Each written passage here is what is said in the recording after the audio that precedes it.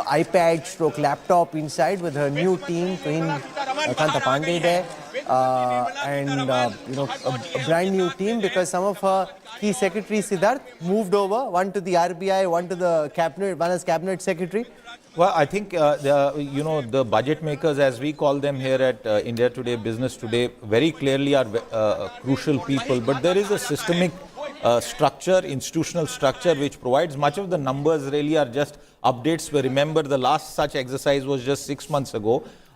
Therefore, beyond the budget numbers, the fiscal projections, tax collection, most of that is baked in.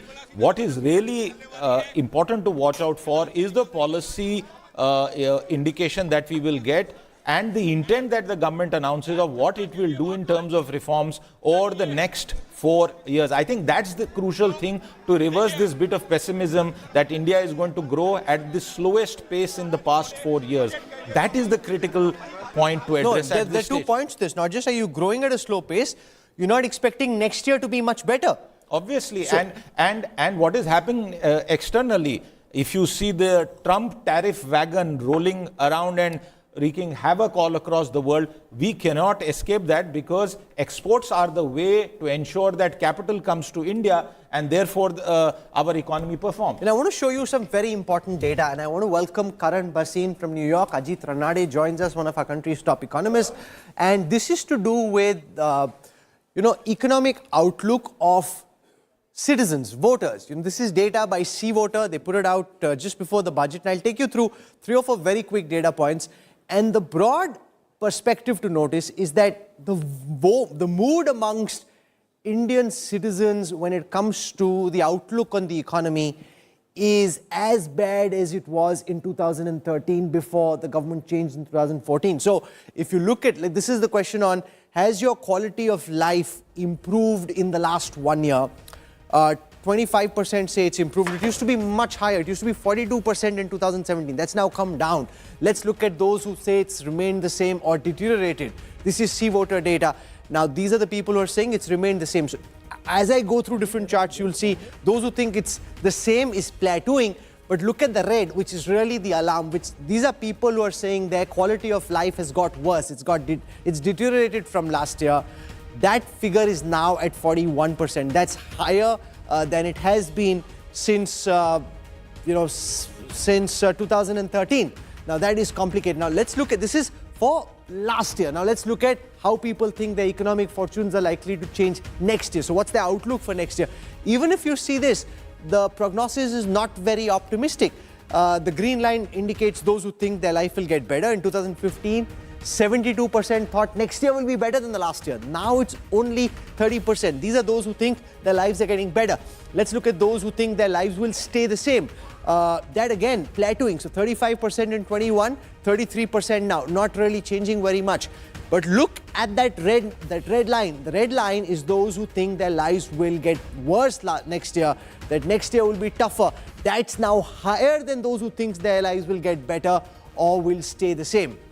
It's not just this, look at inflation. The point that's really coming out through all the charts that Nirmala Sitharaman has delivered since she became the finance minister of the country, her 8th consecutive budget. But given global headwinds as well as the situation back home, this budget presents both an opportunity and a challenge for the finance minister. Will she grab it or will it be squandered? That's been our focus for the last hour as we've been building up to the budget speech. You can see that all the formalities, the ceremonies, the rituals of budget making are taking place. The finance minister meeting with the president, Draupadi Murmu. There will be a cabinet meeting at about 10:25 where the budget is formally adopted. And then, of course, Nirmala Sitharaman's speech starts at 11 a.m. Shankar Iyer, who's seen many a budget, will recall the days when it used to be at 5 p.m. Perhaps life was more difficult then because you had less time to even process the budget before the next day's newspaper. 11 a.m. is a much better time. We moved away from that colonial legacy of 5 p.m. Well, that was a good thing, and having it earlier also is, I think, a better idea to have it in the 1st of February. I think the time taken to sort of understand the budget remains the same, Rajdeep, because this is like discovery of India, you discover the next day there are things that you didn't discover, and then the whole battalion of chartered accountants goes through the finance bill. I mean, the finance bill has more in it than the entire budget. I mean, all the attention is there on all the commas and full stops and semicolons.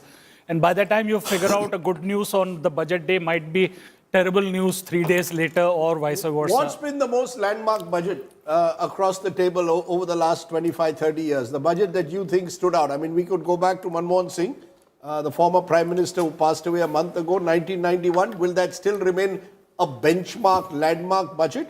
Or have there been budgets since that you think have broken new ground? This is across the table, Siddharth. Please feel free to give your my thing would be that events on budget days would be Narasimha Rao dismantling License Raj in 1991, Chidambaram's dream budget, because that was the first attempt to recast the tax slabs. The budget that Yashwant Sinha presented, where he brought in the FRBM and all the trimming 2003. FEMA as well. Yeah. FEMA changes. And thereafter, maybe the 2007 budget, which was the first ambitious outward-looking budget because we were riding the global growth wave. I think after that, I think GST budget is the 2017 budget where Arun Jaitley got the GST through. That, I think, would be the remark. I'll say we need to hark back perhaps at this stage to a combination of 1991 and 2007. 1991, in terms of articulating a new reform strategy, the country needs it, 4 decades, and a new strategy on tax. 60%, I repeat this point, of our GDP is by people's spending. If that is not addressed, the other levers can only be pushed to a certain extent. And given the global environment and export questions, I think this is the strategy to go forward. So if we have both, I think it would be my dream budget today. So if you distill the budget's challenge, it's basically about costs. The cost of governance, why you can't fix the PSU story, why you can't raise more money as asset monetization to pay for investment. Shankar, I think the cost of governance. There is no intent to fix the PSU story. It's the other way. A lot of taxpayer money is now going into reviving PSUs. No. This is big governance. There is no minimum government. There is, in fact, maximum government that is playing out on the PSU That is true, side. but there are ways to do this. You don't need to sort of walk into the concept of private ownership. You can have a dispersed public ownership. You can put all the 51+% equity into a sovereign fund, call it the Amrit Kal fund, and list it on as an ETF. Let people subscribe to this. Get government out of that excess of 51%. I mean, this has been, they're talking about it for at least 10 years, 12 years now. There are 4 reports that have come on divestment, none of which will move because there is a genuine fear among all political parties of concentration of wealth and concentration of power. I mean, can this system handle a few more billionaires in the landscape? That is the question that they are wrestling with. So there is that part. So there is cost of governance, cost of living, and cost of business, which is compliance, regulation, all that. So if you put it down, ease of living, ease of governance, ease of business is cost of living, cost of business, cost of governance. Rajiv, any budget that stands out for you, that you believe over the last 25, 30 years has sort of changed the landscape forever? No, so the industrial delicensing event which Shankar talked about, 91. I think, yes, that was obviously historic. It was outside the budget actually. It was announced by the Commerce Minister, who was the Prime Minister. So, which was absolutely transformational, of course. And Shankar also talked about the indirect tax reform that came in. I am hopeful that if we have important direct tax reforms and a new direct tax code, we could have possibly this budget or the next budget based on the commitment given by the government that they'll have a new direct tax code. That could also become one of the important landmark ones if we get a new direct tax code, which has been very long overdue now. And also look at the disastrous budgets. I mean, retrospective taxation for one. Pranab Mukherjee. And the fact that once it happens, everybody kind of loses their tongue and starts praising the budget regardless of how disastrous it's going to be for their pockets, which is why you need incisive and objective commentary of the kind that you're hearing on India Today. For people to call a spade a spade. I mean, if something's bad, it should be called out for being bad. If something's good, it should be arguably the longest opportunity. You've got a stable government. This year there are no major elections, and therefore, if this window is not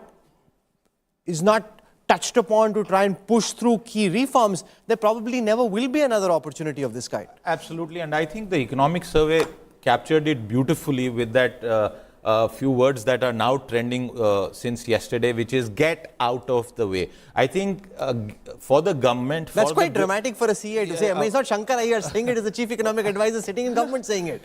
For the bureaucracy to get out of the way and to ensure that smaller companies, forget large companies which are benefiting from GST, small and medium companies, dozens and dozens and dozens of regulations, compliances, rules, labor norms, they need to get out of the way. And attached to it, a new deal in terms of reforms.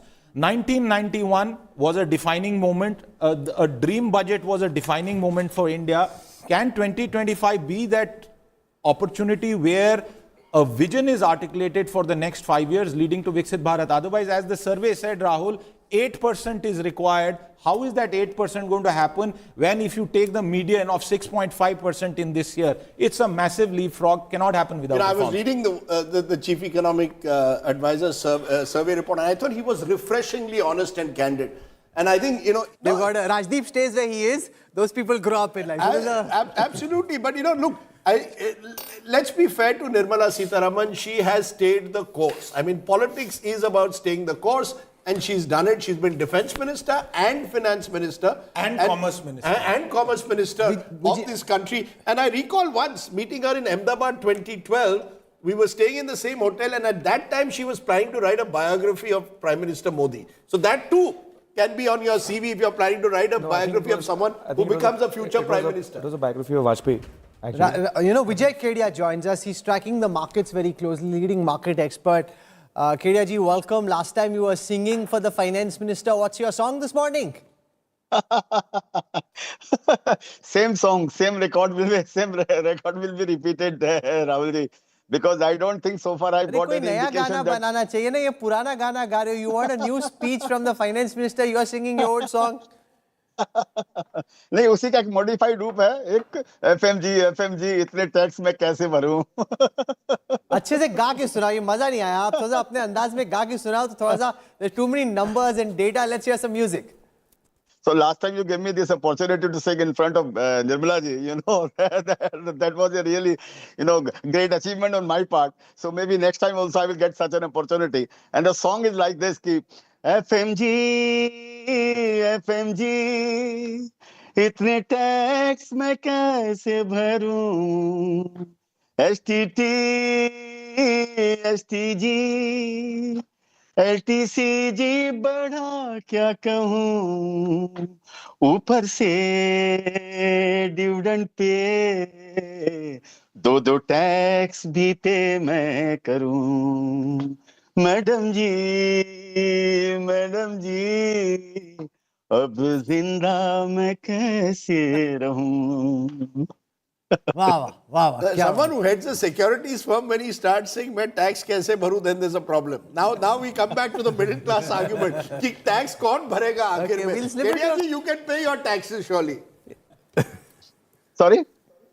I said you have the think of the poor middle class. You're not middle class. No, it's not the question of middle class and all. And Rajdeep ji, I am not also against taxes and all.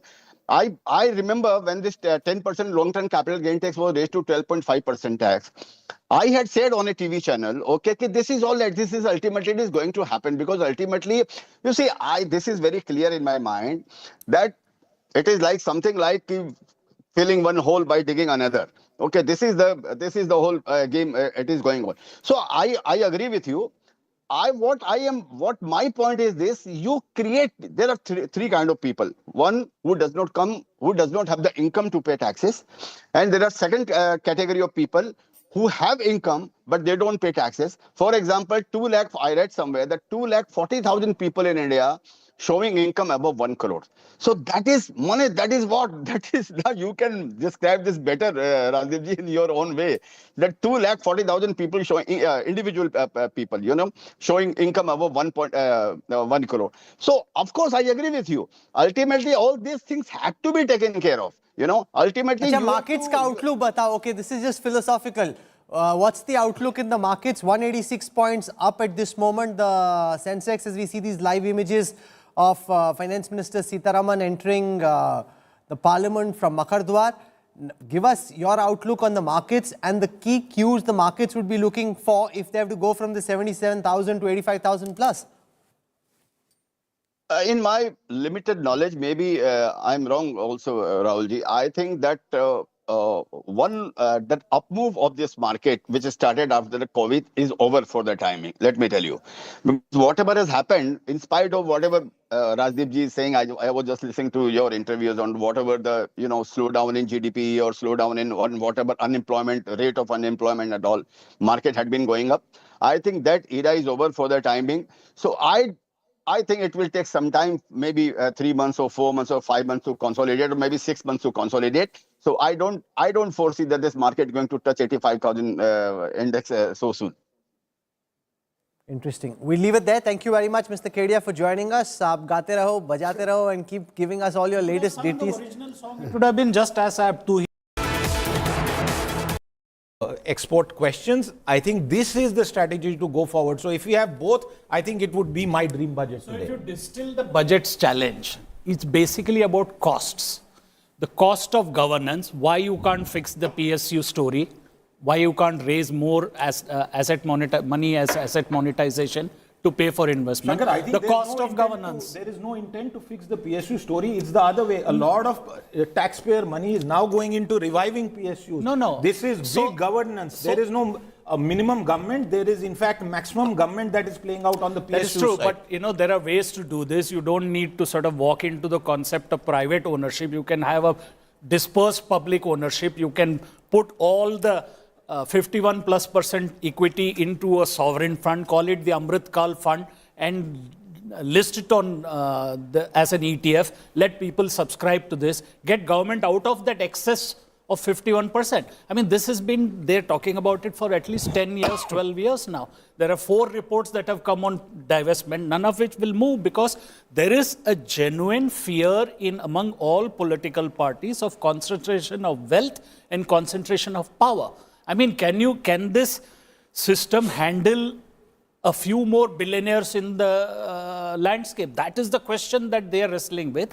So there is that part. So there is cost of governance, cost of living, and cost of business, which is compliance, regulation, all that. So if you put it down, ease of living, ease of governance, ease of business is cost of living, cost of business, cost of governance.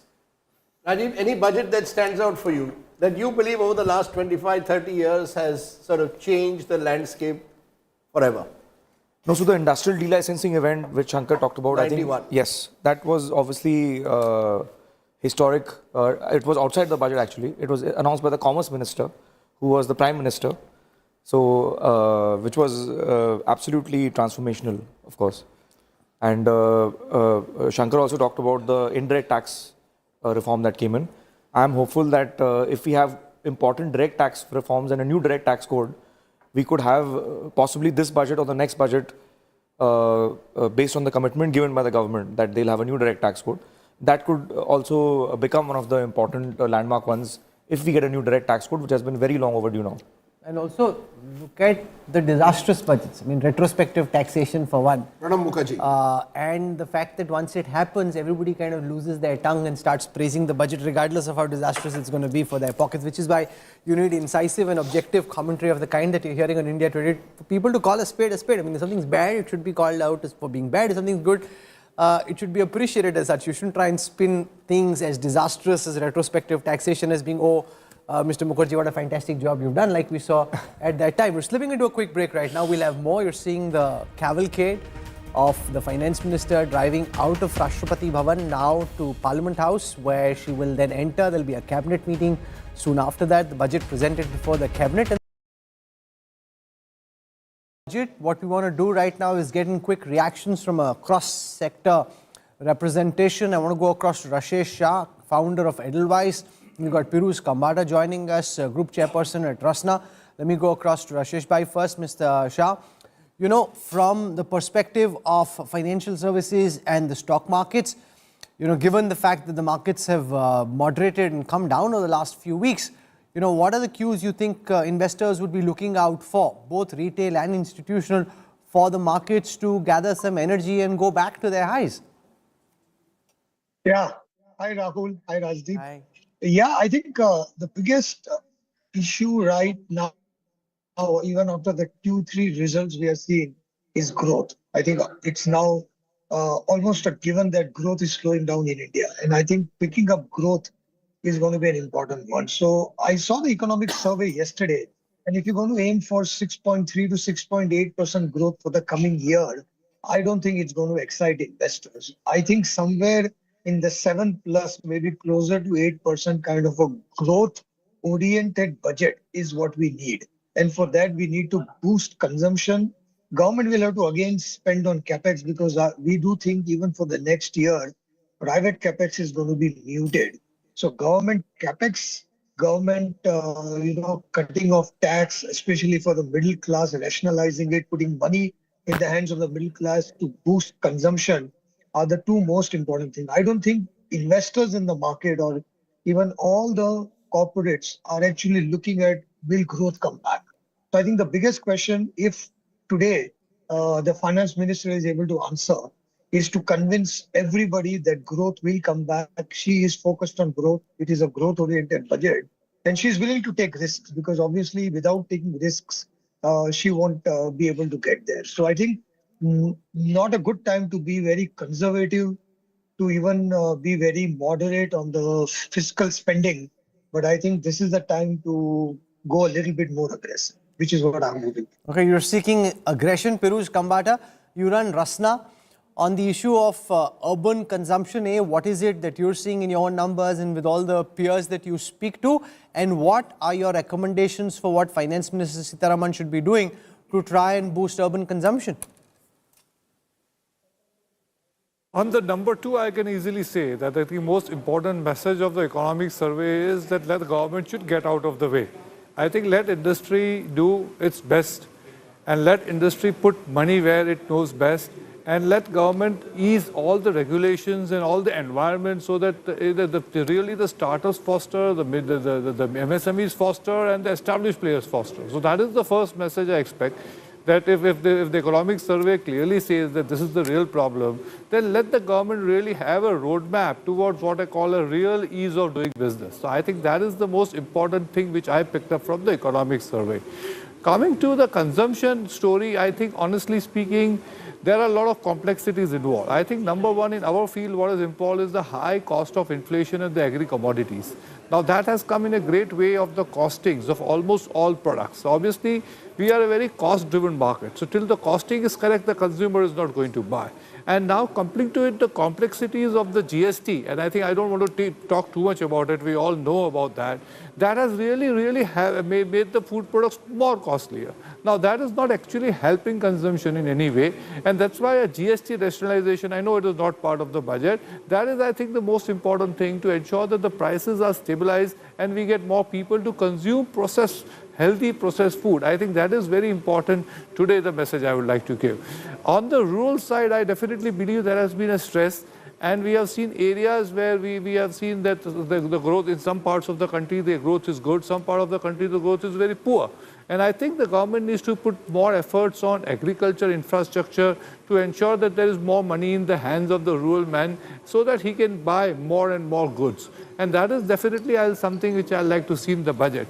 Third, obviously, everybody is talking of more money in the hands of the middle class by ensuring that the tax slabs become less. And I think I'm always saying that the salary taxpayer is the most honest taxpayer. And I think time has come that we really increase the standard deduction and really reduce the taxes so that he can spend more. And I do expect this budget to really have some clear what I call benefits for the middle class. So that is my broad expectation from today's budget. Having said that, I think one more important thing for growth is the fact that we have to become a manufacturing destination for the world and make for the world. And I do expect some policy announcements to that also. Firuz Kambata, thank you for joining us. I know that you've got multiple things to do in that last 45 minutes. I won't hold you any longer. But if you look at a lot of the charts that we are putting out through the Budget Intelligence Dashboard, it suggests that a lot of the growth has plateaued, whether it's in, say, GST collections, whether it is in private investment.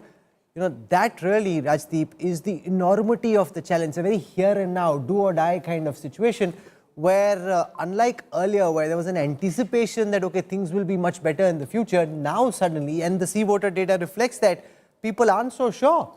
People aren't so sure, but, given the chief economic advisor's survey yesterday, there were hopeful signs. I mean, he was very clear that possibly the next 9 months could be better than the last 9 months have been. So I think, India is the classic story, Rahul, of glass half full or half empty. Rajiv mentioned the reforms this government has done in the last 10 years. Of course they have. But, you can reform with intent. Execution, the challenges that lie in ensuring that on the ground the bureaucrats buy into your reform measures is a huge challenge. And somewhere there's been a mismatch, therefore, between intent and execution. I think that's going to be the test over the next 9 months. 2024, Rahul, was the year of politics. You had elections not just in India but across the world in more democracies than ever before. 2025 has to be the year of the economy. The countries that manage their economic, this economic dissonance across the world will be the countries, I think, which will be future ready. Yes. This is the budget to make us future ready. Mr. Kambata says, apple and pie, first principles. Government has to get out of business. I think Shankar and I have been hearing this for the last 25, 30 years. How many, every time before the budget, this is what industrialists say. After the budget, they'll give 9 or 10 to the finance minister, even though she may not get government out of business. This is what Chief Minister Narendra Modi at that time had said in 2013 when he came to the India Day conclave just before the general election, that the government has no business of being in business. He wanted small government, but that was talk. In reality, that's not been easy to do, and I think that's the challenge. Punita Sinha runs an international fund. Now, one of the things that we're seeing is that net FDI inflows into India was just $0.8 billion in the first 6 months of this fiscal. And even FPI, portfolio investment, has been, there's been more outflow than inflow on a net basis. How do you see that change? What would foreign investors be looking at from this budget to try and divert some of the money they've taken to economies like the US? And where they put the money was in those magnificent 7 tech stocks. Those now have taken a hit. So there is some potential to bring that money to India. What can Sitharaman do to make it happen? Well, first of all, as I said earlier, Nirmala Sitharaman can only control the domestic side of the economy, right? And foreign investors, why are they investing in India? For the India consumption story, for the growth. And so to that extent, that growth is stimulated and the growth resumes, and the valuations will start looking better and they will come back. So it's a very rational decision.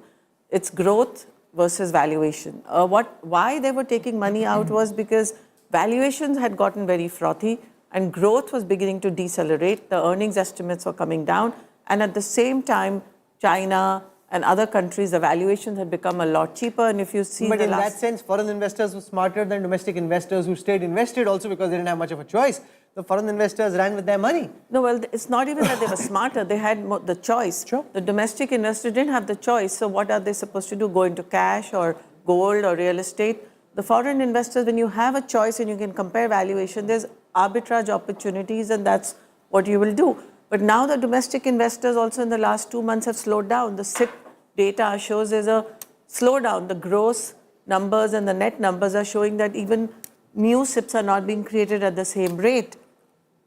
And a lot of speculative, derivative retail investors are also on the sidelines. You ask many people, till about 3 months ago, even a yoga teacher was into the market, a doctor was into the stock market, and now they've gotten burnt recently. So whoever you talk to says, no, I'm on the sideline.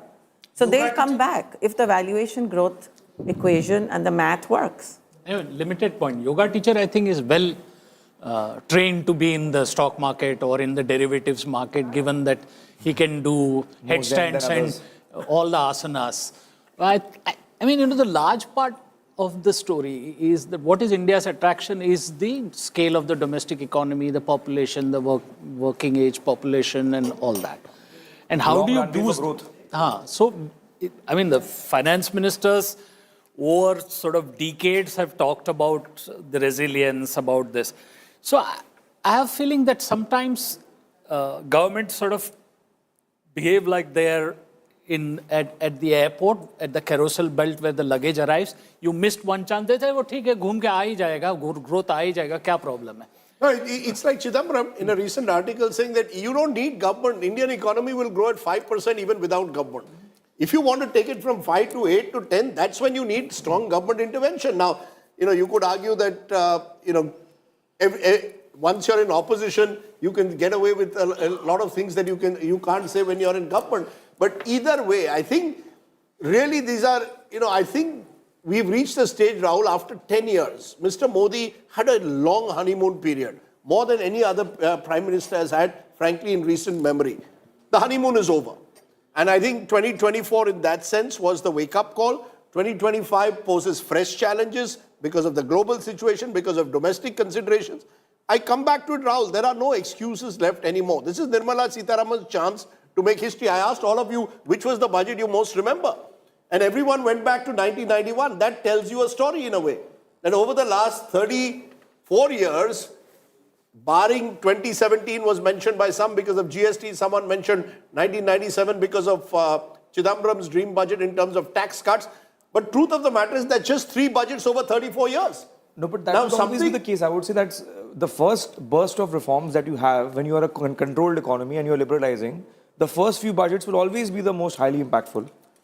That is, it is a natural outcome of that's giving a free pass to many finance ministers and many of their budgets. They've missed opportunities over the years. But once you've done industrial delicensing, how do you top that? I mean, there can be you don't do that, but there are other things to do. Surely there are. Agriculture was a big challenge. So the biggest challenge that no finance minister is able to address is agriculture. If you fix that, if the 16% of GDP becomes, say, 20% of the GDP, that disperses across a much wider population, working age population, whatever. Or if you take industry across. I mean, one sitting duck opportunity for the last 10 years. This government, before it came, had 100 smart cities in its first manifesto. Now, you don't need to build another Calcutta or Mumbai or Delhi. You can build smaller cities. I mean, construction, real estate is at the intersection of the urban and rural economy. So you can create jobs that matter, incomes that matter. So you can create 10 small cities. Every state can create one city. I mean, you have the freight corridor, you have the industrial corridor, you have the SCZ corridor, you have all the opportunity. I mean, what is the issue of the affordable housing is the cost of land. So if you create new cities, the cost of land diminishes. So these are all ideas that have been there in circulation, that have been there in discussion. But the thing is that in India, everything waits for a crisis or one. So I always call that India has next-gen reforms is actually next-generation reforms. Because if you remember, FDI in insurance was opened by Yashwant Sinha and it was expanded by Jayant Sinha. So I call it the Sinha to Sinha reforms. So, this is the truth about India. I mean, you can't run away from it. So that's the budget I remember. I think you said, which budget do you remember? I remember my father-in-law's budget, Mr. Yashwant Sinha. Sure, the 2003 one in particular, where he brought in fiscal responsibility as well. FDI was seen as a very big reform at that time, right? Now no one talks about it. Similarly, labor is now considered to be like, of course you should do it. I mean, I remember these the are number of ways the text messages between Murli Devra and Yashwant Sinha, because Murli Devra was the standing committee of finance head and Yashwant Sinha was the finance minister. The number of SMS messages they exchanged that things are moving, it almost became 49. And then within the BJP, there was opposition, so it went back to 26. Therefore, given that situation that you say that a crisis sometimes spurs budget makers... No, 1 minute. A crisis spurs budget makers at times to go ahead with the kind of reforms that are much needed that otherwise would not take place. This is an opportunity. 2025 is as good an opportunity as you have. The government is stable. There are no major elections. You've got, on the other hand, global headwinds and a slowing down of the economy. If you don't do it now, when will you? I don't know whether it is, we are at the tipping point. Okay, Rajiv. I always believe that crisis is a feel-good factor in India's economy. That's the only time change happens because the choice is wrenched away. But whether we are there, I'm not sure because there are things that, how much more disastrous can agriculture get? How unviable can farming get for you to get there? But it's still not moved. Different perspective on agri, because I've been on an agri chemical board for 10 years. I finished my term. So I've seen all the different efforts that companies are making, that the government is making, but it's a very tough problem to tackle because despite everything, it's, farmers have so many things out of their control. The monsoon still is a very big thing. The climate change is creating a lot of havoc. The insects are eating up the plants. The new insects come up. So even the companies are trying to keep up, with the right chemical to deal with the insect, but a new insect comes up because of climate change. And the weather patterns are creating, crop variations that are required. So it's such a big issue that I think if they should tackle climate change as well. No, but it is one of the successes. I was reading Harish Damodran, who's probably the country's finest agricultural journalist, and he had an interesting article about how urea has been an investment success story in the last decade. That as many as 6 new plants, a 7th in the pipeline, have been commissioned at a cost of over 60,000 crores since 2019. And all of these in the green revolution state. So there are things happening. So it's not as if it's been a complete, disaster. And the government did try. You recall when it comes to agriculture, it didn't work. So let's go across to Vineet Mittal. He's at Avada Group. It's a green energy company based out of Mumbai. Mr. Mittal, the government's laid a lot of focus on green energy. The economic survey also talks about the huge dependence in supply chains on China. What do you think the finance minister can do to step up the space of adaptation of green technologies?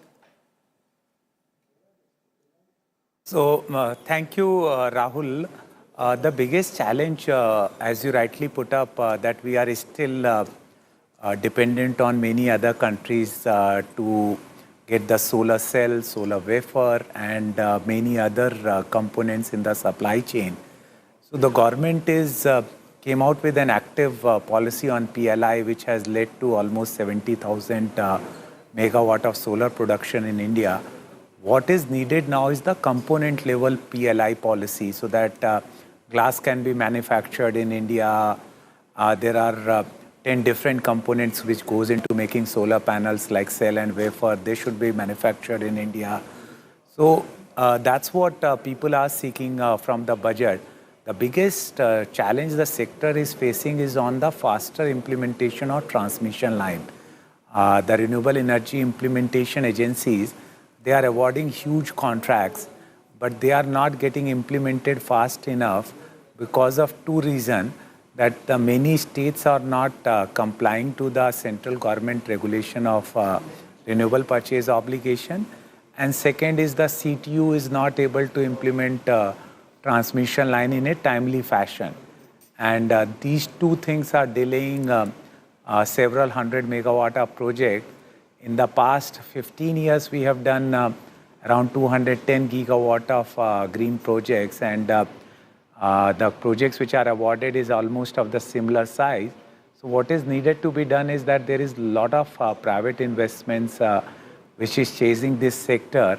But because of these 2 reasons, that the awarded contracts are not converting into power purchase agreement and transmission lines, particularly in Rajasthan and Gujarat, the one which is developed by central government, is taking longer than it was planned for. So I think if government allocates more funding towards the building the transmission network and comes out with an incentive plan to add more storage into the grid by the state distribution company, those 2 will stabilize the grid and unbottle the sector. So those are the few things, PLI for balance of system for solar, wind, battery storage sector. State. Okay, State incentive to the state. Yeah. Vineet Mittal, thank you very much for joining us with your thoughts ahead of the budget. Just a few minutes to go before Finance Minister Nirmala Sitharaman starts presenting her 8th budget. This was Vineet Mittal from Avada. One of the critical questions, of course, is you have to keep the government on track towards fiscal consolidation. That's something Sitharaman's been very careful about and being very prudent. We saw Rashesh Shah asking for the fiscal purse to be opened. The government's been very, very careful about how they spend. The big debate playing out in Delhi, Shankar Iyer, is about where the money is being spent. Are parties like AAP pushing for a lot more spending on social infra, healthcare, education? The government really big on physical infra. But, last year they did that Shagun number 11,000 crores, whatever, for capex. And almost 1 lakh crore of that is not spent. So it's not like the government is running out of money. The problem is the execution. The other aspect is the singular achievement of this government is fiscal consolidation, and I hope they don't sort of mess it up.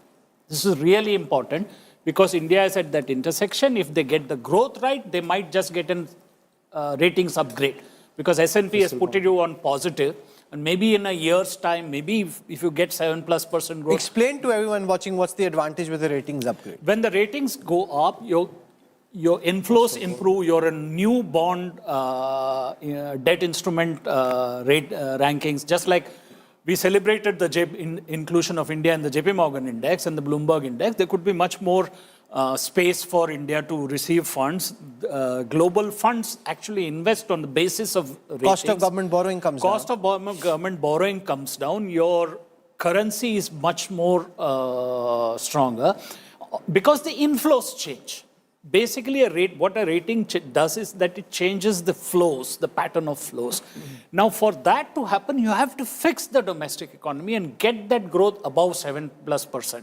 And then you might be able to pitch to the rating agencies that you are not dealing us a good hand. How far do you think, Punita, we are from a ratings upgrade? No, see, I think on the ratings side, even if we have a ratings upgrade, I'm not, there is a currency adjustment that is going on. And that is more concerning, would be more concerning for foreign investors because while they may get better opportunity to make money in the bond market if the ratings upgrade, but then if the currency weakens, then they lose that. So right now, I think what is very important is what happens to the currency. No, it's not going to happen now. I mean, there's no chance at 6.5 you will get upgraded. If you pitch 2 successive years or at least 2 quarters or 3 quarters of 7+% growth, then you can actually make a legitimate case before the rating agencies. Just now, your debt to GDP ratio is 85%. It's like crazy. The Oliver Blanchard's formula is that your debt can be sustained only if your rate of growth is higher than the service payment. So, but if US investors, you're getting 4.5% in US treasuries, you would rather invest there than invest in India, take a currency weakness, and all you'll get is you'll get less than what you get in the US. So as of now, AAA rated or even triple B in the US is fetching you 8, 9, 10%. Yeah. I mean, you asked in the morning why are corporates sitting on cash? Because it's much more profitable to do treasury operations for all this. Yeah, AAA corporates or even AA are giving 7.7, 7.5, 7.8. US treasuries are 4.5 plus. By the time you fix the hedging cost, currency fine. devaluation, you make less investing in Indian bonds. Can I just sort of pivot to what many believe could be the central theme or one of the central themes of the budget, which is the middle class? As we mentioned, the President mentioned it 8 times, the Prime Minister mentioned it in his opening remarks to the budget session. Now, if I look at the wordplay, in the 2024 budget, there was a lot of talk, both in 2024 and 23, Berozgari and youth were central planks. 2023, it was the Kisan. There was a lot of talk about getting farmers their due.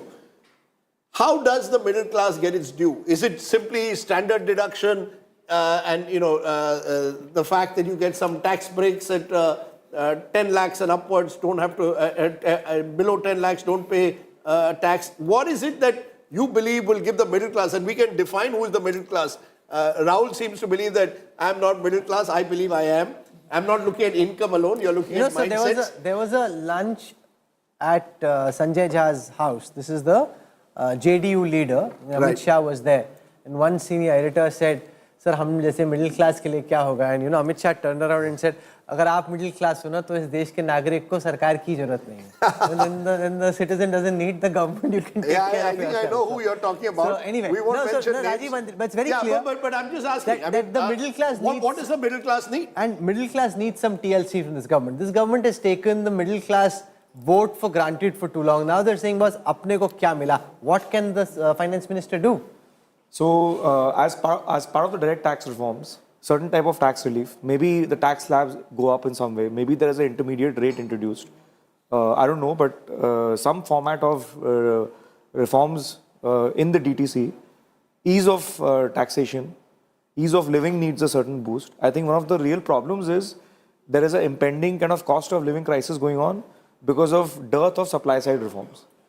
So if we have supply side reforms, increase of businesses providing the certain types of goods and services which the middle class consumes, along with direct tax code coming in, together that will give a very good relief over the next few years. Because, what's being mentioned is that you'll raise the tax exemption limit up to 10 lakhs an annum. Now, who is middle class? It comes back to who is middle class. You're looking at effectively people, therefore, earning 80 to 85,000 a month who will get the benefit which they are not getting today. But there is a large pool of people who earn more than 10 lakhs, who are also the BJP's core base, who are asking, what am I getting? The RWA, the upper middle class. So it's that upper middle class which is the most vociferous at the moment, saying, what is in it for me? So the demonstration effect, you must remember, the political class over the last 2 years has given lots of sops to the bottom of the pyramid. The top of the pyramid in India is the rent reapers, the bottom of the pyramid is the rent seekers. Beech mein phasa hai middle class. So I give you an anecdote to tell you the sense of frustration among the middle class. So I was at a conference of private equity guys. So one of the young guys just perked up and said, "Will there be a cut in income tax?" So I said, "What would satisfy you?" He said, 18%. I said, "That is quite a precise number. How did you arrive at it?" He said, "They are charging me 18% GST on everything I consume. I want an 18% rebate." See, that's the level of frustration among middle class, that the guys who are getting Ladki Behan, this Yojana, that Yojana, everybody who's in the middle class thinks that I am paying for the GST. I am paying, one of the most bizarre things, you rent out your flat where the government has no business to intervene, it gets a service tax. You take a subscription in telecom. I don't know what is the government's contribution exactly to get 18% GST on telephone. So that all these things are now hurting. They're saying that why is GST rationalization not happening? Everybody knows what to do, but why are we not being able to make building the consensus in GST Council, bringing all the states on board. Even a few holdouts are there. No, there's a simple thing. This is like Satya Nadella spoke about Jivan's paradox. The Jivan's paradox is anything that becomes efficient becomes overutilized. So here you have the direct benefit transfer. The cash transfer system has become so efficient that states have nearly 8,000 codes registered on the NPCI. So every state, whenever they want to switch on a scheme, they can switch on. The other part of it, GST revenues are very predictable, 1.7, 1.6 lakh crores. So top though, now in the next 3 days, Maharashtra is going to have a strike of all the contractors because contractors haven't been paid 1 lakh crore money because all that money can't be paid and because all the Ladki Behan and all the Yojanas have taken, which is Himachal, Maharashtra, Punjab, Karnataka, all of this. The point I'm coming to is, for the middle class, it's no longer about tinkering with tax codes. You see, until now you've tinkered. I think 97 stood out as a budget because, to be fair to Mr. Chidambaram, he sort of broke with convention. He went ahead and drastically... But he raised resources. VDIS was raising resources. Yeah, no. The point I'm making is that the middle class wants to see something which is far greater than just tinkering with tax, with taxes. So the taxes are directly linked to consumption. We need to stimulate consumption to improve our growth rate. And the middle class, if you look at, the wealthy people, they have obviously their dividends and coming from the companies that they own, which is taxed at relatively low rate compared to global levels. The stock market participants have very low tax rates, so they can earn. If you're a salaried employee versus an investor, retail investor who's only focusing on making bulk of your money from investments, you are better off doing that than being a salaried employee. So I think the salaried employee in India is penalized relative to everybody else. The rich people getting dividend income, the investors in the stock market, and the poor getting it for a long time. Now they're saying we need some Yes, so payback. they should Also, Rahul, This it's is actually because generally true for the real economy, I would say. Because even when you're talking about private investment, I think one of the reasons private investment is also suffering is that a lot of corporate treasuries, let's say family offices, they are taking to financial investment. They're not setting up real businesses anymore. They're not investing in the real business anymore. You know, but it's also the psychological impact that Shankar spoke in that anecdote. You know, there are people, you go across Maharashtra to say, you know, you're giving these Ladki Bahin benefits, what's there in it for us? And they're so stark and you're down this slippery slope. Just look at the way the Delhi campaign is being run. It's my freebie versus your freebie.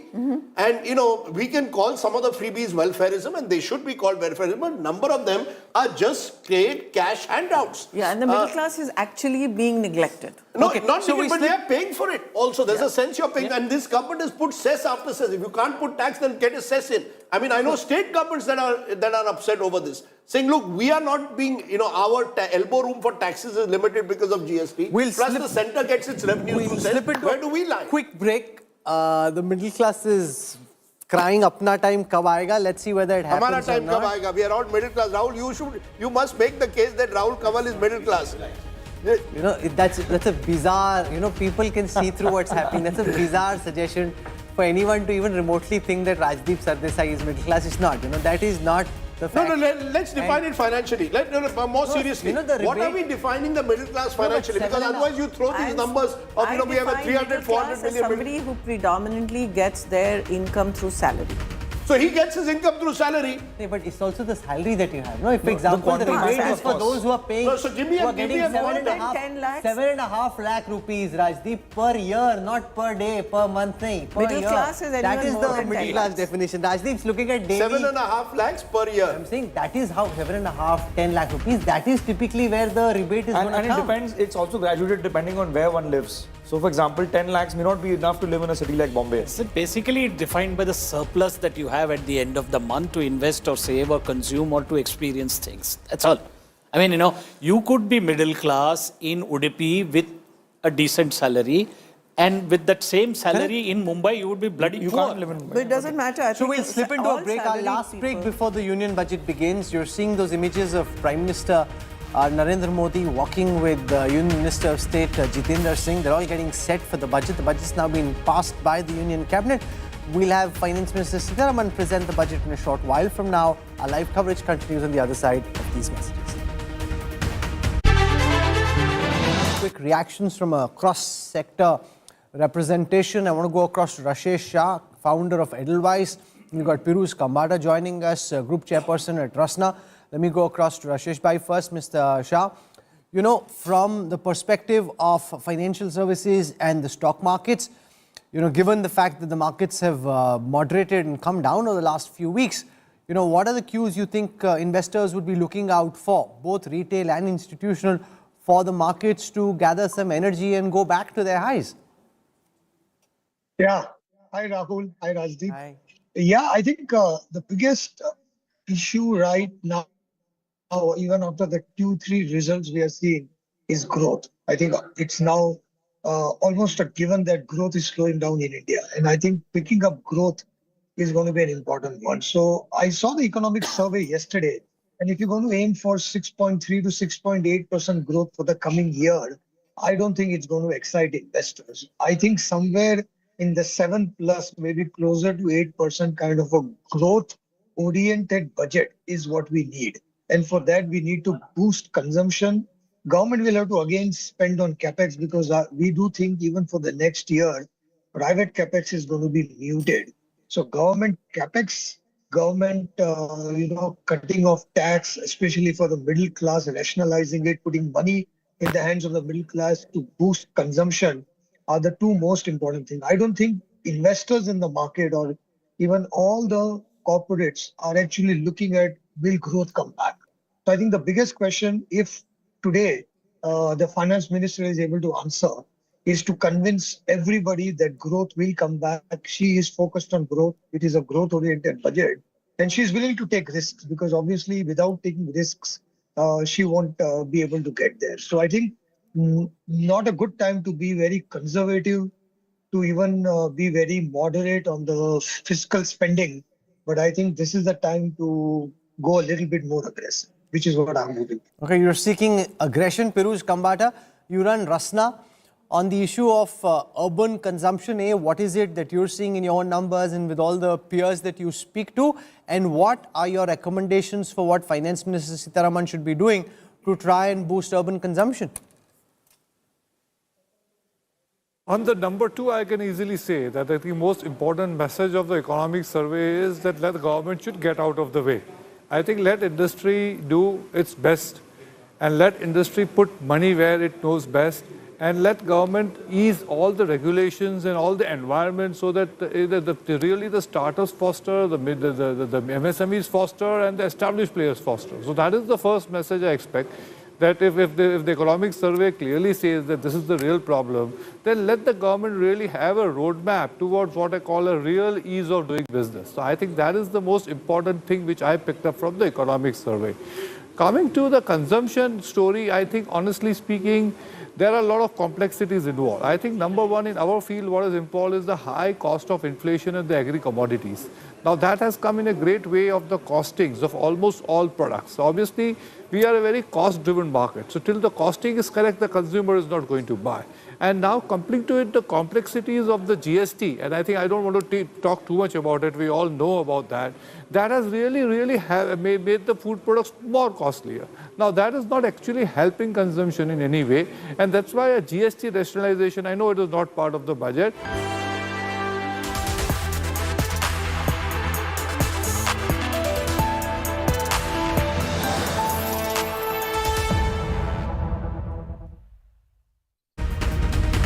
While we were in a break, a debate was raging in our studio about whether corporate employees should be given salary increase. And Punitha Sinha was making the point that there's no justification for a 10-12% salary increase. And then we ran out of the break. So I want to continue that argument now to make the point that if look at corporate balance sheets, look at corporate profits. If profits have gone up 4 times, you're saying why do employees deserve a 10-12% increase in their salary in the appraisal cycle?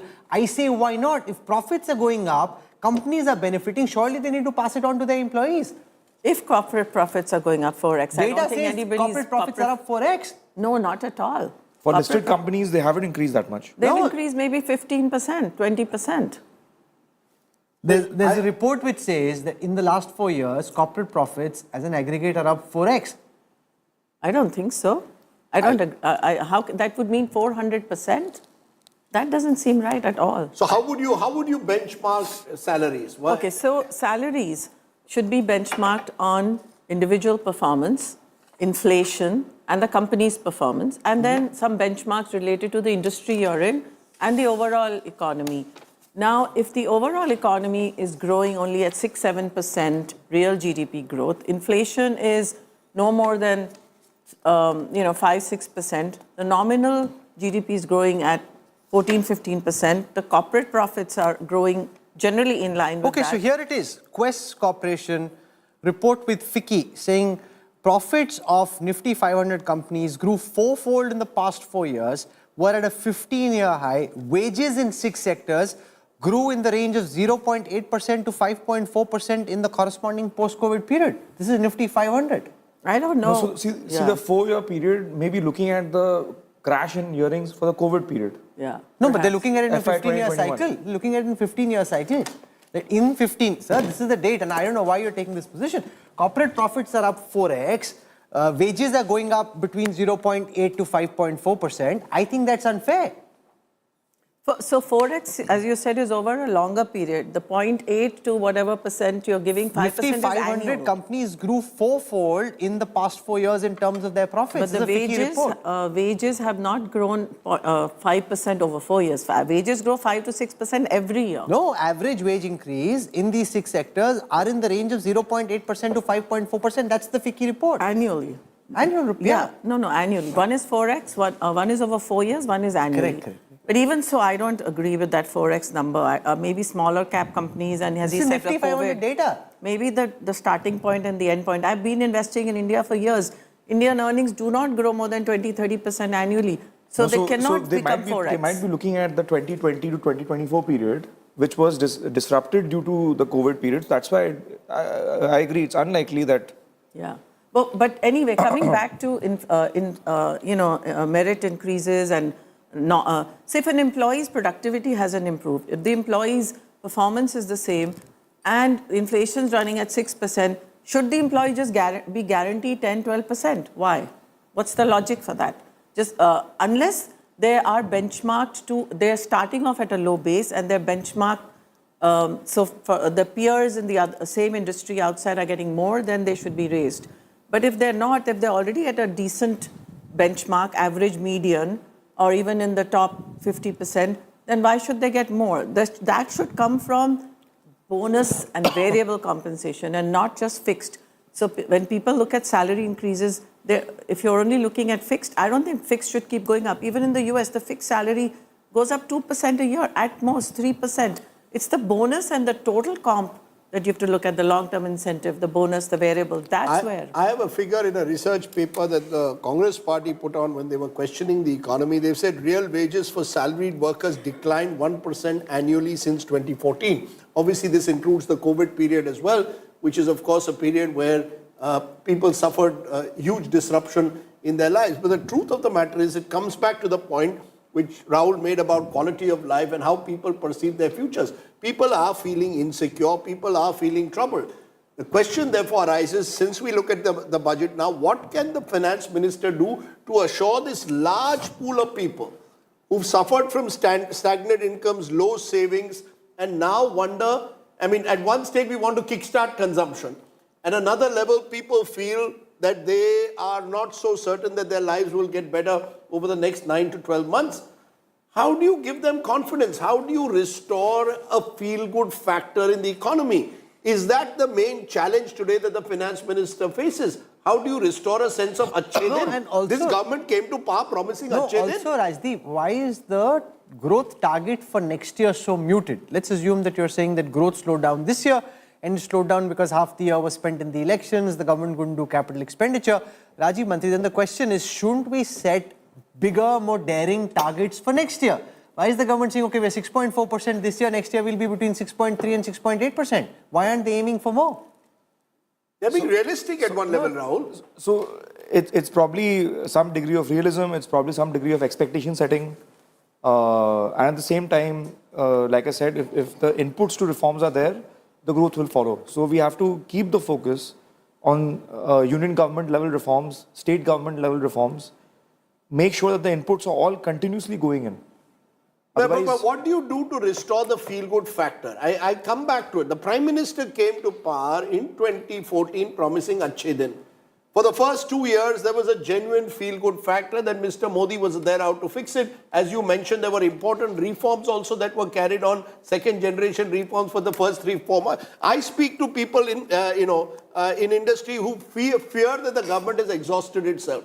In fact, one of them actually turned around and said, my recipe is no one should be in leadership positions for more than 10 years. That's why the American system was devised to give you only 8 years as president. After a certain period, you get exhausted and run out of ideas. How does the government, given this kind of backdrop from the same industry who was pushing, who thought this was going to completely transform the economy, how do you restore their sense of confidence in Prime Minister Modi and this government?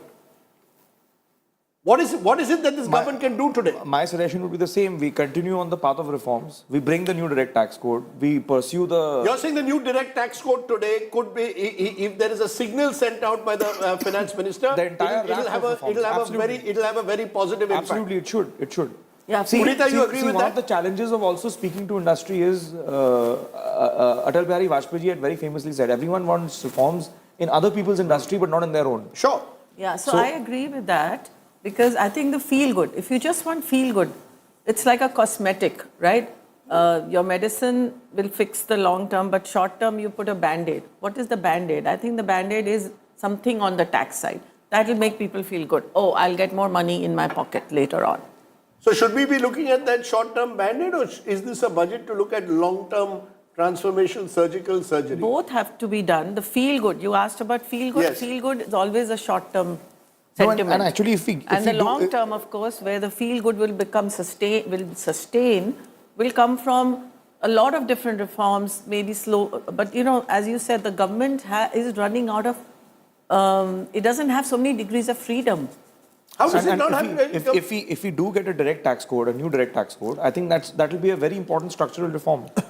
On the same probably try plane and as a explain to indirect our tax viewers, reform that we Rajiv, have how seen. this new direct tax code would be different from the system that's in place at present, and how is it better for our viewers who are watching at this time? So the way companies and individuals make capital allocation investment decisions is obviously to some degree determined by taxes. The way our tax code is presently written up, there are all kinds of distortions in it. Some of it was corrected in the last budget. Then the indication was given that a new direct tax code will further bring improvements. Because this Income Tax Act was, I believe, is 1961. It's totally out of date. It's older than me. So in 2025, where we are looking to take aggregate output from $4 trillion to 10 trillion plus and beyond in the next decade or so, can we continue with the same tax code that we had earlier? And I'm sure Shankar will be able to tell us about how many committees have sat on this over the last 20 years. Shankar, how do you restore the feel-good factor in this government, in the economy? I'm not just talking about markets. We're not just talking about markets here, but we're talking overall. How do Rahul's figures about quality of life based on that C-voter survey saying more Indians feel that their quality of life will worsen over the next year than improve? How do you give them a sense of confidence? I made the point that I think the government at times in the last 9 months seems to have run out of ideas or steam. There were, of course, major elections that took a lot of its energy out leading up to Maharashtra in November. Now they don't even have those elections to worry about. How do you restore the feel-good factor? I think, Rajdeep, one has to recognize that the election outcomes have given a window to the government on the sense of disquiet among the public about where the economy is heading, what are the steps being done. One of the things that we have done in the past years is there is a sort of rush to celebrate announcements without deadlines. So we have had a lot of announcements about policies, about ideas. I mean, the direct tax code, for instance, starts in 1993 Chellaya committee report, then the NK Singh effort, then the Chidambaram effort, then the Kelkar committee effort, then the Pranab Mukherjee effort, and then the direct tax code started, I think in Arun Jaitley's second budget, there was a mention of it. The direct tax code itself is a feel-good factor, but I think what is necessary is that to recognize is that in India, we have a very strong consensus among the political parties for weak reforms.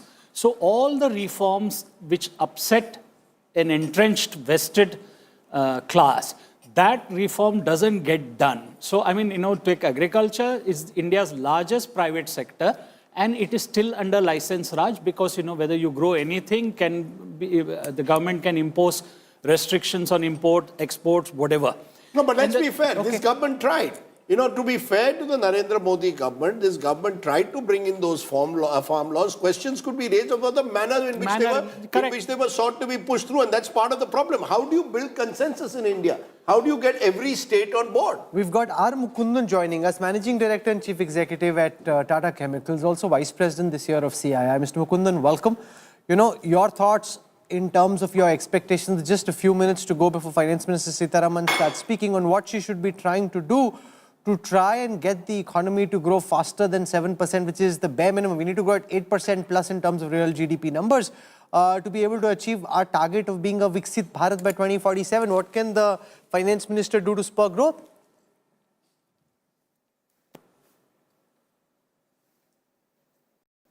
वो sir ईमानदार होते वो दे देते उसमें से लेकिन वो जरूर देते हैं लेकिन उनका जाके उनके support Okay, give me a moment as I try and fix that connection with Mr. Mukundan. But that really is the central question. Shankar Iyer, the fact that the Chief Economic Advisor, he's there in those images right outside Parliament, he's predicting growth between 6.3 to 6. What I can't understand is, why are we assuming that this is the rate at which we'll grow next year and not trying to push for harder and more? So I think some of it is recognition of the geopolitical challenges, and some of it, I think, is the despondency in the system about the drift amount of reforms. So there is a sense of drift in government on economic policy because the low-hanging fruit was knocked off in 1991. And then we have had subsequent crises. You know, the FDI opening up was after the sanctions of Pokhran test. The other reforms came following the 2013 taper tantrum thing. Now we are at a place where your structural fundamental issues are you're facing very fundamental issues for growth. And that has to be addressed in some surgery or the other. So the government, if it produces a document or a plan which is credible of growth, about growth, that might sort of spur you to sort of think that, okay, I have hope ahead. Okay, Rajiv Memani joins us. Mr. Memani, you know, we're brainstorming what can be done to try and boost growth from that 6.3, 6.8 level to higher. Can you give our viewers a sense with just a few minutes to go on what the finance minister should do to try and push the pedal on growth?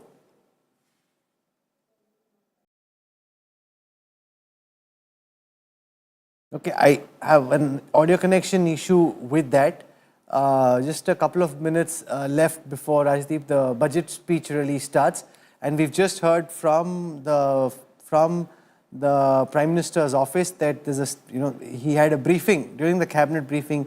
He's talking about, how this budget is going to be pro-farmers, pro-poor, pro-females and pro-the youth. Those, he says, are his key expectations. That's the message he's given in that cabinet briefing. Every Prime Minister says it. Which class is he left out? If I've put middle class, I've put poor, I've put all the key. But I saw what their Aam Aadmi budget.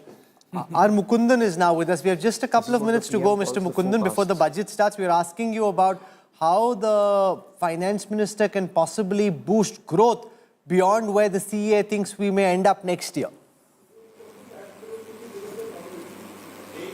I think the key issue which we have to address is to look at the 60% of our economy, which is consumption, and 11 is investment. How do you link the two?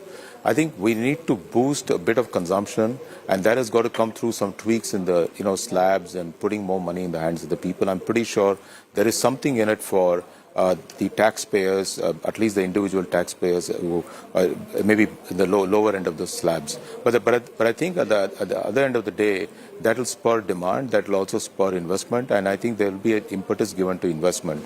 In terms of the various other allocations which are done in budget in terms of boosting the productivity in various sectors, I think the CA has laid out sectorally what needs to happen in agriculture, what needs to happen in manufacturing, and what needs to happen in service sector. I think there will be something in it for each one of them. In addition to that, he's also highlighted we have to go sector by sector, and many of the action needs to be done at the state level. For example, in manufacturing, he has taken the example of Tamil Nadu and footwear industry, what they have done to spur the investment in that sector. So I think the solution is going to be the big picture, some thrust in consumption, some thrust in investment, coupled with some reforms which will be carried on not just in 1 year but over a course of next 3-4 years. We have also been highlighting that we need to look at jobs, skills and MSME together as one big, let's say, holistic picture, because MSMEs create jobs, and jobs need skilled people, and I think we need to look at this in one single way. And I think there'll be something for MSME, something for skilling, and that will spur the momentum towards jobs and also towards more higher paying jobs. That really probably is going to be the framework of the budget. This budget is going to be the next step in moving forward towards Viksit Bharat. Rajiv Memani joins us. He heads up Ernst & Young in India as the president designate this year of CII. Mr. Memani, the gap between the chief economic advisor's prediction for growth next year and what we need to be Viksit Bharat by 2047, which is 8% real GDP growth. What do you think the finance minister should really say in a couple of minutes from now to try and bridge that gap? Yeah, I would say that's a longer term, not all of that gets covered in the budget, but Rahul, I do hope it's a pro-growth budget, which means a very clear laid out, greater thrust on some strategic areas for expenditure, including capex and other things. Some space created for, for in terms of personal tax relief, especially for lower to middle income people, to spur consumption. More aggressive path on disinvestment so that it gives the capital, so the fiscal glide path is maintained, but it gives the capital to allocate towards capex and also to provide some relief, which will lead to consumption. And also a very well laid out path on some strategic areas of reforms, whether it is for production-linked incentives for the labor-intensive industries, things on skilling, which are very important, agriculture and sustainability. I think a lot of the longer-term pieces will come through if we are able to execute on the reforms and the initiatives that are laid out in the budget. So we'll come back, Mr. Memani, for more after the budget speech is over. Om Birla Rajdeep just walking in. Finance Minister Sitharaman in a few seconds will start presenting her budget. That's right. 8th consecutive budget. We can go back in time to finance ministers over the years who presented more than half a dozen budgets and their names stand out. The likes of Morarji Desai, Yashwant Sinha, P. Chidambaram are the three that stand out, and Nirmala Sitharaman is in that constellation, presenting her 8th consecutive budget. Expect the opposition to make the odd noise, but by and large, it should be relatively peaceful. And Rajiv Memani at Ernst & Young was speaking about disinvestment. It will be interesting to see if the finance minister talks about that in the budget. It's not been a priority for a couple of years, but if the PM is serious about, getting out of the way, government having no business with being in business, we'll find out soon enough if they'll walk the talk.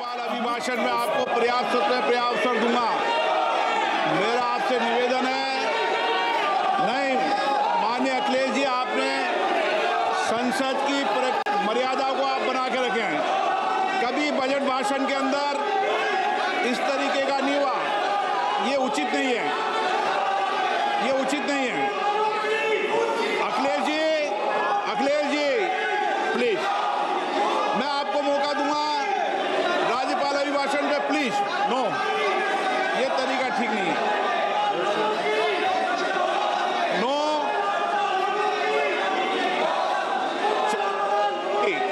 राज्यपाल अभिभाषण पर चर्चा होगी। 9 तरीका। Honorable Speaker, I present the budget for 25-26. This budget continues our government's efforts to A. Accelerate growth, B. Secure inclusive development, C. Invigorate private sector investments, D. Uplift household sentiments, and E. Enhance spending power of India's rising middle class. Together, we embark on a journey to unlock our nation's tremendous potential for greater prosperity and global positioning under the leadership of Honorable Prime Minister Shri Narendra Modi.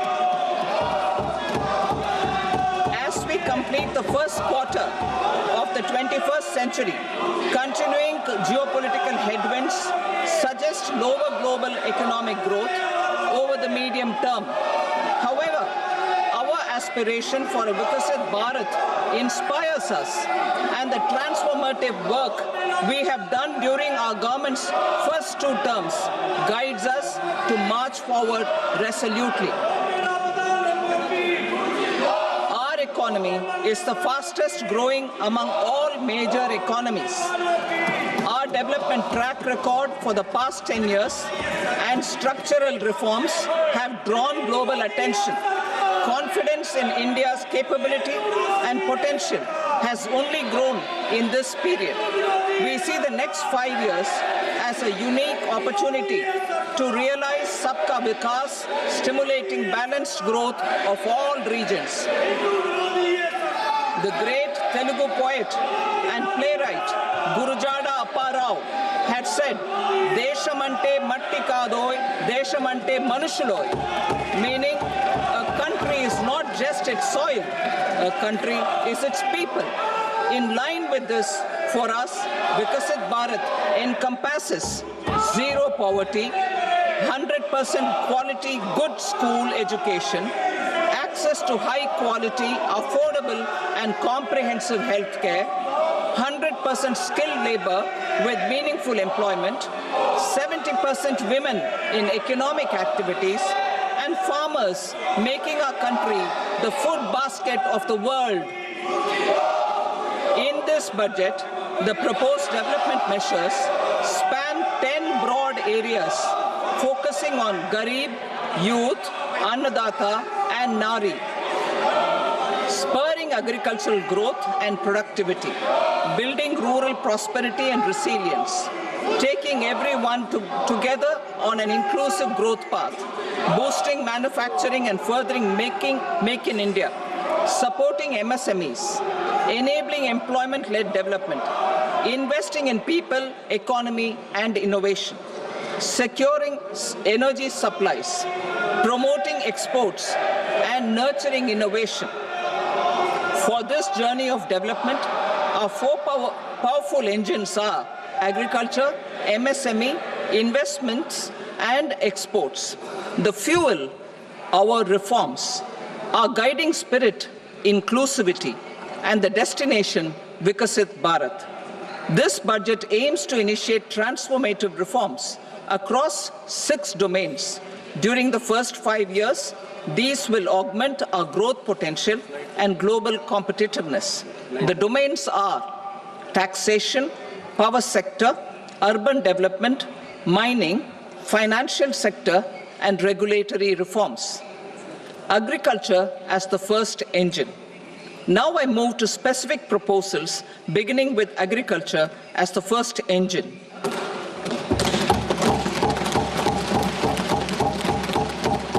Prime Minister Dhan Dhanya Krishi Yojana, developing agri-districts program. Motivated by the success of the aspirational district program, our government will undertake a Prime Minister Dhan Dhanya Krishi Yojana in partnership with states. Through the convergence of existing schemes and specialized measures, the program will cover 100 districts with low productivity, moderate crop intensity, and below average credit parameters. It aims to 1. Enhance agricultural productivity, 2. Adopt crop diversification and sustainable agricultural practices, 3. Augment post-harvest storage at the panchayat and block level, 4. Improve irrigation facilities, and 5. Facilitate availability of long-term and short-term credit. This program is likely to help 1.7 crore farmers. Building rural prosperity and resilience. A comprehensive multi-sectoral rural prosperity and resilience program will be launched in partnership with the states. This will address underemployment in agriculture through skilling, investment, technology, and invigorating the rural economy. The goal is to generate ample opportunities in rural areas so that migration is an option but not a necessity. The program will focus on rural women, young farmers, rural youth, marginal and small farmers, and landless families. The details are in Annexure A. Domestic best practices will be incorporated, and appropriate technical and financial assistance will be sought from multilateral development banks. In phase 1, 100 developing agri-districts will be covered. Atmanirbharta in pulses. Our government is implementing the National Mission for Edible Oilseed for achieving Atmanirbharta in edible oils. Our farmers have the capability to grow enough for our needs and more. 10 years ago, we made concerted efforts and succeeded in achieving near self-sufficiency in pulses. Farmers responded to the need by increasing the cultivated area by 50%, and government arranged for procurement and remunerative prices. Since then, with rising incomes and better affordability, our consumption of pulses has increased significantly. Our government will now launch a 6-year mission for Atmanirbharta in pulses with a special focus on Tuar, Urad, and Masoor. Details are in Annexure B. Central agencies such as NAFED and NCCF will be ready to procure these 3 pulses as much as offered during the next 4 years from farmers who register with these agencies and enter into agreements. Comprehensive program for vegetables and fruits. It is encouraging that our people are increasingly becoming aware of their nutritional needs. It is a sign of a society becoming healthier. With rising income levels, the consumption of vegetables, fruits, and Sri Anna is increasing significantly. A comprehensive program to promote production, efficient supplies, processing, and remunerative prices for farmers will be launched in partnership with the states.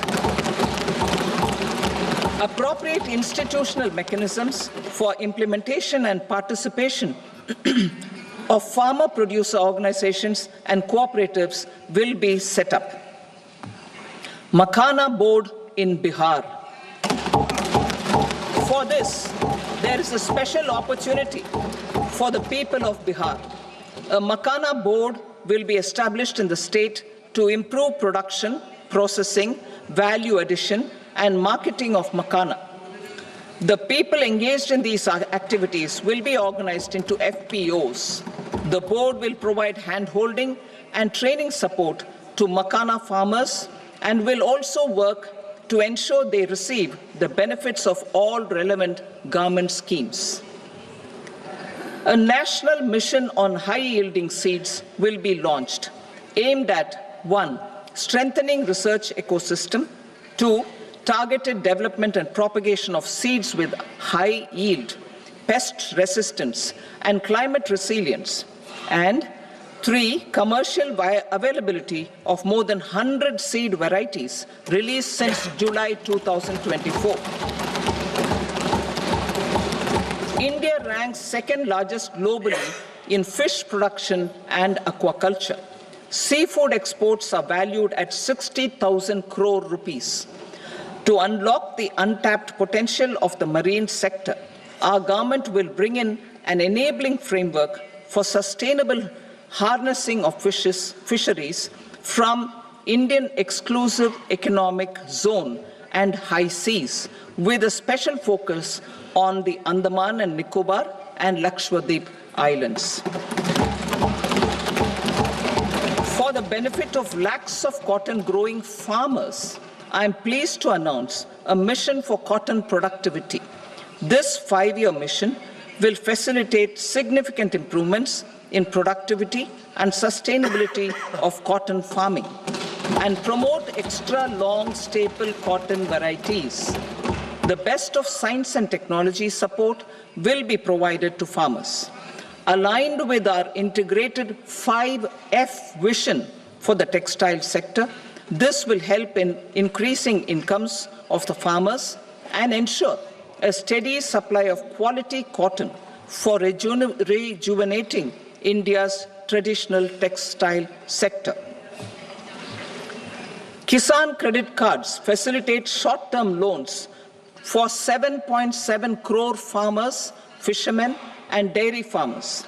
The loan limit under modified interest subvention scheme will be enhanced from 3 lakh rupees to 5 lakh rupees for loans taken through the KCC. For Atmanirbharta in urea production, our government had reopened 3 dormant urea plants in the eastern region. To further augment urea supply, a plant with annual capacity of 12.7 lakh metric tons will be set up at Namrup in Assam.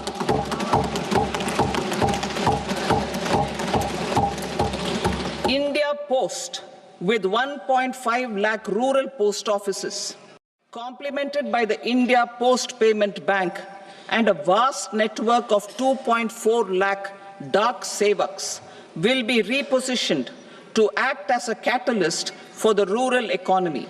Details are at Annexure C. India Post will also be transformed as a large public logistics organization. This will meet the rising needs of Vishwakarmas, new entrepreneurs, women, self-help groups, MSMEs, and the large business organizations. Our government will provide support to NCDC for its lending operations for the cooperative sector. MSMEs as the second engine. Now I move to MSMEs as the second engine, which encompasses manufacturing and services with a focus on MSMEs numbering 5.7 crores. Currently, over 1 crore registered MSMEs, employing 7.5 crore people and generating 36% of our manufacturing, have come together to position India as a global manufacturing hub. With their quality products, these MSMEs are responsible for 45% of our exports. To help them achieve higher efficiencies of scale, technological upgradation, and better access to capital, the investment and turnover limits for classification of all MSMEs will be enhanced to 2.5 and 2 times respectively. This will give them the confidence to grow and generate employment for our youth. The details are given in Annexure D. To improve access to credit, the credit guarantee cover will be enhanced. First, for micro and small enterprises from 5 crore to 10 crore rupees, leading to additional credit of 1.5 lakh crores in the next 5 years. Second, for startups from 10 crore rupees to 20 crore rupees, with the guarantee fee being moderated to 1% for loans in 27 focus sectors which are important for Atmanirbhar Bharat. And for well-run exporter MSMEs, for term loans up to 20 crore rupees. Also for the micro enterprises, we will introduce customized credit cards with a 5 lakh rupee limit for micro enterprises registered on Udyam portal. In the first year, 10 lakh such cards will be issued. Fund of funds for startups. The alternate investment fund, AIFs, for startups have received commitments of more than 91,000 crores rupees. These are supported by the fund of funds set up with the Government of India's contribution of 10,000 crore rupees. Now, a new fund of funds with expanded scope and a fresh contribution of another 10,000 crore rupees will be set up. A new scheme will be launched for 5 lakh women, scheduled castes and scheduled tribes, first-time entrepreneurs. This will provide term loans up to 2 crore rupees during the next 5 years. The scheme will incorporate lessons from the successful Stand Up India scheme. Online capacity building for entrepreneurship and managerial skills will also be organized. Measures for labor-intensive sectors. To promote employment and entrepreneurship opportunities in labor-intensive sectors, our government will undertake specific policy and facilitation measures. To enhance the productivity, quality, and competitiveness of India's footwear and leather sector, a focused product scheme will be implemented. The scheme will support design capacity, component manufacturing, and machinery required for production of non-leather quality footwear, besides the support for leather footwear and products. The scheme is expected to facilitate employment for 22 lakh persons, generate over 4 lakh crore rupees, and exports of over 1.1 lakh crore rupees. Measures for the toys sector. Building on the National Action Plan for Toys, we will implement a scheme to make India a global hub for toys. The scheme will focus on development of clusters, skills, and a manufacturing ecosystem that will create high-quality, unique, innovative, and sustainable toys that will represent the Made in India brand. Support for food processing. In line with our commitment towards Purvodaya, we will establish a National Institute of Food Technology, Entrepreneurship and Management in Bihar. The institute will provide a strong fillip to food processing activities in the entire eastern region. This will result in 1. Enhanced income for the farmers through value addition to their produce, and 2. Skilling entrepreneurship and employment opportunities for the youth. Manufacturing mission, furthering Make in India. Our government will set up a national manufacturing mission covering small, medium, and large industries for furthering Make in India by providing policy support, execution roadmaps, governance, and monitoring framework for central ministries and states. Details are in Annexure E. Given our commitment to climate-friendly development, the mission will also support clean tech manufacturing. This will aim to improve domestic value addition and build our ecosystem for solar PV cells, EV batteries, motors and controllers, electrolyzers, wind turbines, very high voltage transmission equipment, and grid-scale batteries. Investment as the third engine. Now I move to investment as the third engine, which encompasses investing in people, investing in the economy, and investing in innovation. Investing in people. Saksham Anganwadi and Poshan 2.0.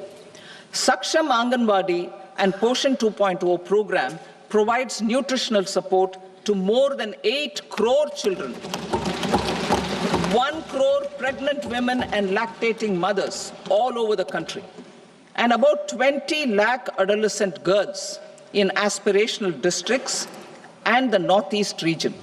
The cost norms for these nutritional support will be enhanced appropriately. Atal Tinkering Labs. 50,000 Atal Tinkering Labs will be set up in government schools in the next 5 years to cultivate the spirit of curiosity and innovation and foster a scientific temper among young minds. Broadband connectivity to government secondary schools and PHCs. Broadband connectivity will be provided to all government secondary schools and primary health centers in rural areas under the BharatNet project. Bharatiya Bhasha Pustak Scheme. We propose to implement a Bharatiya Bhasha Pustak scheme to provide digital form Indian language books for schools and for higher education. This aims to help students understand their subjects better and in their language. National Centers of Excellence for Skilling. The initiative announced in the July 24 budget. 5 national centers of excellence for skilling will be set up with global expertise and partnerships to equip our youth with the skills required for Make for India, Make for the World manufacturing. The partnership will cover curriculum design, training of trainers, and a skills certification framework and periodic reviews. Expansion of capacity in IITs. Total number of students in 23 IITs has increased 100% from 65,000 to 1.35 lakh in the past 10 years.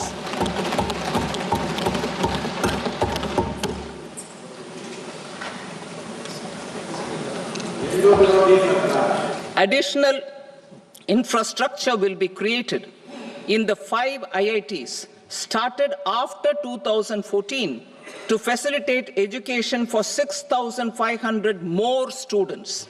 Hostel and other infrastructure capacity at IIT Patna will also be expanded.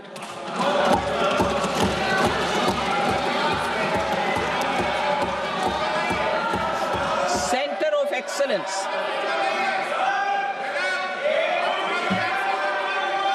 Center of Excellence in AI for Education.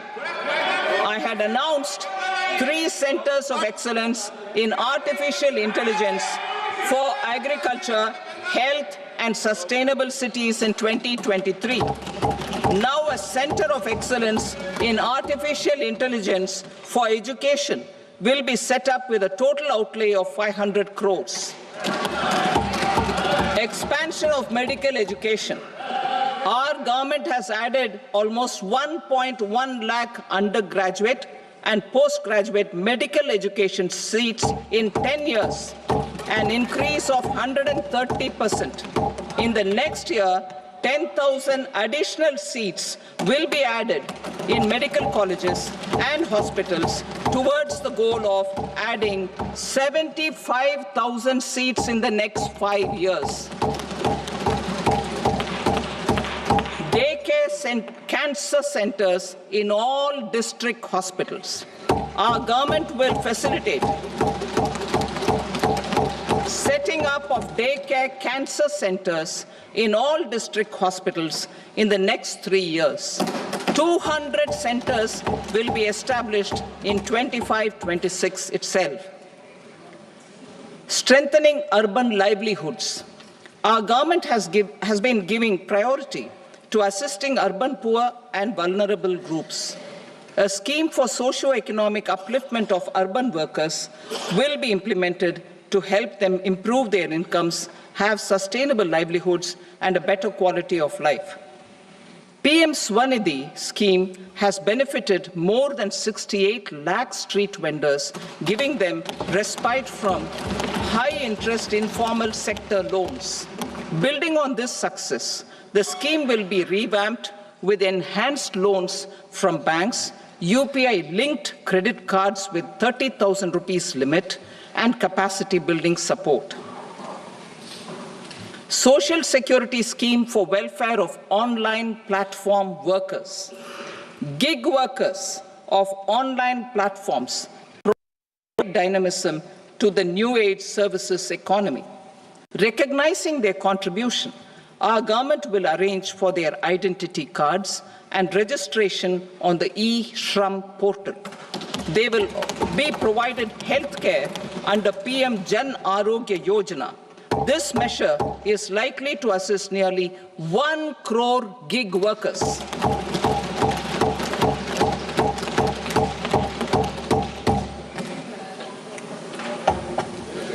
Investing in the economy. Public-private partnership in infrastructure. Each infrastructure-related ministry will come up with a 3-year pipeline of projects that can be implemented in PPP mode.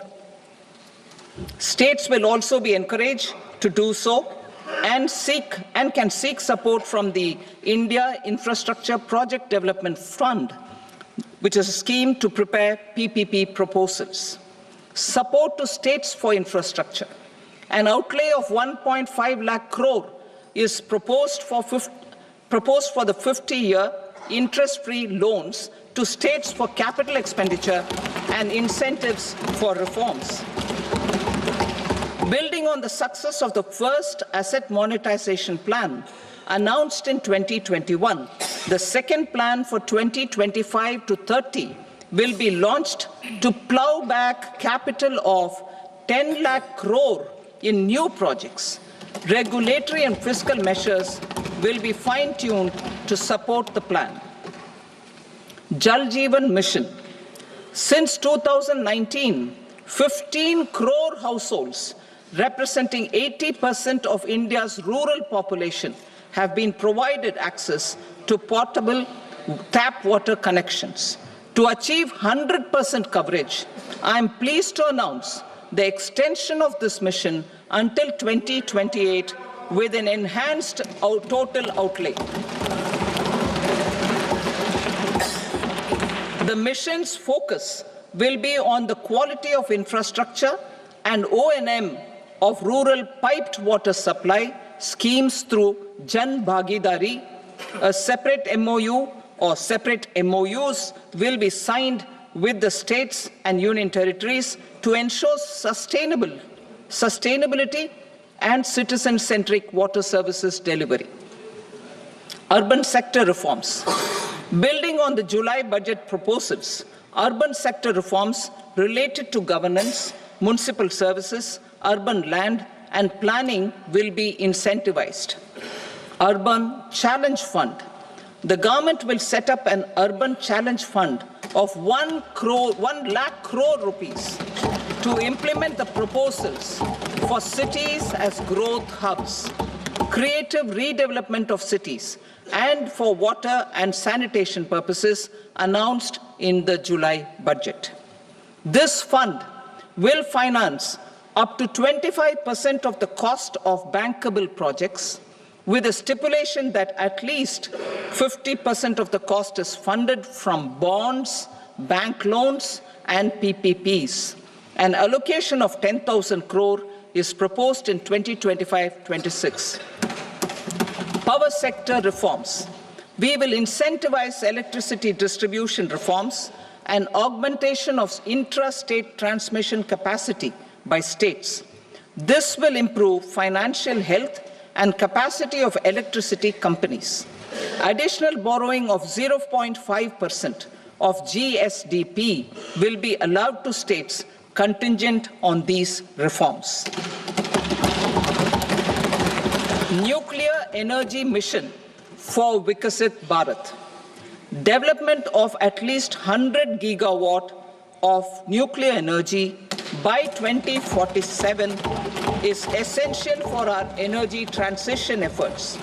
For an active partnership with the private sector towards this goal, amendments to the Atomic Energy Act and the Civil Liability for Nuclear Damage Act will be taken up. A nuclear energy mission for research and development of small modular reactors with an outlay of 20,000 crore will be set up. At least 5 indigenously developed small modular reactors will be operationalized by 2033. Shipbuilding. The shipbuilding financial assistance policy will be revamped to address cost disadvantages. This will also include credit notes for shipbreaking in Indian yards to promote the circular economy. Large ships above a specified size will be included in the infrastructure harmonized master list. Shipbuilding clusters will be facilitated to increase the range, categories, and capacity of ships. This will include additional infrastructure, facilities, skilling, and technology to develop the entire ecosystem. Maritime Development Fund.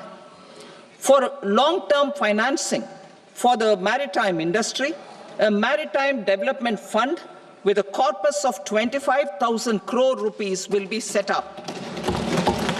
This will be for distributed support and promoting competition.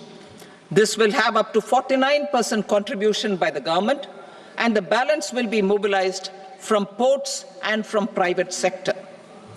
UDAN regional connectivity schemes. UDAN has enabled 1.5 crore middle-class people to meet their aspirations for speedier travel. The scheme has connected 88 ports, airports, and operationalized 619 routes. Inspired by that success, a modified UDAN scheme will be launched to enhance regional connectivity to 120 new destinations and carry 4 crore passengers in the next 10 years. 4 crore additional passengers in the next 10 years. The scheme will also support helipads and smaller airports in hilly, aspirational, and Northeast regional districts. Greenfield airports will be facilitated in Bihar to meet the future needs of the state. These will be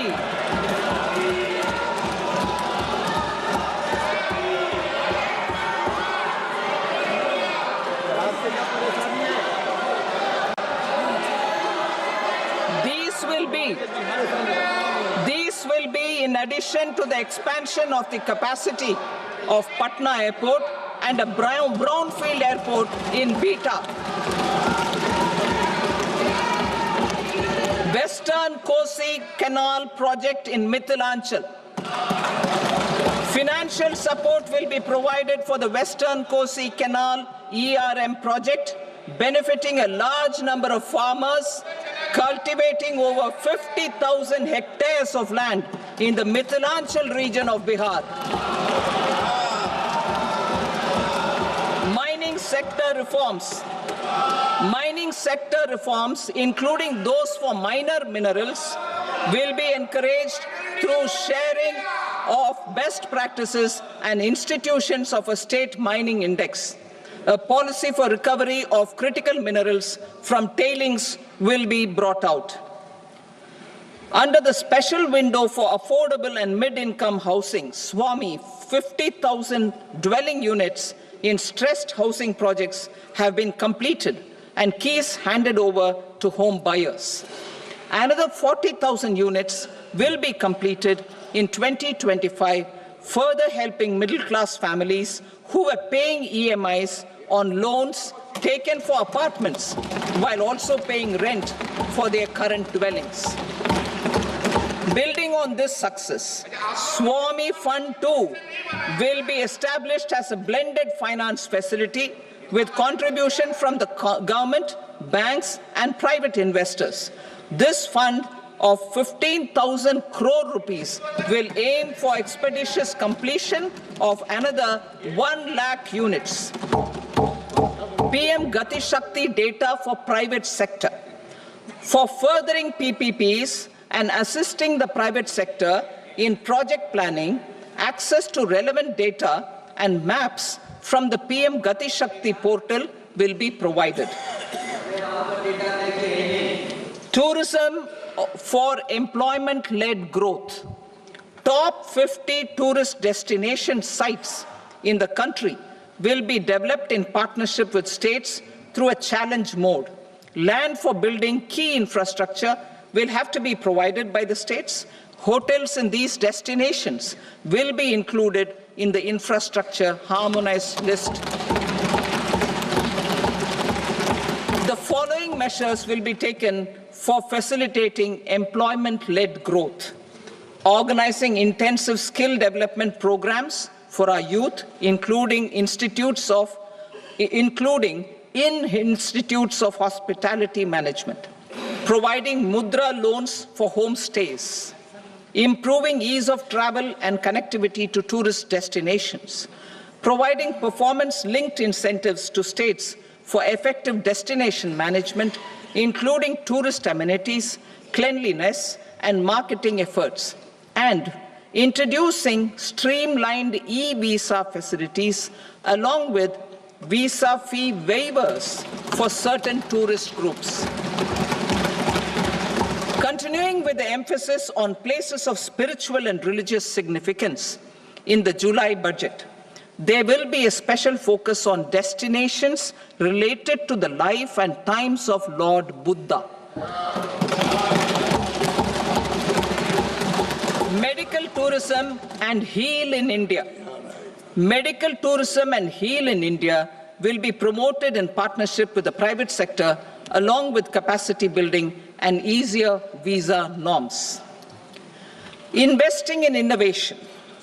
To implement private sector-driven research, development, and innovation initiatives announced in the July budget, I am now allocating 20,000 crore rupees for this purpose.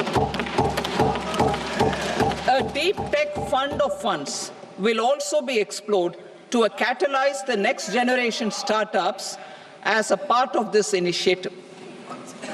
In the next 5 years, under the PM Research Fellowship Scheme, we will provide 10,000 fellowships for technological research in IITs and IISc with enhanced financial support. The second gene bank with 10 lakh germplasm lines will be set up for future food and nutritional security. This will provide conservation support to both public and private sectors for genetic resources. We will start a national geospatial mission to develop foundational geospatial infrastructure and data. Using PM Gati Shakti, this mission will facilitate modernization of land records, urban planning, and design of infrastructure projects. A Gyan Bharatam mission for survey, documentation, and conservation of our manuscript heritage with academic institutions, museums, libraries, and private collectors will be undertaken to cover more than 1 crore manuscripts. We will set up a national digital repository of Indian knowledge systems for knowledge sharing.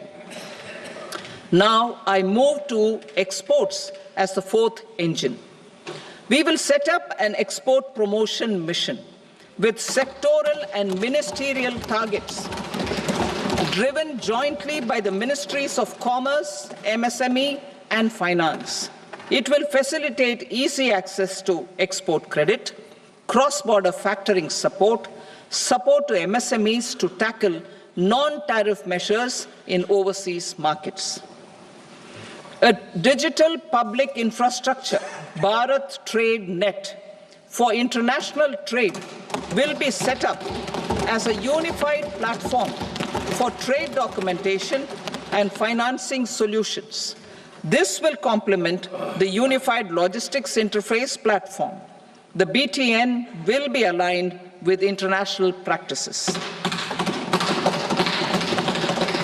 Support will be provided to develop domestic manufacturing capacities for our economy's integration with global supply chains. Sectors will be identified based on objective criteria. Facilitation groups with participation of senior officers and industry representatives will be formed for select products and supply chains. Through this, there are huge opportunities related to Industry 4.0, which needs high skills and talent. Our youth have both. Our government will support the domestic electronic equipment industry to leverage this opportunity for the benefit of our youth. A national framework will be formulated as guidance to states for promoting global capability centers in emerging Tier 2 cities. This will suggest measures for enhancing availability of talent and infrastructure, building bylaw reforms, and mechanisms for collaboration with industry. Our government will facilitate upgradation of infrastructure and warehousing for air cargo, including high-value perishable horticultural produce. Cargo screening and customs protocol will be streamlined and made user-friendly. Reforms as the fuel. Over the past 10 years, our government has implemented several reforms for convenience of taxpayers, such as faceless assessment, 2, taxpayer charter, 3, faster returns, 4, almost 99% returns being on self-assessment, and 5, Vivad Se Vishwas scheme.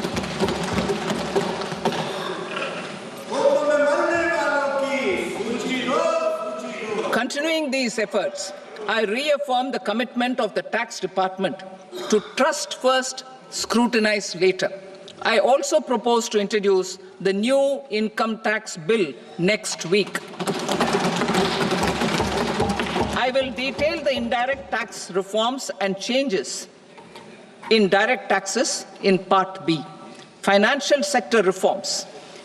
The FDI limit for the insurance sector will be raised from 74 to 100%. This enhanced limit will be available for those companies which invest the entire premium in India.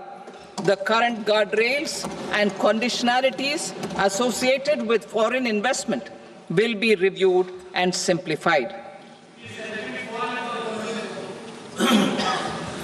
The services of India Post Payment Bank will be deepened and expanded in rural areas.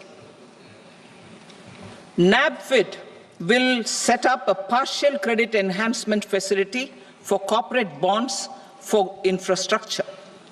Public sector banks will develop Grameen Credit Score framework to serve the credit needs of SHG members and people in rural areas.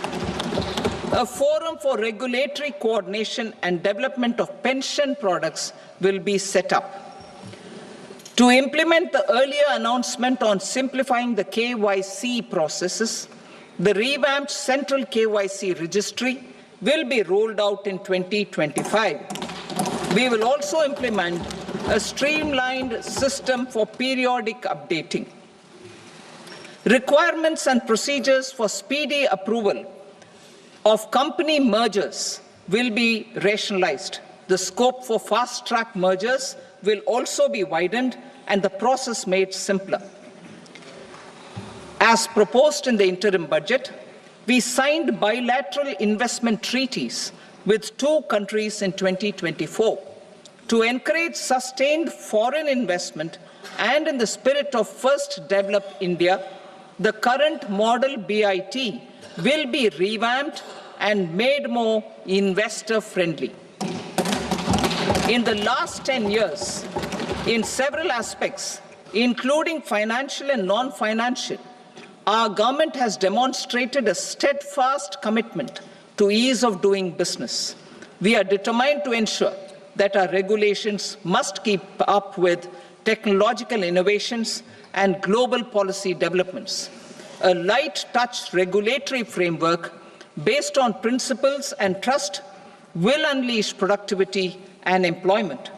Through this framework, we will update regulations that were made under old laws.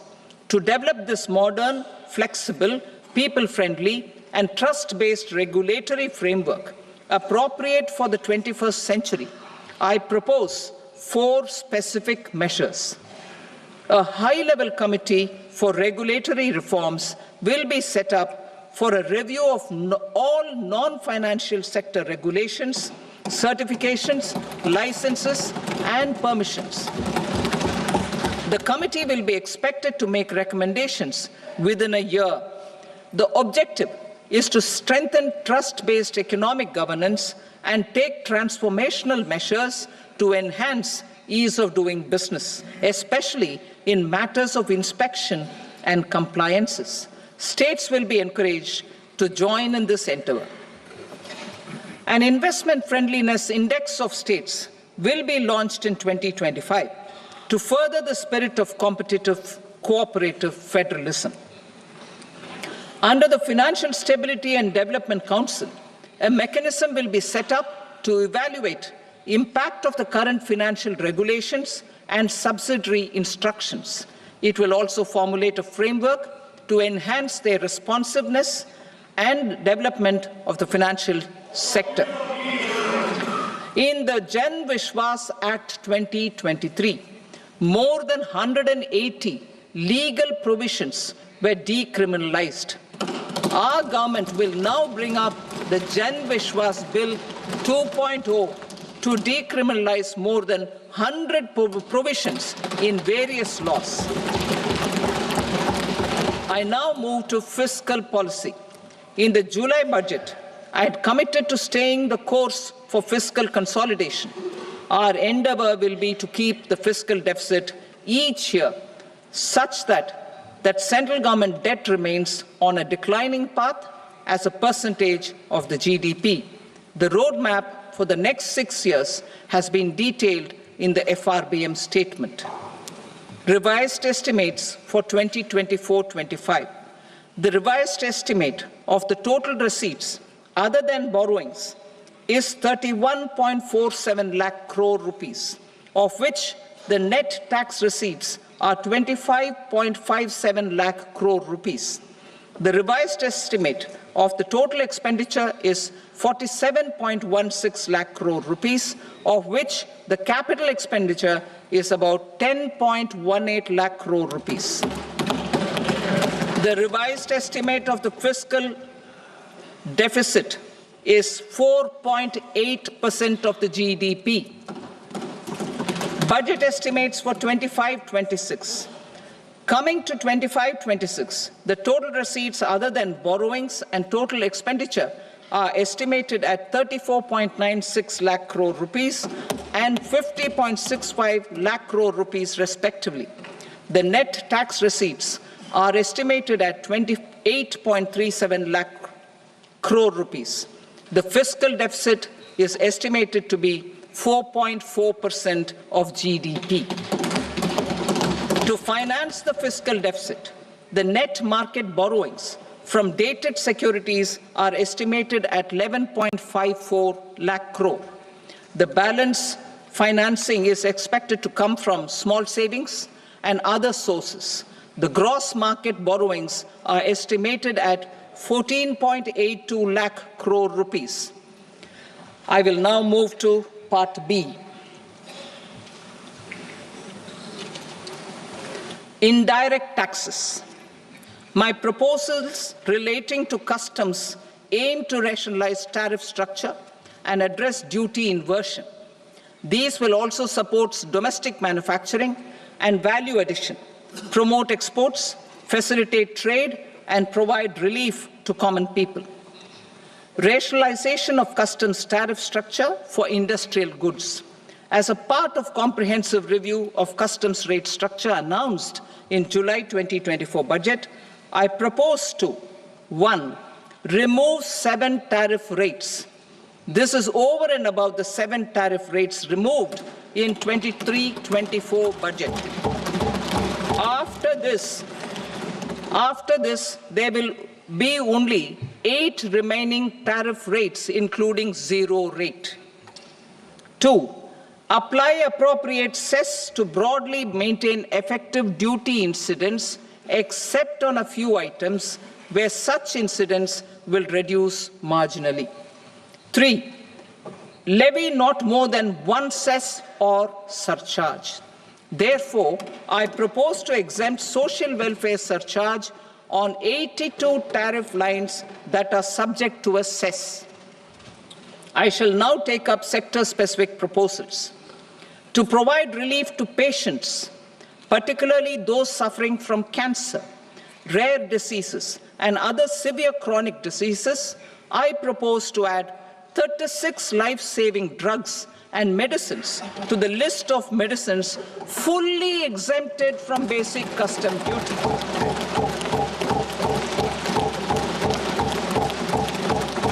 I also propose to add 6 life-saving medicines to the list attracting concessional custom duty of 5%.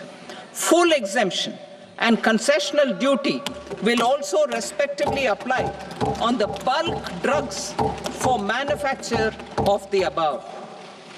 Specified drugs and medicines under patient assistance programs run by the pharmaceutical companies are fully exempt from BCD, provided the medicines are supplied free of cost to the patients.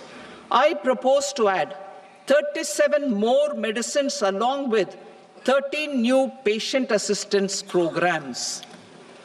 Support to domestic manufacturing and value addition. Critical minerals.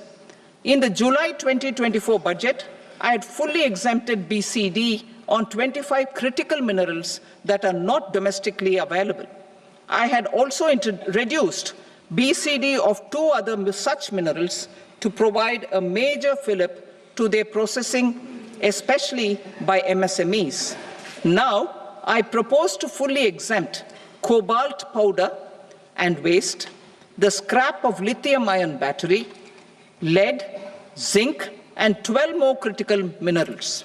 This will help secure the availability for manufacturing in India and promote more jobs for our youth.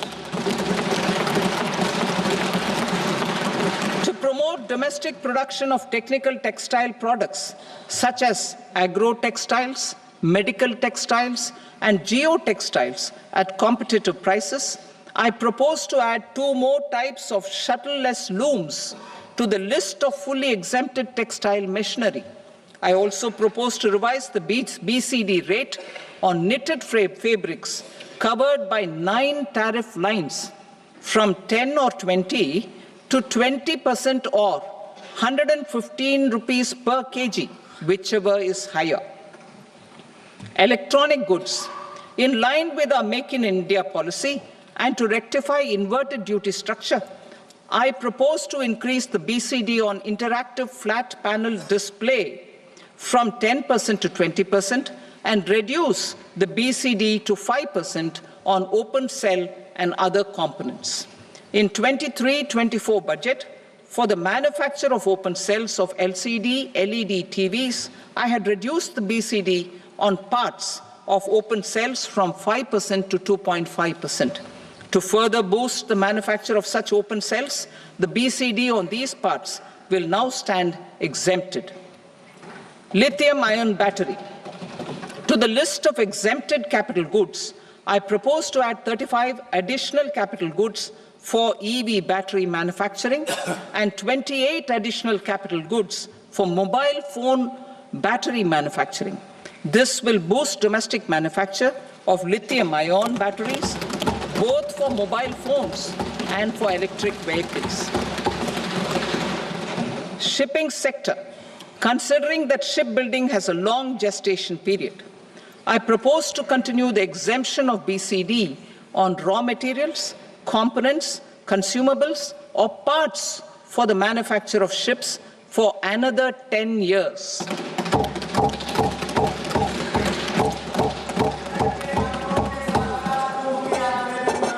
I also propose the same dispensation for shipbreaking to make it more competitive. Telecommunication. To prevent classification disputes, I propose to reduce the BCD from 20% to 10% on carrier-grade Ethernet switches to make it at par with non-carrier-grade Ethernet switches. Export promotion. To facilitate exports of handicrafts, I propose to extend the time period for export from 6 months to 1 year, further extendable by another 3 months if required. I also propose to add 9 items to the list of duty-free inputs. Leather sector.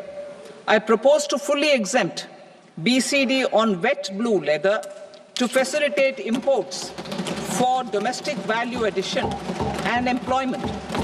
I also propose to exempt crust leather from 20% export duty to facilitate exports by small tanners. Marine products. To enhance India's competitiveness in the global seafood market, I propose to reduce BCD from 30% to 5% on frozen fish paste, surimi, for manufacture and export of its analog products. I also propose to reduce BCD from 15% to 5% on fish hydrolysates for manufacture of fish and shrimp feed. In July 2024 budget, to promote development of domestic MROs for aircraft and ships, I had extended the time limit for export of foreign origin goods that were imported for repairs from 6 months to 1 year and further extendable by 1 year. I now propose to extend the same dispensation for railway goods. Time limit for provisional assessment. Presently, the Customs Act 1962 does not provide any time limit to finalize provisional assessments, leading to uncertainty and cost to trade. As a measure of promoting ease of doing business, I propose to fix a time limit of 2 years, extendable by a year, for finalizing the provisional assessment. I propose to introduce a new provision that will enable importers or exporters, after clearance of goods, to voluntarily declare material facts and pay duty with interest but without penalty. This will incentivize voluntary compliance. However, this will not apply in cases where department has already initiated audit or investigation proceedings. For industry to better plan their imports, I propose to extend the time limit for the end use of imported inputs in the relevant rules from 6 months to 1 year. This will provide operational flexibility in view of cost and uncertainty of supply. Further, such importers will now have to file only quarterly statements instead of a monthly statement.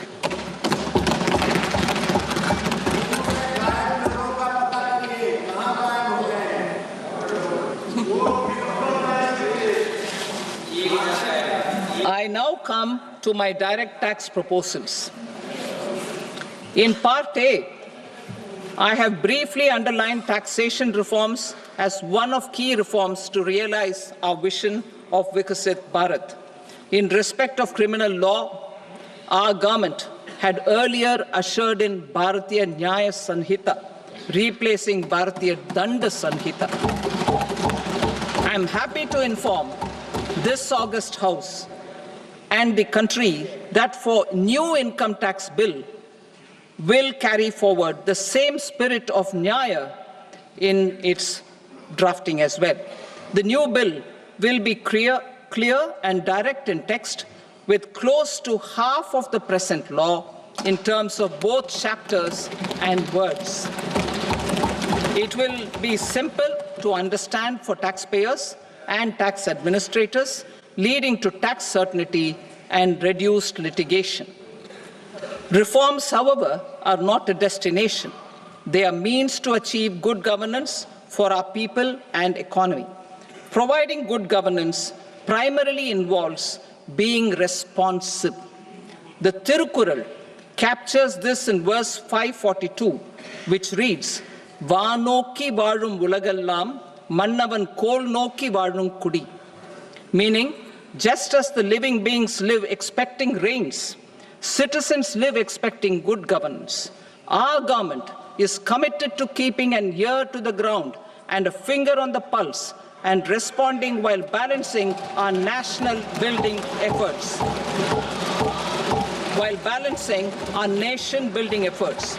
The following measures will detail just how our government will, under the guidance of PM Modi, has taken steps to understand and address.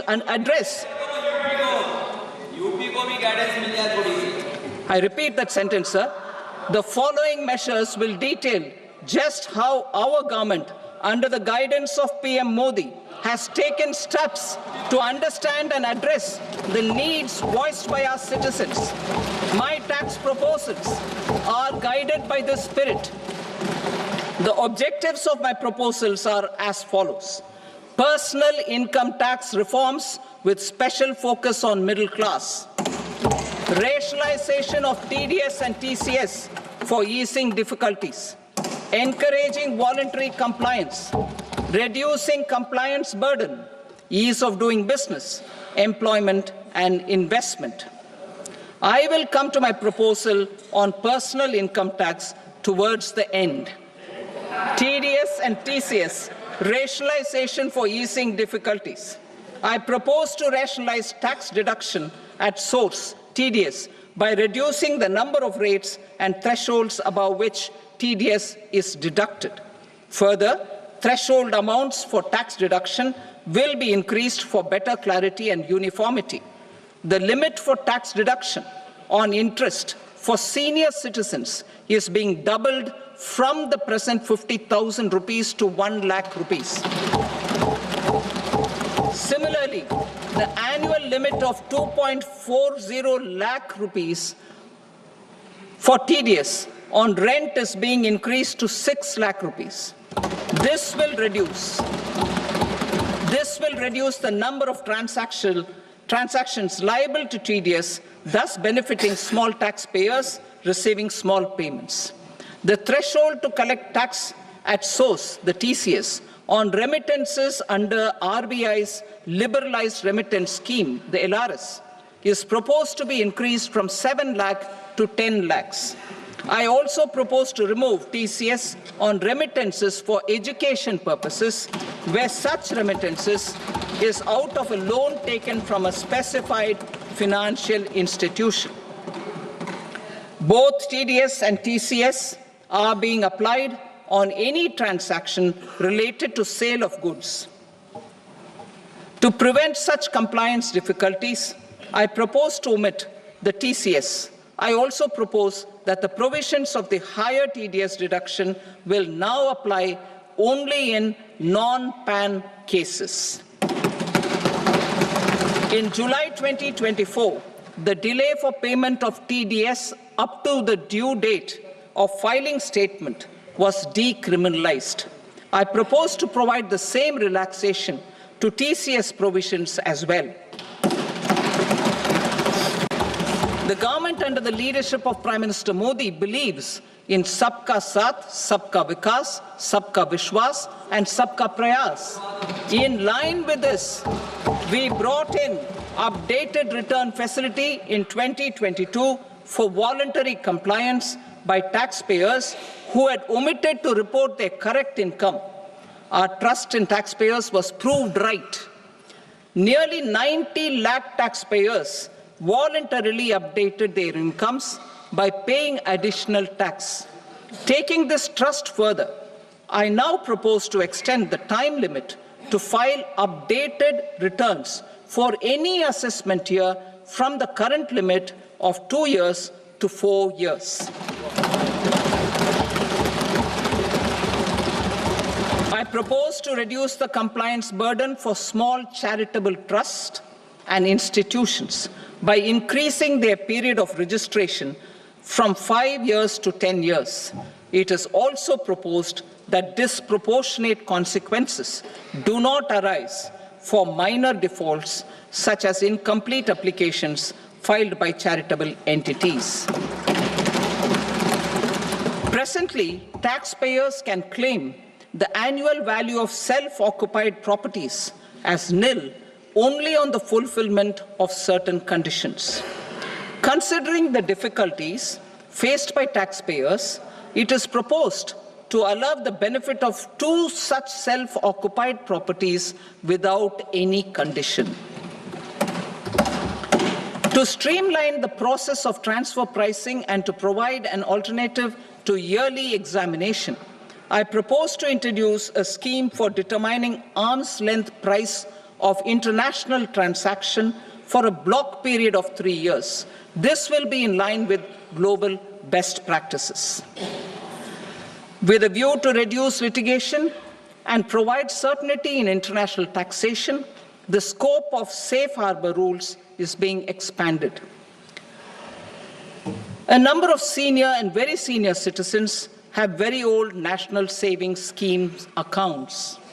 As interest is no longer payable on such accounts, I propose to exempt withdrawals made from NSS by individuals on or after 29th August 2024. I am also proposing to allow similar treatment to NPS Vatsalya accounts as is available to normal NPS accounts subject to overall limits. In my speech in July 2024, I had promised that all processes, including giving effect to appellate orders, shall be digitalized and made paperless over the next 2 years. So I'm happy to announce that digitalization is being made operational now. In July 2024, we brought in the Vivad Se Vishwas scheme to resolve income tax disputes pending in appeal. The scheme has received a great response, with nearly 33,000 taxpayers having availed of the scheme to settle their disputes. I have a few proposals to promote investment and employment. It is proposed to provide a presumptive taxation regime for non-residents who provide services to a resident company that is establishing or operating an electronics manufacturing facility. I further propose to introduce a safe harbor for tax certainty for non-residents who store components for supply to specified electronics manufacturing units. Presently, the tonnage tax scheme is available only to sea-going ships. The benefits of existing tonnage tax scheme are proposed to be extended to inland vessels registered under the Indian Vessels Act 2021 to promote inland water transport in the country. Extension for incorporation of startups. We continue to support the Indian startup ecosystem. I propose to extend the period of incorporation by 5 years to allow the benefit available to startups which are incorporated before 1/4/2030. In order to attract and promote additional activities in the IFSC, I am inter alia proposing specific benefits to ship leasing units, insurance offices, and treasury centers of global companies which are set up in IFSC. Further, to claim benefits, the cutoff date for commencement in IFSC has also been extended by 5 years to 31/3/2030. Category 1 and Category 2 AIFs are undertaking investments in infrastructure and other such sectors. I propose to provide certainty of taxation to these entities on the gains from securities, to promote funding from sovereign wealth funds and pension funds to the infrastructure sector. I propose to extend the date of making an investment by 5 more years up to 31st March 2030.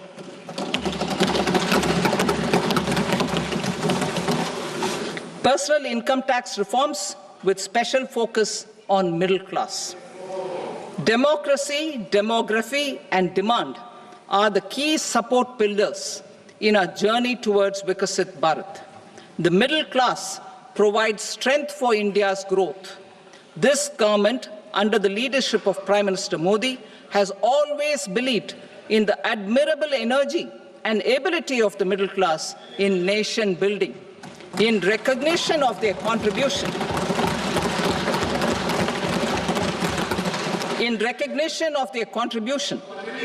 we have periodically reduced their tax burden.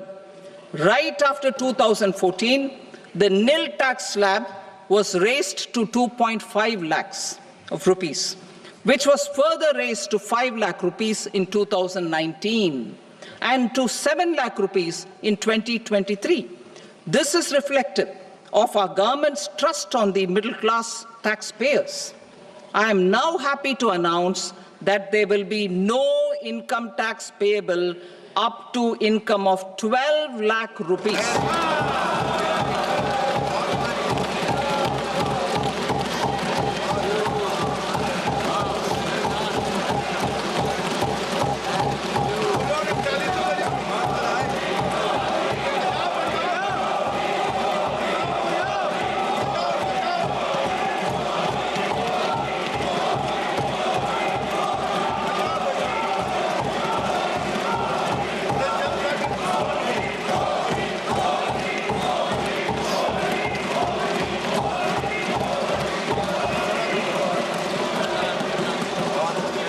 So, average income of 1 lakh per month, other than the special rate income such as capital gains, under the new regime. This limit will be 12.75 lakh for salaried taxpayers due to the standard deduction of 75,000. Slabs and rates are being changed across the board to benefit all taxpayers. The new structure will substantially reduce the taxes of the middle class and leave more money in their hands, boosting household consumption, savings, and investment. In the new tax regime, I propose to revise tax rate structures as follows: 0 to 4 lakh rupees nil, 4.8 lakh rupees to 4 to 8 lakh rupees 5%, 8 to 12 lakh rupees 10%, 12 to 16 lakh rupees 15%, 16 to 20 lakh rupees 20%, 20 to 24 lakh rupees 25%, and above 24 lakh rupees 30%. To taxpayers up to 12 lakh of normal income, other than special rate income such as capital gains. I read that again.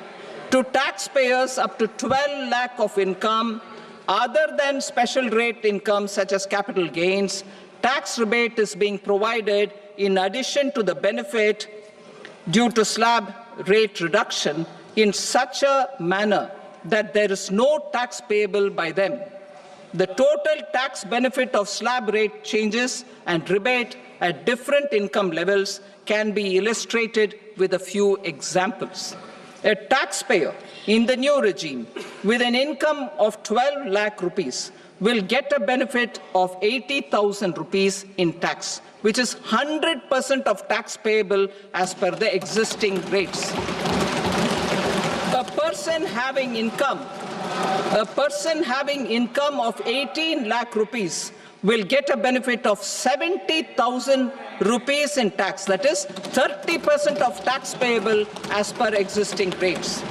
A person with an income of 25 lakh gets a benefit of 1,10,000 rupees. That is 25% of his tax payable as per existing rates. Details of my tax proposals are given in the annexure. As a result of these proposals, Honorable Speaker, sir, revenue of about 1 lakh crore in direct taxes and 2,600 crores in indirect taxes will be foregone. Mr. Speaker, sir, with this, I commend the budget to this august House.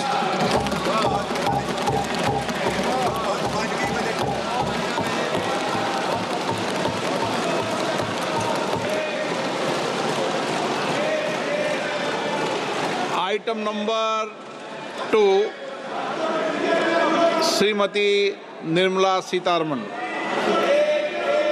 Sir, with your permission, I rise to lay on the table the following statements under Section 3(1) of the Fiscal Responsibility and Budget Management Act 2003.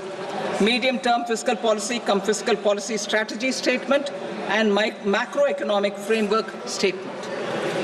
Item number 3, Srimati Nirmala Sitharaman.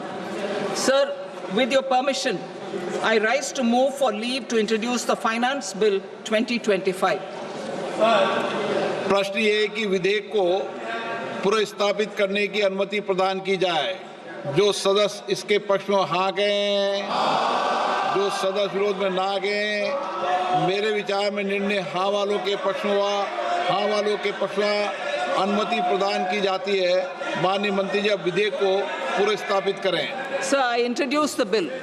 Thank you. सभा की कार्रवाई सोमवार दिनांक 3 फरवरी 2025 को प्राप्त 11 बजे तक के लिए स्थगित की जाती है। Finance Minister Nirmala Sitharaman, in her 8th budget, has just delivered massive changes in income tax, which will concern every single citizen, or many of you watching at this time. Let's try and make sense of what she is doing and why. She's also foregoing government revenue to the tune of 1 lakh crore rupees, she said, on direct taxes as a consequence. This at a time when the government was trying to mop up revenue. Shankar Iyer, this is big. This is what the middle class has been waiting for. This is what viewers of India Today have been waiting for. Try and explain how this plays out and the impact it has on the lives of our viewers. So, essentially, the tax proposals free about 70,000 rupees at the lower tax levels and over 1 lakh at the higher tax levels at the hands of the taxpayer. The bet is basically that this will drive consumption, this will boost sentiments, and that this will register growth on the scale.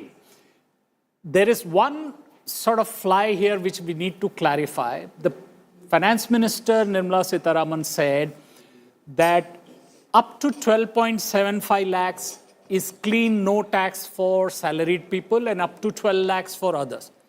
Now, in that 12 lakhs, she specified twice that capital gains or special income will not be included. We need to see what is the clarification there, whether if you are a retired person and you have sold some shares to sort of pay for your living, whether that gets taxed or not. But this is a bet on growth, and there are a couple of other things that she's done which is very helpful. So, as I said before, that there is the cost of living, cost of governance, and cost of business. Now, she's created scope for ease of living in the sense that she has expanded the TDS limits. She has removed some TCS. She has expanded TCS on remittances for families who have people abroad. And she's removed TCS on education expenses if it's based on a loan. And then there are a whole slew of measures. Now, some of this budget will get lost in the packaging and lost in translation. I hope somebody does a decent job of presenting it again in the sense that, to convey the factors. There are small points in it, and there are large numbers of numbers. So, for instance, there is this proposal to fund small nuclear projects. The target is, I think, about 100 gigawatts of nuclear. 100 gigawatts. Now, the allocation is 20,000 crores. Each gigawatt costs something like $6 billion. So, how is that funding going to happen? All those details are unknown. We will come to that, but the big picture story, Rahul, is that you've got the government trying in some way to send out a message to the middle class, which many believe was the most modified middle class 10 years ago, that look, we haven't entirely ignored your concerns. I think that's the big political message, because the sense was that while you were giving Ladli Bahin, various benefits, free bus rides, and other benefits to the poor or those who are below the poverty line, what was the middle class getting from a government that the middle class believed they had an important hand in voting for? You mentioned a Delhi election in 1 week from now, but I think it's beyond just the Delhi middle class. I maintain that voter already votes for the BJP. I think it's in sending a signal. If I am raising the income tax slab where I don't have to pay tax from 7 lakhs to 12 lakhs, I'm automatically benefiting a large number of people who are precisely those who felt, what is this government giving to me? So that's a fairly substantial jump when you go from 7 lakhs to 12 lakhs. The other slabs are also going to be revised. Importantly, she said she will be bringing a fresh income tax bill next week, where she's spoken that she will focus on nyay and not dand. We'll have to see whether that actually happens, because, that is where I think far more people will benefit when it comes to business and stirring growth. Because the challenge, it's all very well to have the headline on income tax. The challenge is growth. How she's going to address the growth challenge, we are still not clear. It's also about sentiment, Rajiv Mantri. Absolutely. What this does is, it answers the question, middle class ko kya diya? Earlier there was a bet on rationalizing corporate taxations. She's also said that there'll be only one cess. So this whole multiplicity of cesses, she's suggesting will be dealt with. What's your reading of the budget? No, and in the new tax regime, the limit is 12.75 lakhs actually, which is, I feel, a very significant jump up from where we were, around 6.5, 7 lakhs earlier. And now 12.75 lakhs of income will be tax-free. So that is a very big fillip to the people who are just entering the workforce on their first job. They will be outside the tax net. They will get to keep everything they earn. No, you're betting on them then using that extra money to consume. I mean, that is your bet. So what they do is their choice. It's not a question of government deciding for them what they want to do. No, tell me, what has she done in this budget to stimulate growth? You see, that's the challenge. She's betting on consumption. There's a lot of little tinkers in the first half. Betting on consumption. This is a very important step forward. Just as a few years ago, you bet on corporates. Step forward to bring a new direct tax code, which we'll see the bill next week. We have already seen that the limit has been so meaningfully raised. Moreover, how are you pushing growth? I'm asking the question. You look at all the futuristic areas that you're talking about: nuclear energy, new geospatial mission. So these are all productivity enhancing new industries and new sectors, which, for the first time, there's a government talking about deep technology in the country, bringing the most cutting edge innovations into our industry, bringing all kinds of R&D programs that will support productivity enhancements. Growth. How is this budget boosting growth? What was the big idea for growth beyond beyond saying that I bet on the middle class now consuming more with the tax breaks I give them? So there are two elements of growth. Short-term growth, immediate need to boost consumption from the middle class. So that's what is being addressed on the tax code. Then there's the long-term structural growth that India needs. There's a lot of little initiatives across, whether it's AI, technology, startups, the startup fund, that will stimulate growth longer term, innovation longer term. I think the other thing that will help short-term growth to some extent is this whole emphasis on MSME and job creation. And that MSME investment and the credits she's giving and that credit card that has come up, that will create, release some working capital pressures on the MSMEs because they're always capital starved and they'll be able to invest, maybe hire more people, that will spur consumption. So I think this budget is also doing both consumption-led growth to some extent at a smaller level and investment-led because you're also focusing a lot on import duties reduction, breaks for manufacturing, innovation. I was hoping for R&D tax credits, which I didn't hear, so that hasn't happened. But there is, at least on the manufacturing side, there is some credit being given, so that will boost investment. But yes, I think it's going to be hard for anyone to really figure out what that growth number will be because there's so many small initiatives that, to work the math, to come up with a number is going to be difficult. It's interesting, just purely looking at it, therefore, Rahul, as I said earlier today, in terms of transition, if you saw the last budget, so much of talk of unemployment and berozgari. If you saw the 2023 budget, so much of focus on Kisan. I know she started with agriculture as the first engine of growth, but the truth of the matter is, I think it was her final statement to the middle class that effectively is the political messaging of this budget. And I think that's critical not just for the Delhi elections, but the BJP recognizing or the Modi government recognizing that this is the class that drove us to power.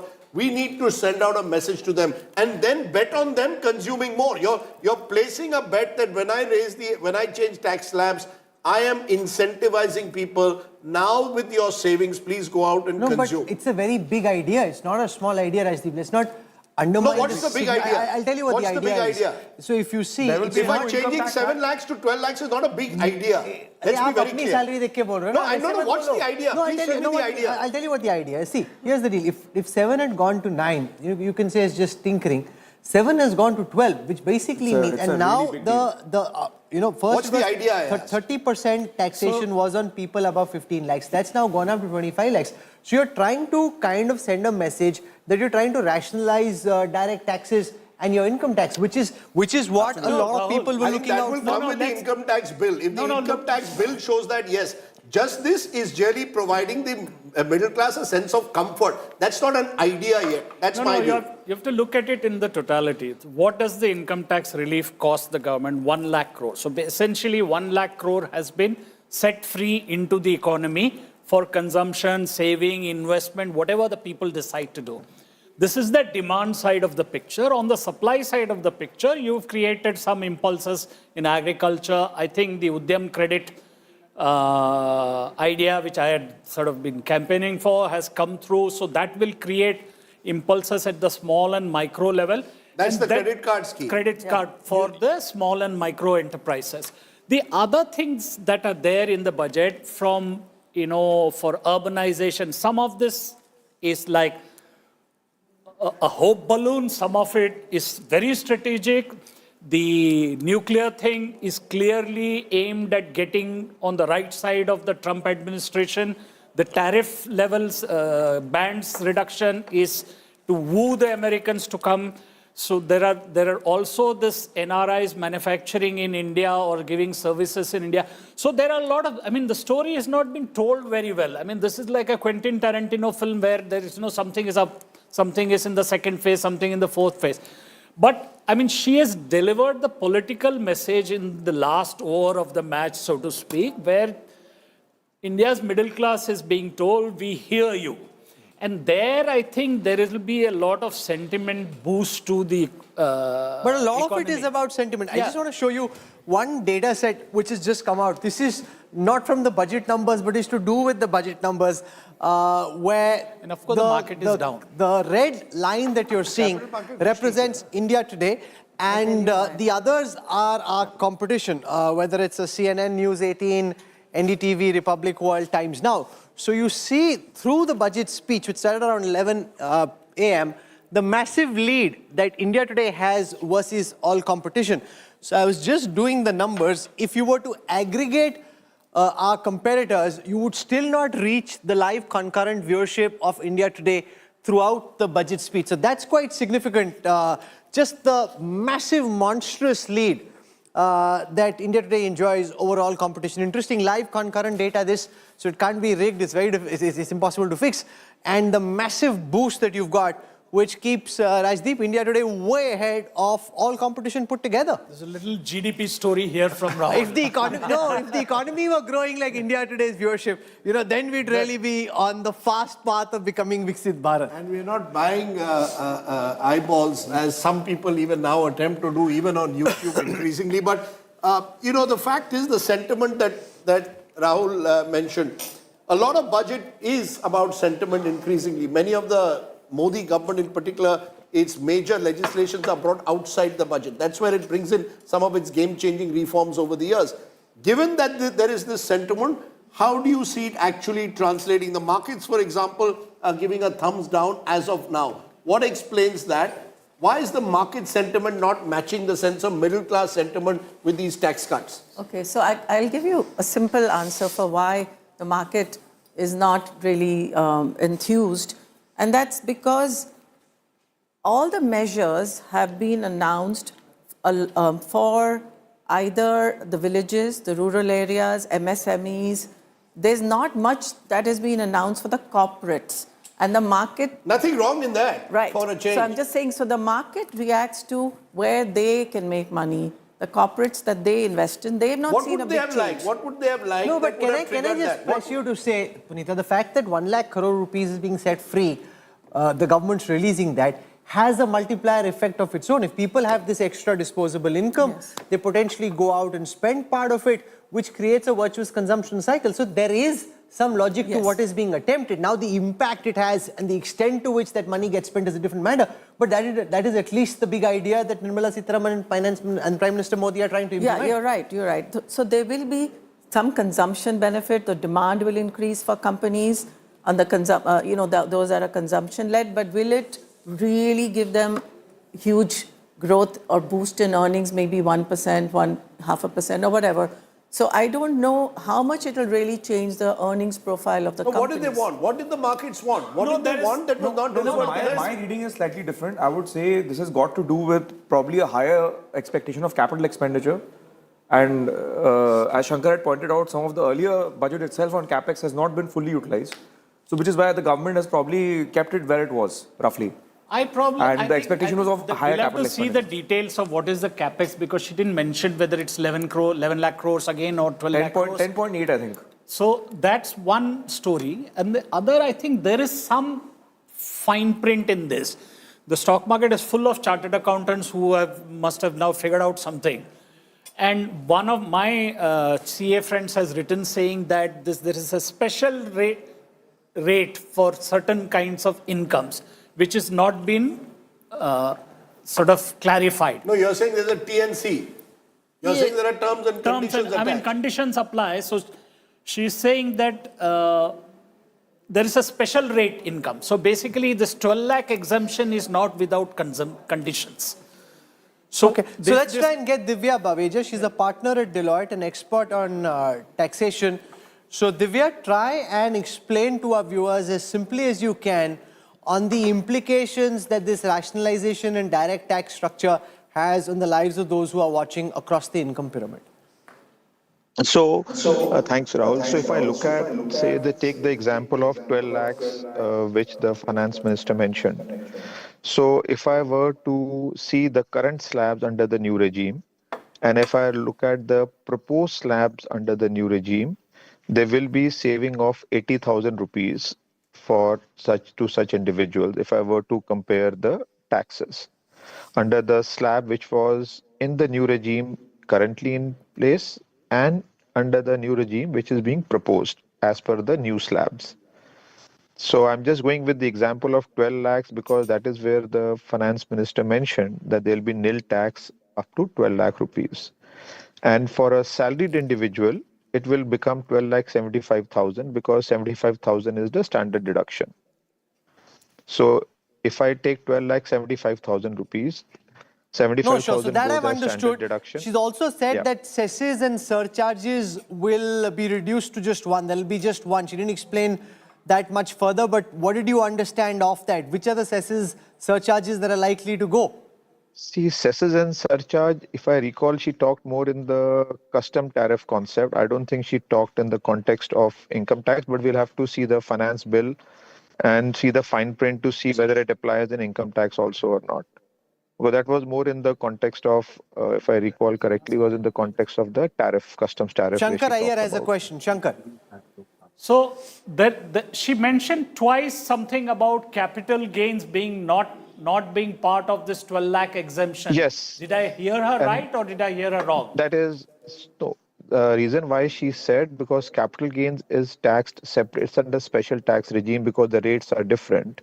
If I were to look at any capital gain, say if I were to look at long-term capital gain, the rates are different. So she said that will be kept out of that. So that is what she had mentioned because here we are looking at the regular rates, yeah. And she's also introducing an income tax bill, she says, a week from now. Yes, yes. What does that hold out for you? Does that give you optimism that while you've touched tax slabs in the budget, you're actually going to give much more in terms of making it easier in terms of compliance and other issues in that bill? Yes, it does. Because if you recall last year when the budget was announced in July, she did talk about the new income tax bill. And what she mentioned in today's speech also, that the new income tax bill is supposed to make the provisions clearer, simpler, reduce litigation, and also streamline the processes, including the number of provisions that have been reduced. So I'm sure this is going to make it simpler and clearer. That's the intention. So we'll have to adding see. To what has happened today, if a week from now we have that income tax bill in place, would you say that's the most significant takeaway for you and will encourage both consumers today and business hopefully in a week from now? Yes, I'm sure it should. Yes. See, because let's look at one thing. What do people want when they look at any of the tax laws? They want simplicity, clarity, reduce litigation, and make the processes simple. So I think that is the direction in which the new income tax bill should be looking. We should be looking at, which is what even the finance minister mentioned in her speech. Any other queries? No, so we'll come back, Divya, in just a moment. I want to understand the focus on deregulation and doing away with laws. Raji Mantri, she's spoken a lot about that, you know. The regulatory trying commission, to get out of the way, trying to reduce rules by half. The critical question there, of course, will be implementation of what she's saying. So let's see what shape and form the Regulatory Reforms Commission takes. I will be curious to see who are the members, what is the mandate. The FM explicitly excluded the financial sector from it. So it will probably cover the other industries, not the financial industry, which is fine because we need a lot of regulatory reforms actually for the real economy.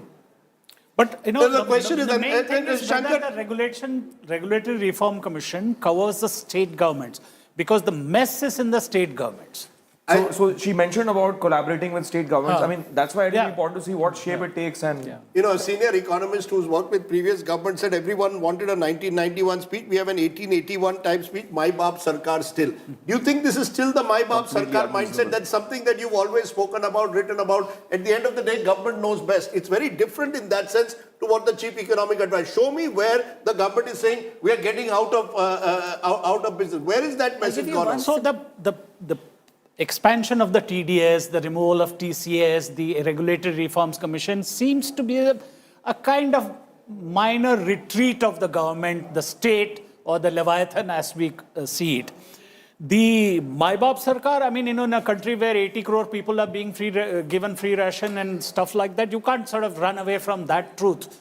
But the concept of allowing private enterprise to come in, the private partnerships, the effort to bring in private sector into nuclear energy, all of this shows that there is a movement. And the good news is, unlike the previous budget where she was accused at times of going back to old style protectionism, this time there is not a whiff of that. The good news is that instead you're giving hope that you actually realize that policy doesn't work. So you're ready I don't know whether that's realization or whether that is Uncle Trump. No, that's the question. But whether it is Uncle Trump or realization, that's good news, that you're not doing what you've been accused in the past of doing, of going back to almost a sort of Swadeshi sentiment, but now saying we're going to cut tariffs where necessary. We're going to sort of encourage people to come and invest in India. So it's a slight move away from the sort of make in India, protect Indian industry. That's good. That's a good sign in this global scenario. Trump will be happy or the Americans will be happy. Raising the FDI limit to 100% for insurance. No, So but that's good. That again is a good let's spend sign. some time. It also says, Punita, that this is where premiums are fully invested in India. Is that a bit of a dampener? Do you think 100% FDI in insurance will lead to more foreign investment coming into the insurance sector? Yes, I think so, because, every company is looking to capture the Indian consumer globally, because it is still the fastest growing set of their, growth basket. Everybody wants a piece of this. And so to the extent that they can own that 100%, that future growth makes them want to be here more. They have more control, governance control, many, 100% also means board control and lot of say in how you do it. Joint venture partner and so on. Yeah. So I think definitely it'll spur. One of the other things that It also will enable listing of some of this insurance. That, like, for instance, they have allowed for health and health and life to be listed. Now the IRDAI is saying that you should list if you've been in business for so many years. So the foreigners will feel more confident of listing. And certain major insurance giants like Berkshire Hathaway of the US, they've always stayed away from the Indian market because they never wanted to get into a situation where they have to kind of have a joint venture. Right. So now they can come in directly, own the entire business and as Punita ji said, take part in the great Indian consumer story. So 2 points. I was just thinking about your question, Rahul. Why is the market down? One, maybe the slippage on the fiscal deficit. I think we've not talked about that. There is, she acknowledged the slippage. So bond yields could be going up. It's hard to really assess. But I think this budget, despite the consumption boost, will not be inflationary because there's enough supply side measures that have been taken. So consumption will increase, but inflation will not. That's at least my initial read without having read the fine print, which is good. But bond yields will go up because government, fiscal slippage has been mentioned, and we don't know what that will be next year because a lot of these are long-term growth initiatives and, fellowships, scholarships, investment in, MSMEs. There's a lot of money going there, but, how will that be financed? It's not clear to me. Explain to me why last year's capex budget, the exact figures that are there, last year's capex budget estimate was 11.11 lakh crores. It's now down to 10.18 lakh crores. Explain that. Why would that have happened? Because there was an election, a lot of focus was on the election. During that period, the model code of conduct was in place. So a lot of the capacity expansion budget that was there in the first quarter did not get utilized. In the December numbers that came out yesterday, Rajdeep, government capex is up 95% on a year-on-year basis for that month. So they're now trying to catch up in what was left. But obviously, in the first 3 months of the year and in the initial few weeks of the government coming to power, enough wasn't being spent by the government on capacity expansion. But Rahul, I have sort of looked at this explanation of elections. Now, most of this, the budget came in July, okay? And 11.11 lakh crores. A large number of these bigger projects, the large projects, are cleared much in advance. I mean, it's only brought into the allocation system. So I'm not fully convinced whether it was the election. I think what has happened here is state governments have struggled to put their part funding in, because some of these projects are part funded by the state government. The other thing which Mr. Gadkari and others have been speaking about is the states lack the capacity to execute the plans to bring projects to the plug-and-play system. Now, what has happened after the 5.4% GDP number is that everybody has got activated and said, okay, we got to fix this because the year-end figure should not drop below 6. Now, I still suspect that the year-end number may not be 6.4 or 6.2. I still feel it will be closer to 6. So there is this pressure that has made this 95. I mean, there could also be a base effect in the December number. So we have to look at what happened in last December. I think the ability of governments to execute large projects is seriously suspect. Is there a recognition of that as well? Just as I said, the recognition that maybe protectionism is not the way forward. State governments. Is there a recognition of that? Basically, state governments, for instance, Tamil Nadu has had no problem getting FDI, no problem getting investment. All the large projects are going there. They have no land problem. They have no labor problem. The largest number of women workers in manufacturing, electronics, everything. So all it requires is for other states to look, boss, what are you doing right that we need to do? I mean, Tamil Nadu is on per capita level competing with other high, middle income or high income countries. In terms of its investment push, they are competing with Vietnam to get investments. No, that's the kind of thing that, that kind of state government. More states actually which have that kind of an approach and Bihar better start doing more investment given how many SOPs they have received. No, but that's because of the election. See, when there was an election in Andhra Pradesh, everything went... Unfortunately, none of this will be received in there. I mean, for the... Why? I mean, They'll build new airports? So look at... There's a greenfield airport, there's a Makhana board. For example, the Makhana board. You see, this is the... Rajdeep, you have to look at the per capita geography of India's economy. India's average per capita income is somewhere near 2 lakh rupees, whatever. Okay, Telangana is highest at 3.5 lakh rupees. Uttar Pradesh is around 84. Bihar is at 54. The district of Shehar in Bihar has a per capita income of 18,000.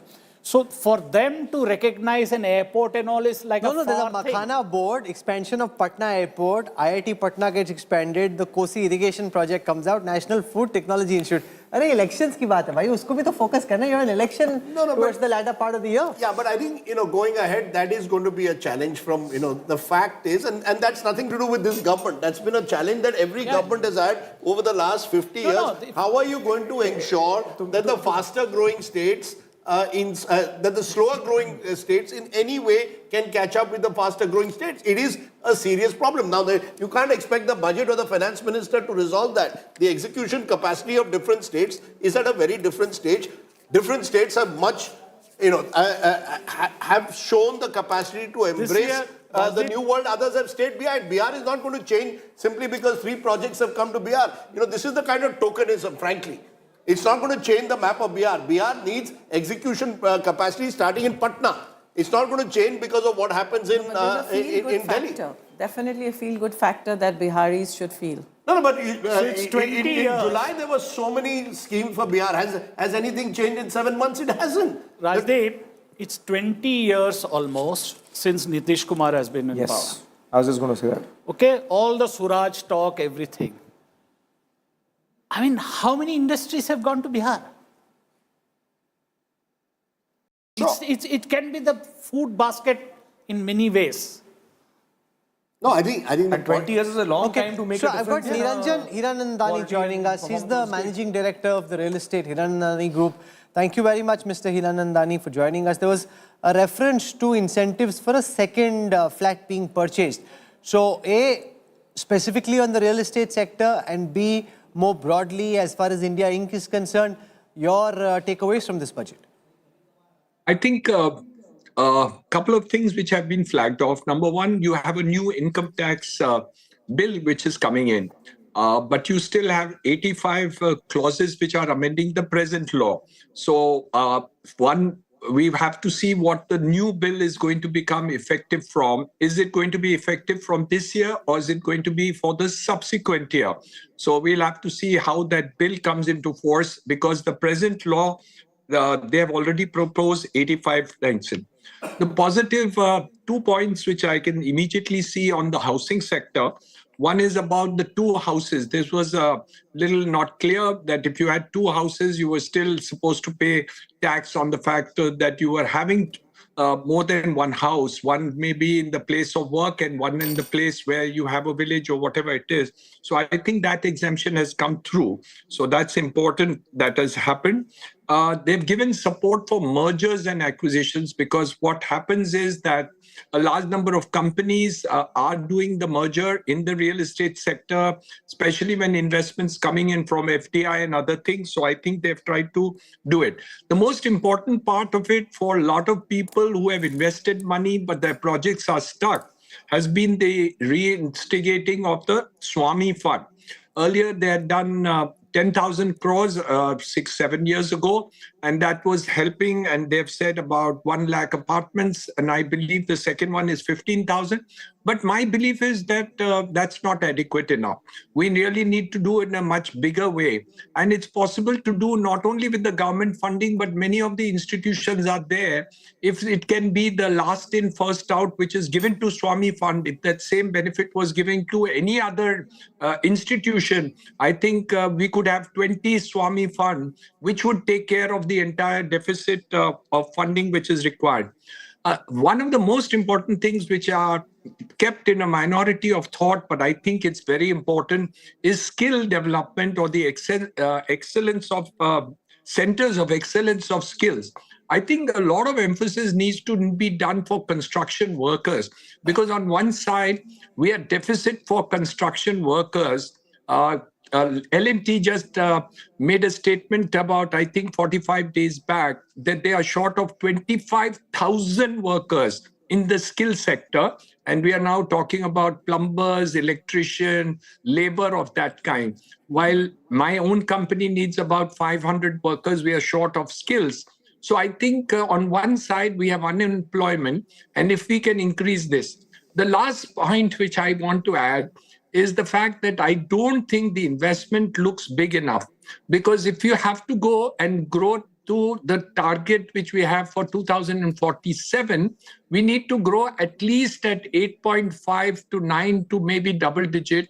And for that, a focus on housing and urban infra generally needs to be further increased. So I think there's a little short number there, because if you want to reach your 2047, manufacturing alone will not be able to reach that number, and especially the unemployment. So I think government may have to do a rethink in terms of how much investment they can put into housing and urban infra. You'll solve your housing problem, as well as you'll be able to get the growth story double digit, which can do 2047 to the extent that you want. These are the immediate points which are there. Oh, one point. Fiscal consolidation she is focused on, which is a good thing. But I thought if she even exceeded that and put more money into investment, I would have kind of liked it a little more. So I think the focus is on consolidation, but I would have thought that she would have thought of putting in more investment, especially because last year we actually had less investment because of the elections which took place both in the central elections as well as Maharashtra. So I think these are the points which I think are flagged off at the first instance. We'll have to see the fine print and see what are the 85 clauses which are amended, and then probably come back to you. Mr. Hiranandani, thank you for joining us. We look forward to having you back for more later. We want to go across to Syed Zafar Islam from the BJP. Mr. Islam, you're seeing the markets slightly in the red, both the Nifty and the Sensex down today. And the second question about growth outlook. The chief economic advisor said the growth outlook will be 6.3 to 6.8%. If you think that the slowdown in growth is just temporary and very short term, then why is the government not aiming for higher growth, at least 7% plus growth for next year? The growth outlook will be 6.3 to 6.8%. If you think that the slowdown in growth is just temporary and very short term, then why is the government not aiming for higher growth, at least 7% plus growth for next year? Zafar Islam? He can hear us, but I think he has a TV on. Just turn the TV off. Go on. My phone has disconnected. I don't know whether you are able to hear me or not, but let me respond to you, because The mic is on. Are you able to hear me? Yeah, I can hear you. Please go on. I don't know whether you are able to hear me or not. Yeah, Rahul, so let me respond to your question. First of all, compliments to the Honorable Finance Minister, Honorable Prime Minister for acceding to the request of middle class, lower strata of the society, and of course the marginalized section of the society, and particularly the taxpayers. Because the big relief, nobody on the street was expecting that the minimum threshold will be 12 lakh. Everybody was talking about 10 lakh, but today they have surprised everyone, and everybody in the country is happy because it is not only 3.5 crore, but the entire family is benefited from this 3.5 crore. Actually, if 5% in every family, then at least 15-20 crore people have been benefited because of this.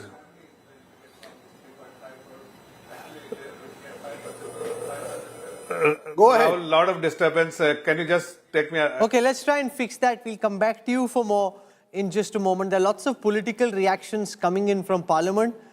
Leaders from the government and many from the opposition are speaking, reacting to this budget. So what we'll do is play out some reactions and give you a flavor of how politicians cutting across political lines are really looking at this budget. The opposition, quite predictably, Rajdeep, looking for gaps, and we'll also try and recap some of the key aspects from the Finance Minister's speech. Here she is, Finance Minister Nirmala Sitharaman. Slabs and rates are being changed across the board to benefit all taxpayers. The new structure will substantially reduce the taxes of the middle class and leave more money in their hands, boosting household consumption, savings and investment.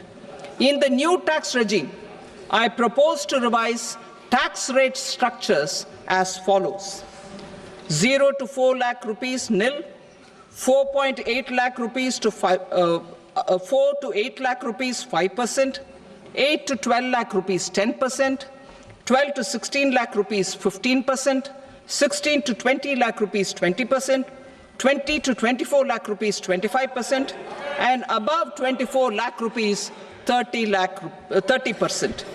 To taxpayers up to 12 lakh of normal income other than special rate income such as capital gains. I read that again. To taxpayers up to 12 lakh of income other than special rate income such as capital gains, tax rebate is being provided in addition to the benefit due to slab rate reduction in such a manner that there is no tax payable by them. मैं मां लक्ष्मी से प्रार्थना करता हूं कि देश के हर गरीब एवं मध्यम वर्ग समुदाय पर मां लक्ष्मी की विशेष कृपा रहे. Okay, so there you saw the action and then the reaction. The Prime Minister speaking about Ma Lakshmi, the goddess of wealth, shining on the middle class, and shine she did to the extent possible in the union budget, though Rajdeep's not fully very convinced about it. No, I'm not convinced that it's a big idea. I'm convinced that I think the Prime Minister... How else do you spur consumption demand? No, I'm not we convinced. were saying if it doesn't happen, then How else do you spur consumption demand? There's a difference between an idea. This is the fact. The biggest question was, how do you spur consumption demand? I'm not sure. Amount too much. I remember a few years ago when corporate tax cuts were there, you said it is going to spur investment. It didn't happen. No, my limited point, trust deficit is still a major issue. I concede and I believe that by doing what you've done, you've sent a very strong political message. You've got the sentiment right. But there is a difference between getting the sentiment right, which I think the government has done and has succeeded in doing that. What's your big idea? How else can she spur consumption demand? She's given cash in the hands of the Indian consumer to go out and spend, which has a cycle of its own. We spoke earlier of the budgets which are seen as landmark budgets, the budgets which change thinking radically. I still believe that remains a problem that this government has had for the last 10 years. there has been a reluctance at one level to do that big idea, which is actually going to take you from 6% to 8 to 9 or 10%. Nobody has addressed to me, how are you going to move to 8 to 10%? Just now you heard Niranjan Hiranandani say that. How are you going to Viksit Bharat 2047 with what you've done today? In a single budget, nothing can take us to that level because now we are a 4 trillion GDP economy. No, it's not about a single budget. From 1991, a child or an infant doesn't grow at the same rate as an adult. I am asking you to actually tell me this. Everybody recognizes that the biggest challenge at the moment is slowing down of growth. Are you telling me this budget is going to kickstart growth? That's all I'm asking. All the technology and innovation efforts that have been mentioned in the budget, all of them are important to go to a 10 trillion GDP level.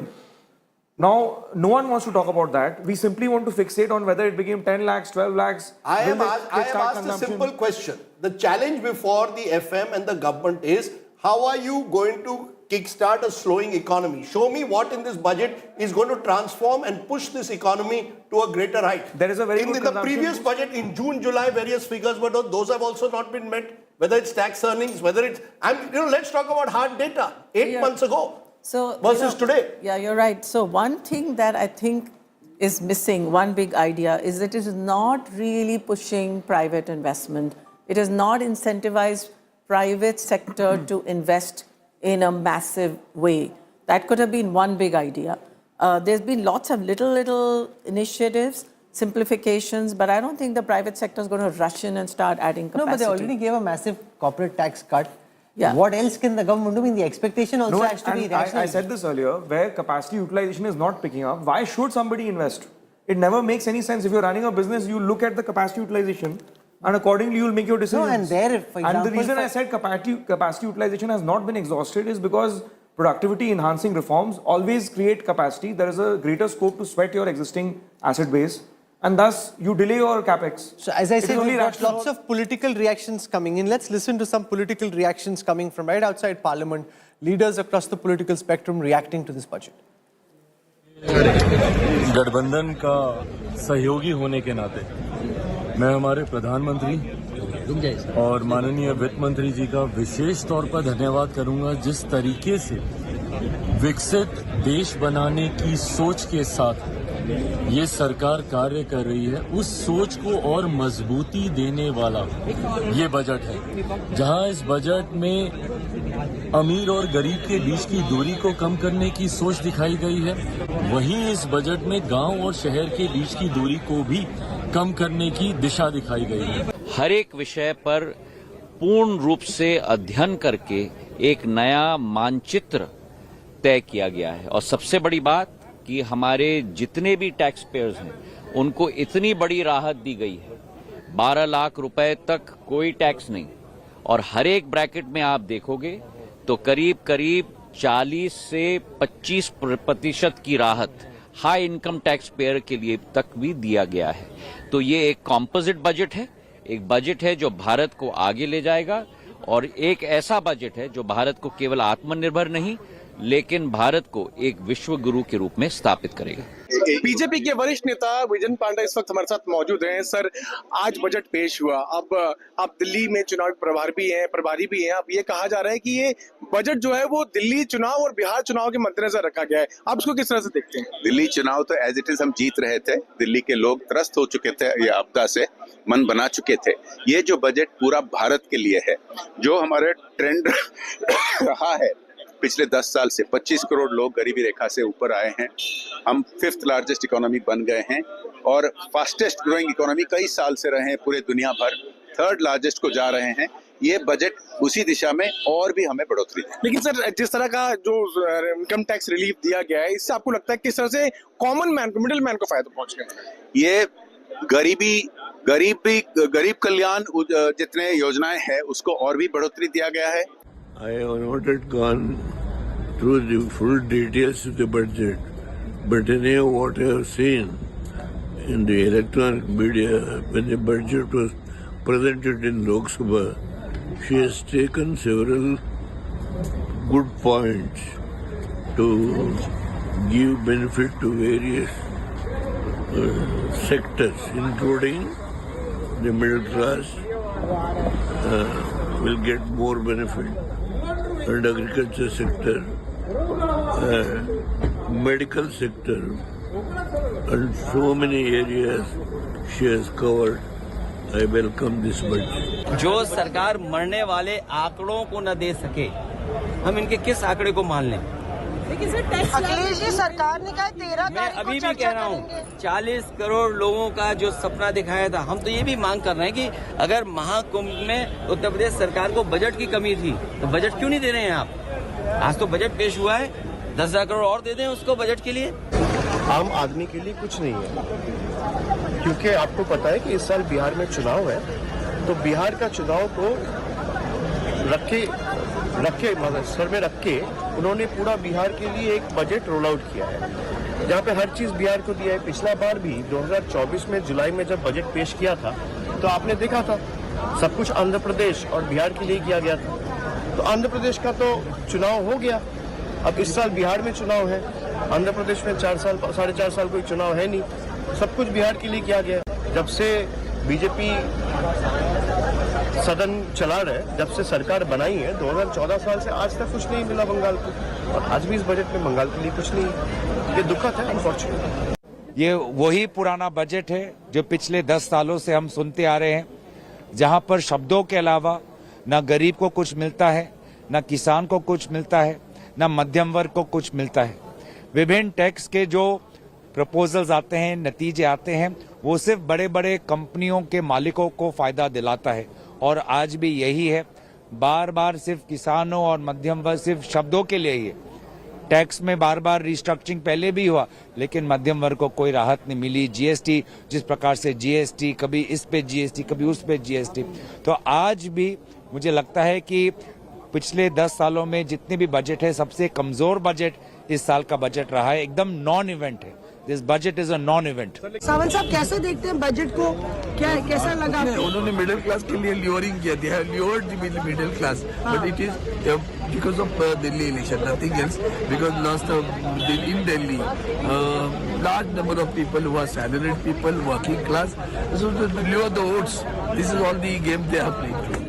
देखिए, सबसे ज्यादा तो स्टेटों के नाम देखिए, बिहार जहाँ पे चोन आ रही है, बिहार बिहार बिहार, उसके बाद असम की आ रही है तो असम, पंजाब का तो नामो निशानी है। वो किसान धरने में बैठे 4 साल से एमएसपी की लीगल गारंटी के लिए। किसान के लिए क्या मखाना बोर्ड, ये बोर्ड, वो बोर्ड। सो किसानों के विरुद्ध एक बजट था, और किसान जो उसके लिए लड़ाई लड़ रहे हैं उनकी तो कुछ सुनी नहीं गई, तो दुख है। मैं कहूँगी कि संतुष्ट इसलिए हूँ कि आज जनता की सुनवाई फाइनली इस गूंगी बहरी सरकार ने। पिछले 10 साल से जनता की एक ही अपेक्षा थी, एक ही मांग थी कि आप करिए, जो गरीब जनता है उनके लिए काम करिए, उनके लिए व्यवस्थाएं बनाएं, और जो मिडिल क्लास है उनको भी राहत की सांस मिले। 12 लाख तक की जिसकी सैलरी होगी और वो न्यू टैक्स रेजिम में चला गया होगा, उनको ये राहत मिलेगी। तो उसको हम स्वागत करते हैं, क्योंकि उनकी लड़ाई का महत्वपूर्ण मैं कहती हूँ नतीजों को लेकर। मुझे ये समझ नहीं आ रहा कि ये भारत सरकार का बजट है कि बिहार सरकार का बजट है। आपने बिहार के अलावा किसी और प्रदेश का नाम सुना वित्त मंत्री जी के पूरे बजट भाषण में?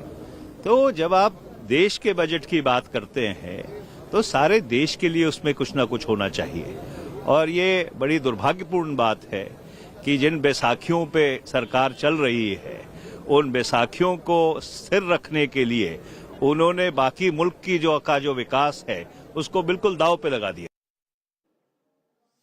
You know, one of the top voices from India's infrastructure sector, Vinayak Chatterjee, managing trustee and founder of InfraVision Foundation, he joins us. Vinayak, welcome. You know, your takeaway on whether you think this budget has done enough to boost growth, and the kind of ripple effect you think that this tax benefits that have been given to the middle class could potentially have on India's consumption story? Probably the most relevant question for this budget, you know, year after year when the budget is presented, the big question asked is how much has the allocations for the infrastructure sector been increased? Because for the last 10 years, the storyline, the economic mantra, the governing economic philosophy has been that infrastructure outlays will pump prime economic growth. And the government has also put out statistics to say that 1 rupee spent on infrastructure results in 3 rupees of GDP growth, etc., etc. So in the past many years, we have seen budgets increase allocations for the infra sector by 30%, 30%. You will remember these years, last 2-3 years ago, 5 lakh became 7.5, 7.5 became 10. Now, wonder of wonders, this year, actually, the allocation for infrastructure, believe it or not, is just flat. It's the same as last year. I have the figures before me. The allocation for the infra sector last year, CapEx, was 11.1 lakh crores. And this year, it is 11.2 lakh crores. So it's flat. There has been no increase in the infrastructure sector allocation worth talking about. However, there is a point of view that the full budget allocation for last year has not been fully utilized because of the slowdown in capex, etc., etc. And out of the 11.1, only 10.2 has been actually utilized. So therefore, if you take the base as actual expenditure expected this year at 10.2 and the budget provision of 11.2, then you could argue that it's a 10% increase. But actually, budget allocation to budget allocation last year to this year is the same. So it is one of the first times in living memory that the budget allocation for infrastructure sector is as close to zero increase as possible. Having said it, it need not necessarily be viewed as a negative, because what it achieves is the FM has done her very, very difficult balancing act. She has cut infra outlays, but she has preserved fiscal discipline, which she has brought the fiscal deficit down to 4.4%. So this is the result of the balancing act. And to the credit of the government in structuring this year's budget, there has been a slew of initiatives for different segments of infrastructure, whether it is maritime or whether it is regional connectivity, etc. And I personally have now picked up from her budget speech 6 elements where she is pressing the button on getting private capex back again. For example, the Urban Challenge Fund mandates PPP. NABFID is giving a credit enhancement for loans taken by private sector for infra investments. She has asked all infra ministries to prepare a 3-year roadmap to prepare a pipeline of PPP projects. The asset monetization pipeline is expected to garner 10 lakh crores in the years ahead. She has extended the sunset clause of sovereign wealth funds and the pension funds, which was expiring on 31st March 2025 for the next 5 years. And finally, she has announced a very important committee to oversee the functioning of independent regulatory authority, non-financial regulatory authorities, which by and large includes a large number of infrastructure regulatory authorities. And I suspect that will also be to, in a sense, look at ways of increasing private capital participation. So that's my storyline. Back to you. No, but you are shocked that infra spending hasn't been increased. The fact is that last year we couldn't spend the money which was allocated in the budget for various reasons, elections and the ability of states to spend. So therefore, why is that a bad thing? I mean, it's better to actually spend out the amount that's been allocated rather than allocate and not be able to spend. Look, the big question is, what has suddenly happened to our execution capacity that when the government makes the money available, we can't spend it? It is, I mean, it is very, very difficult to think of a country where we are looking at removing poverty, where we are looking at removing standards, and we are looking at it with the governing mantra of capex in infra, pump priming growth, and then you turn around and say, I have the money, but I can't spend it. I mean, is that a rational economic argument? I would take this lack of spending very, very seriously, and I would question that if increasing capex from the BJP respond to this. Vinayak Chatterjee questioning very seriously the inability of the central and state governments to spend on public infrastructure despite having allocated funds for this. Let Zafar Islam respond to Vinayak Chatterjee. Thank you, Rahul. First of all, before I respond to Mr. Vinayak Chatterjee, I would also like to respond to some of the opposition leaders I've heard. I think it is their job to criticize every single budget, whether it's 2014 budget or 2025 budget. You will always see their criticism. So even if you bring word to their tweet, they will keep criticizing the government. So it's perfectly all right. However, from that, I think it is very important to understand that the finance minister has a very difficult job, very complex job. she has to balance every budget. She cannot accede to requests coming from different quarters. If she has to balance, sometimes she has given large allocation for capital expenditure, as Mr. Vinayak Chaturvedi said. Last 3 years, consistently there was a consistent growth on capital expenditure. But this year, particularly, will be focused on execution, because budgetary allocation is one thing. But as he rightly said, the revised estimate suggests that the entire money which was allocated has not been spent. So focus will be on execution, and execution is something which is important for multiplier which we want to have in the GDP. Because if railways, the allocation which has been made, a large allocation has been made for railways, for roads, and these infrastructure investment definitely give 3 to 4, 5 rupees for every rupee spent in the multiplier as a multiplier effect to the GDP, particularly if you take backward integration and integration into act. But Mr. Zafar Islam, But let me tell you, is that in a sense a shift in strategy? No, Mr. Zafar Islam, is there a shift in strategy, a conscious shift in strategy, particularly when in this budget it appears that the government has discovered the middle class, or the middle class believes that the government has finally listened to it, and thereby you hope that the middle class consumer now and private investment, you hope, will take the economy forward. Not government capital expenditure, but this time it's the middle class consumer and hopefully private investment which will take the economy forward. Rajdeep, you have to see budget in totality. Government has definitely taken reform measures to boost growth, particularly tax reforms, power sector reforms, urban development reforms. They have taken many measures to boost the economy. Definitely consumption is one concern which every single economist was talking about, and they were all saying that why don't you give money at the hands of people so that they can spend. Now, same people who were criticizing the budget, had we not considered this request, perhaps they would have criticized nothing is for the middle class. When everything has been, the entire coffer has been opened for the middle class, see, people were on the street were expecting that 10 lakh. Relief will be up to 10 lakh. Now the government has gone beyond their expectation, beyond everyone's expectation on the street to 12 lakh. And there's something commendable. Everybody is happy. I have seen many reports. Nobody is criticizing the government because they know that the consumption is something which is important for growth, and middle class needs that kind of additional comfort, which has been provided by the Honorable Finance Minister, Honorable Prime Minister, and I think compliments. I want to go across to Arun Kejriwal now, leading market expert. He's joining us on this broadcast. Mr. Kejriwal, why are the markets reacting negatively to this budget? The Nifty 50 down 163 points, the Sensex down 425 points at this time.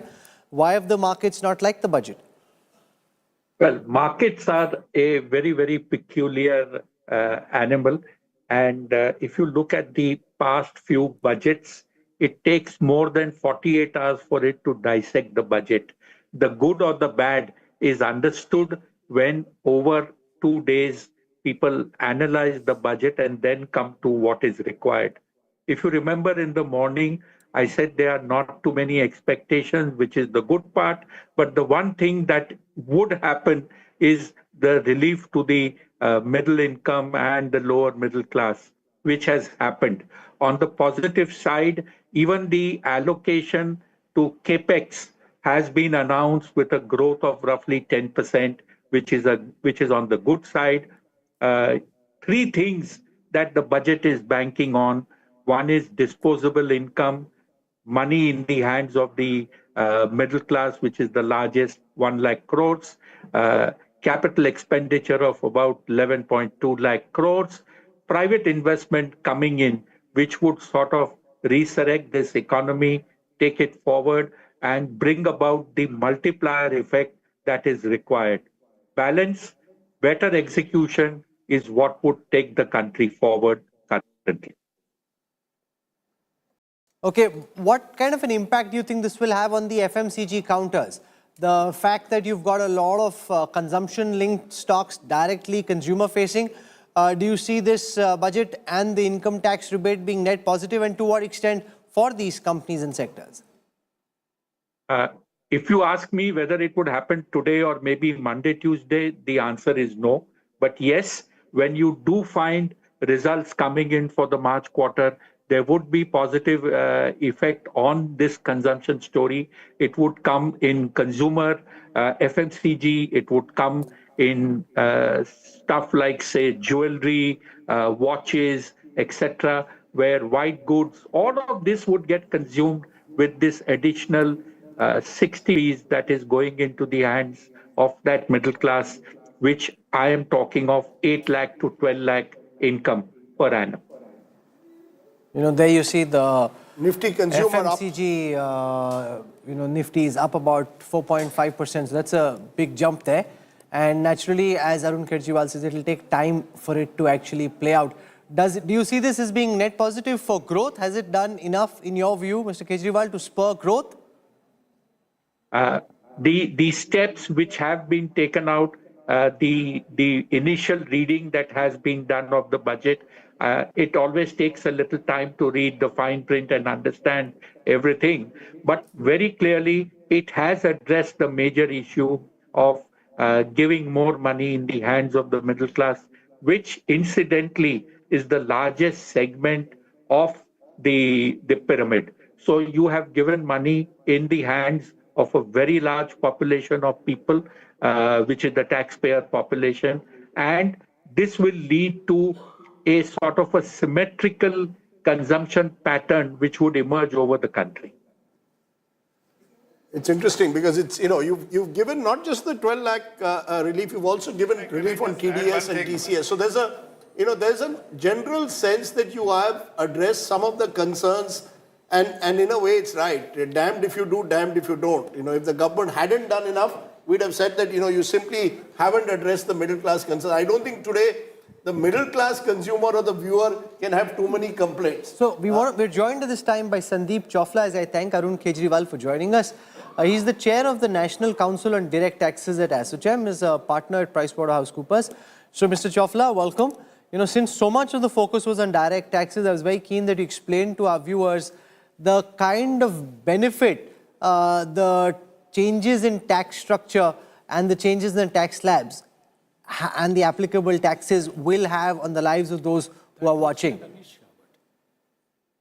We're also joined by Dr. Anish Shah, Managing Director at Mahindra & Mahindra, Group Chief Executive. He's joining us on this broadcast. Dr. Shah, can you hear me? Yes, Rahul, I can hear you well. Thank you. Okay, welcome. So give our viewers your, since Mahindra & Mahindra operates across so many different sectors, give our viewers a sense of how you see this budget being a fillip for the economy to grow faster than it was earlier. Well, there are three specific things we see in this budget. One, clearly a fillip to the economy. The demand stimulus from the tax cuts is a very positive step. It addresses some of the concerns we've seen in the short run. The fundamentals of the economy continue to be very strong, and therefore the second theme is even more important, which is Make in India for the world. This budget addresses a number of issues to help India be more competitive. This is around ease of doing business, around import of capital goods and making them cheaper, which will also help private sector investment. And third is around inverted duty structures and addressing that. And then the third overall theme is inclusive development, the focus on agri, on MSME, on skilling, all factors that are important for the overall development of the economy. So I think this budget balances a number of factors very well. And it's not just a fine balancing act, it also is one that takes meaningful steps in multiple areas. And that's something we see as very positive. You run one of India's biggest conglomerates. There's a sense that in recent times, Dr. Shah, Indian business hasn't done enough despite all the incentives that it's been provided from corporate tax cuts and much more. Will anything change? Will mindsets change in the private sector in the near term? So the private sector will invest when they see demand. That is really the fundamental tenet of capitalism. But from a Mahindra Group standpoint, we have tripled capacity in the auto industry, in the auto business that we have, literally in the last 3 years. So we put in significant amount of capex, not just in auto, but in our farm business as well, in other businesses that we operate. So we've seen a significant level of growth, and that is driven by some of the products that we have. And we feel that from an economy standpoint, we are starting to see capacity utilization start going higher. And with some of the demand stimulus that's provided for in this budget, that will only increase demand and thereby create a greater private sector capex. I see us getting close to an inflection point on that front. How do you see this change in the direct tax code and the changes that have been made in the tax slabs have an impact in the extent to which you see this spur consumer demand across your different consumer-facing sectors? The key is that the biggest benefit goes to the middle class. And when we put more money in their hands, the chances of that resulting in consumption is far greater. And that is a big positive here. So therefore, the tax slabs, I think, have been very well thought through. And a demand stimulus for the economy at this point is just what the economy needed. Interesting. And let's hope, therefore, that Dr. Shah, what we are seeing, that what Mahindra thinks today, as you're saying, the rest of Indian industry will think tomorrow. But the point that Dr. Shah made, which is going to be a point that a lot of industry is going to make, if demand is stimulated, then that's going to have some kind of a virtuous cycle that you're going to set off. Do you see what's happened today, in a sense, becoming a precursor to a potential virtuous cycle of demand finally being triggered off, which is really seen as the major concern post-COVID over the last few years? So first, I think the finance minister couldn't have done anything more on the consumption side. So on the consumption side, this is as big an increase she could give on the tax, benefit. I don't think there could have been a whole lot more. I think what's really now is how much of this is going to go into the products that the companies are manufacturing, and how is this 80,000 rupees going to get used by the consumers? And if it does get used in terms of buying products, then the companies will have some incentive to invest. In some of I'm on some auto boards, and the demand has been weak. In many companies, the demand side of the equation is weak. The products are not selling as fast as they would like them to sell. So hopefully this will get them to clear out. So Chandrajit Banerjee now joins us. Thank you, Dr. Shah, for joining us. We have Chandrajit Banerjee, Director General of the Confederation of Indian Industry, joining us on this broadcast. We have Rajiv Memani joining us as well. I want to go across to Rajiv Memani first, Chairperson at Ernst & Young. Mr. Memani, your expectations around the extent to which this change in direct tax structures will have an impact on trying to boost consumer demand?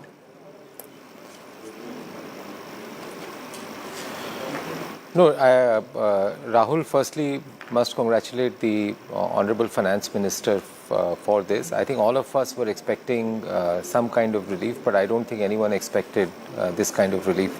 To the best of my knowledge, I don't think this kind of relief right across all the categories of taxpayers who are under the new tax regime has happened in the past. I think it will definitely have an impact on consumption, because more disposable income in the hands of people will lead to greater consumption. We all know, all the data points indicate that, especially in urban India, consumption was lagging, and especially in those products which are consumed more at the middle income level. So this will definitely have a positive fillip, and I think that's probably one of the reasons, both from an equity standpoint and also from an economic standpoint, I think this is probably the right thing to do. Chandrajit Banerjee, of all the inputs you and your teams have been giving to government over the past several weeks, to what extent have you been heard? And the question that Rajdeep was asking about the extent to which you think this could spur investments by India Inc. in the India story? So, obviously, one of the biggest thing that we were talking about was how do we spur consumption demand, and how do we bring relief to the middle income group and the lower income group. So that has been touched. That touches a large number of people, and I think that's a huge area of work which we were focused upon pre-budget, and so happy to see that it has been much more than adequately sort of focused upon, and very innovatively so. Second is another big thing that I would appreciate is about the focus on the agri sector, which really means focusing on the supply side, which means that you are able to supply, work on the food inflation. I think that's a huge positive one sees in the budget. So two very critical areas which not only spurs demand, and let's also the private sector obviously kicks in with the type of the consumption being such a large part of our economy. Obviously the private sector would be facilitated, and you have also seen one very critical thing which has happened is focus on the labor intensive sectors, areas like toys and all of that itself is again will bolster employment in the economy. But why hasn't the private sector done it so far? You see, with due regard, Dr. Banerjee, the truth of the matter is the private sector could have done much more, many believe earlier. The government has made efforts in the past. What is different this time to the previous occasion where the government has made attempts to incentivize the private sector? Why should we believe the private sector that this time will be different? So, number one, it's not right to say that the private sector has not been investing. The private sector has started investing. The government did the heavy lifting after COVID, a huge amount of that. Private sector today, we see certain sectors where there is growth in terms of expansion of investment. Second, what we were seeing is the consumption demand, the muted consumption demand.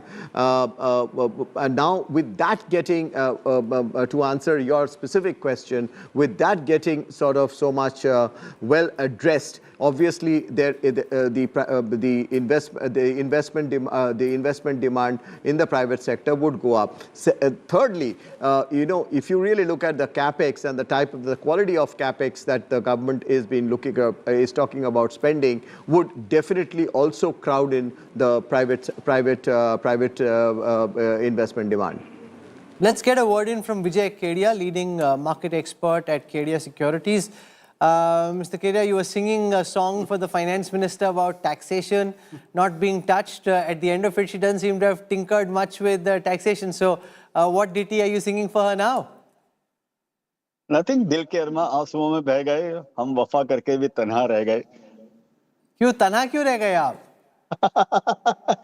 Because there is nothing for a stock market. The best thing for a stock market is that capital gain tax has not been raised. So, so that is the best thing. But nothing about the stock market. But you should be happy then. Why are the markets sad? Sensex down 210 points, Nifty down 59. It's the consumer-facing stocks index which is doing well. But why are the markets seeming slightly desolate? No, because I think one should not read about all these consumer stocks rising today 4-5%. They're already 10, and they have not participated in this bull market in the last 2-3 years. So I don't think that one should read anything into that. And whatever they are talking about, 1 lakh crore of whatever sacrifice they have done, I think this is very small amount to stimulate $4 trillion economy or $3.5 and $4 trillion of stock market. And also I think they have to do more. That animal spirit is still not there. I think unless we touch the subject of unemployment, I think this market, as I said in my earlier interview, it's very difficult for this market to bring that momentum back, which we had seen in last few months or last few years. We leave it there, Mr. Kedia. Thank you for joining us. Let me put that question to Rajiv Memani on the quantum of the money that's been infused as a result of the reduction in taxes. Because it's 1 lakh crores, the likes of Vijay Kedia argue that isn't enough. But before that, let me get a word in from Sandeep Chofla. He's a partner at PricewaterhouseCoopers PwC and heads the Direct Tax Council of ASSOCHAM. So now explain that, Mr. Chofla, in terms of the impact that you think it will have. The likes of, Mr. Kedia, who's a markets expert, saying it's too small to actually stimulate a $4 trillion economy. I think, Rahul, one of the asks of middle class was that given the fact the inflation has been rising, given the fact that the consumption had been going down, and the middle class really was asking for respite in terms of moderation of the slab rates and reduction of the tax rates. So that has been done. And therefore, as the Honorable Finance Minister announced, that up to income levels till about 12 lakhs, there will not be any tax. Of course, that needs to be understood and analyzed. So basic thing is that whatever was the tax outgo for the last year, compared to that, what she's proposed, there is a significant relief. And in addition, there are other reliefs also for the individual taxpayers in terms of, if you have up to 2 self-occupied house properties, then the annual value will be nil. Now, whether it will have an impact on the economy, to my mind, putting more money into the pocket of the middle class does result in some way, may not be entirely, but in some way or fashion, it does result into spending. And that would have naturally have a positive impact on the demand side, and therefore the consumption will rise. Now, whether it will have an impact on the stock market at this point in time doesn't seem so. The Finance Minister spoke of reducing cesses and surcharges to 1.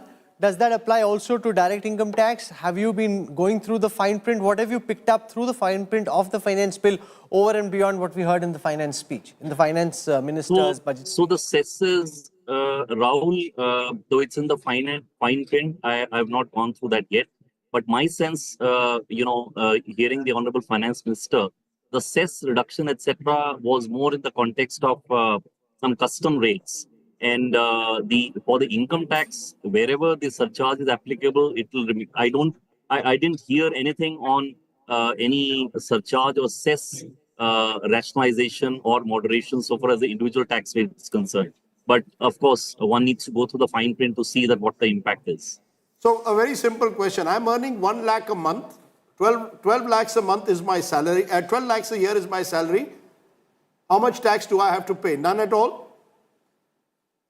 Well, there would be some tax because there are slab rates which have been announced, but compared to the last year, so 10%. Your tax outgo would be less by 80,000 rupees. That's what the broad calculation is.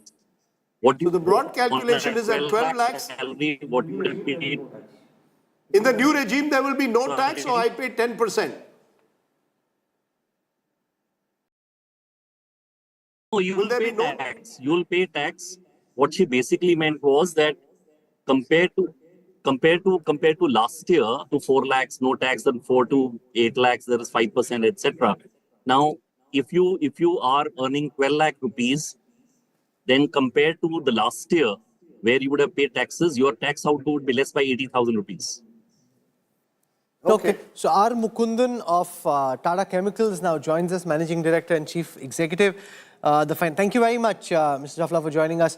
Mr. Mukundan, the Finance Minister spoke a lot about deregulation, reducing compliance burden, trust. Do you see that as being just political talk, or do you see also a will to actually translate that talk into action? See, I think when you step back and see what this budget has done, budget has addressed the key issue we were highlighting in terms of consumption by putting money in the hands of the people through tax slab, which we were just now speaking about. The second thing, it has also addressed the sectors which are creating a lot of jobs. Even today, 40% of India's employment is in agriculture. It addressed it started with agriculture, then went on to MSME, focused on exports. So this is a budget which has actually focused on two key issues which the government needed to address. At the same time, there's a flight path to fiscal consolidation. While doing that, they've also addressed the gap in infrastructure funding through private-public partnership. And that's where the trust comes in. You know, when you say that, listen, I think let there be a private-public partnership, you can't build that without trust. I think the trust word is going to address some of the issues we need to do when we want to build infrastructure of the scale we need in India.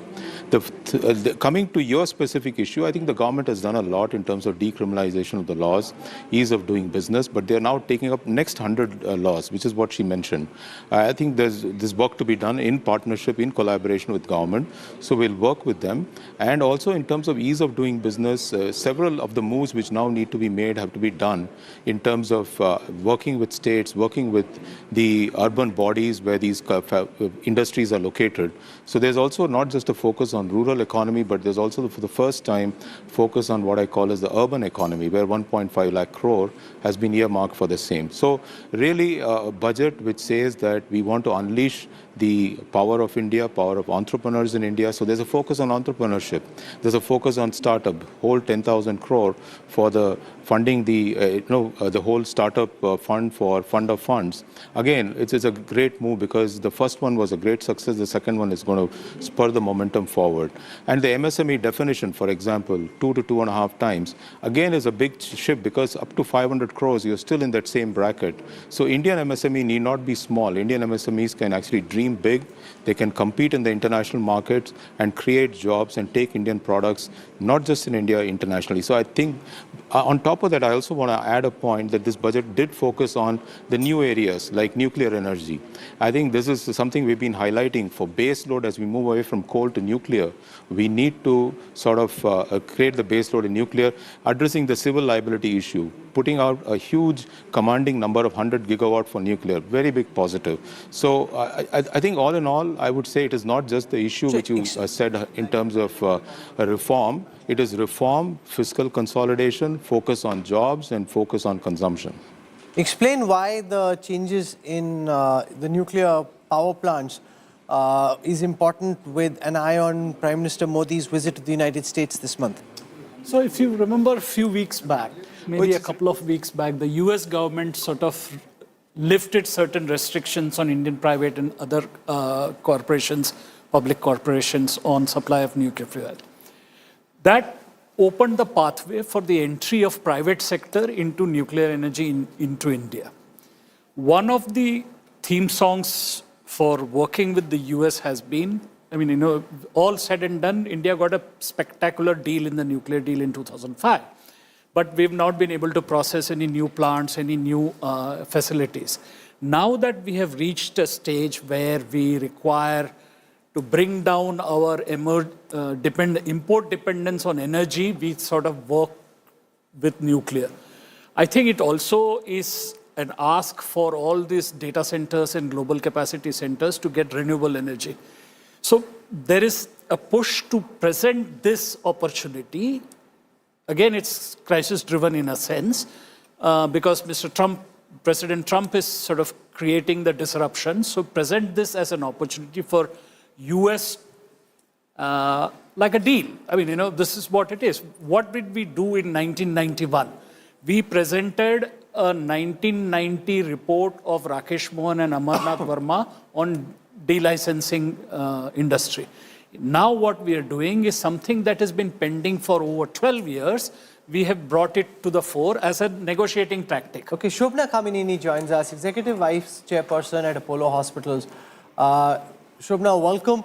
Take our viewers through the impact of the changes that were made and the potential consequence of Donald Trump's, he's spoken of imposing new tariffs on Indian pharma companies. How is that likely to impact India's pharma sector in your view? Please come in.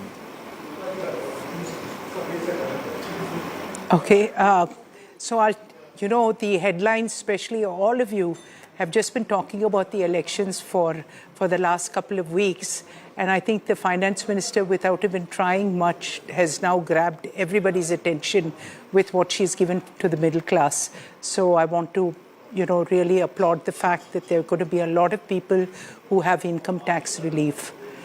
Coming to your specific question about the pharma relief, so 20% of the world's medicine is made from India. And a lot of the companies actually, I was there, Rahul, along with you in Davos when President Trump said, if you make in the US, your tariffs will be 15%. So I think a lot of Indian drug companies finish their goods there. So I think there's an opportunity to take advantage of that and probably grow the market. But definitely tariffs are going to be an area where countries will have to very smartly navigate. And it's an opportunity for India, I think, because our Prime Minister always puts his best foot forward when he meets with the US. And I think that the US, whatever it says and does, it realizes that it needs a strong partner to be able to trade with. I just want to bring in Zafar Islam for a moment. He WhatsApped me saying he wanted a word in. Zafar Islam, what did you want to say? Well, Rahul and Rajdeep, you are posing a question whether 1 lakh crore what relief has been given to the taxpayers and to the people of the middle class, people are responding that it is not sufficient. I think you should pose this question to the common man on the street. The middle class, I think their response will be very different, because people who are dealing in trillions and talking about trillions perhaps may not be able to appreciate what 80,000 is all about. And those who have a salary of 12 lakhs, 80,000 benefits is something which will definitely be paramount importance for them.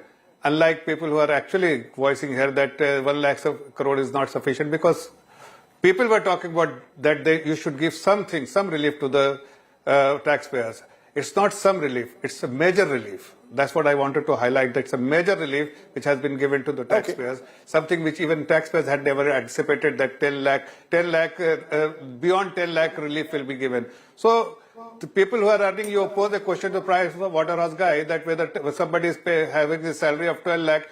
I must tell you that people who have a salary of 12 lakh per annum will not have to be paid. Even 12.75 lakh will not have to pay any tax, zero tax liability for them, except in the case of where they have a capital gains tax, perhaps that is applicable, or any additional special rate, which is not applicable under the relief which has been given. Away from that, a simple salaried class, 1 lakh salary up to 12.75 lakh is absolutely zero tax liability. Shobhana Kamineni, what kind of a multiplier effect do you see from that 1 lakh crore rupees which has been freed up through direct taxes, left in the hands of consumers to go out and spend on whatever it is they want to go out and spend on or invest? And how do you see that play out and the impact that could have on India's growth prospects?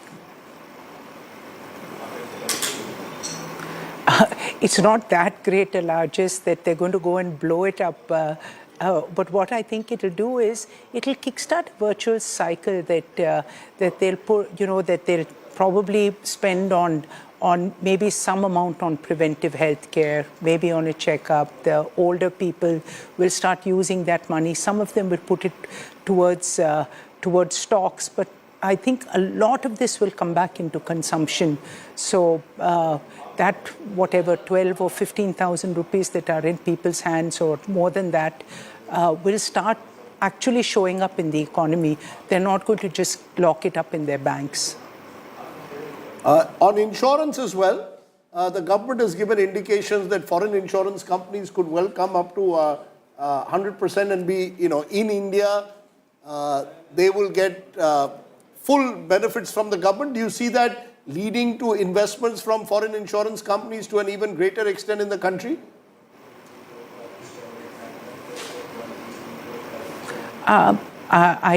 Quite frankly, I was in that sector. I think that every foreign insurer is really looking for an Indian partner also, because they don't want to own this 100%. It's always better when they have an Indian partner who can help them navigate and actually use their network to increase their base. But definitely, I think that it will allow people to invest more. The insurance companies will have deeper pockets, and maybe they'll expand the market a lot more.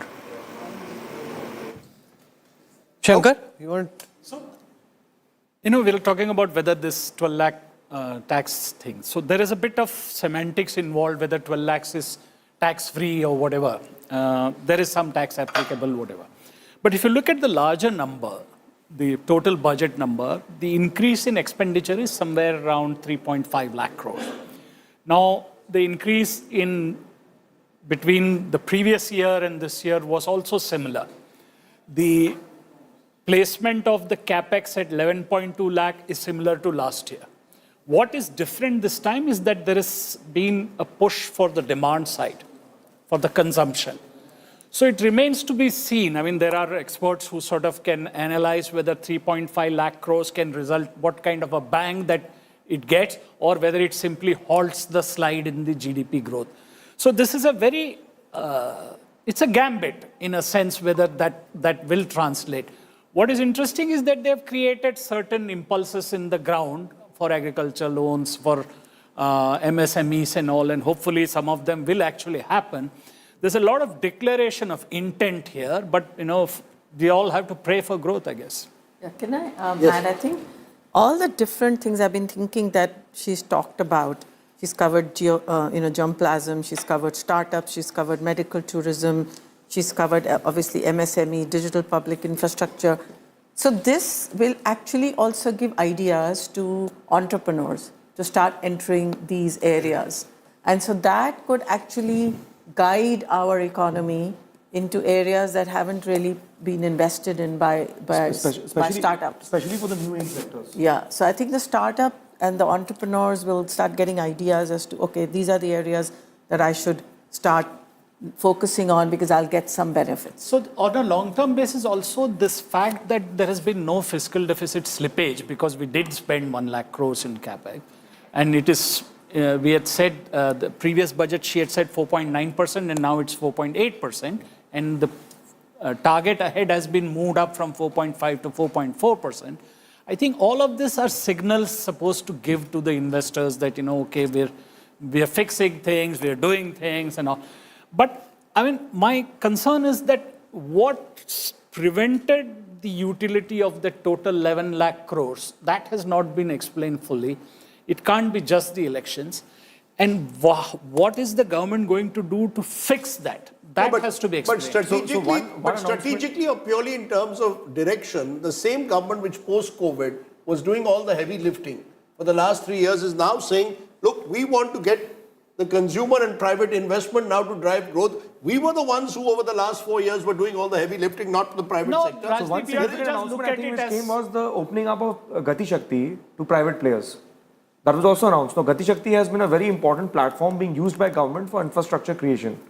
No, so the question, as Vinayak Chatterjee said, giving it for private players. No, but over the last 4 years, the execution efficiency. No, the question is over the last 4 years, the government has done a lot of the heavy lifting, or was ready to do a lot of the heavy lifting in 2024. Has that shifted to the government now expecting the private sector and the consumers to drive growth? So let's look at it like, it's the 7th over of a T20 match. You change the field settings for the spinner or somebody else.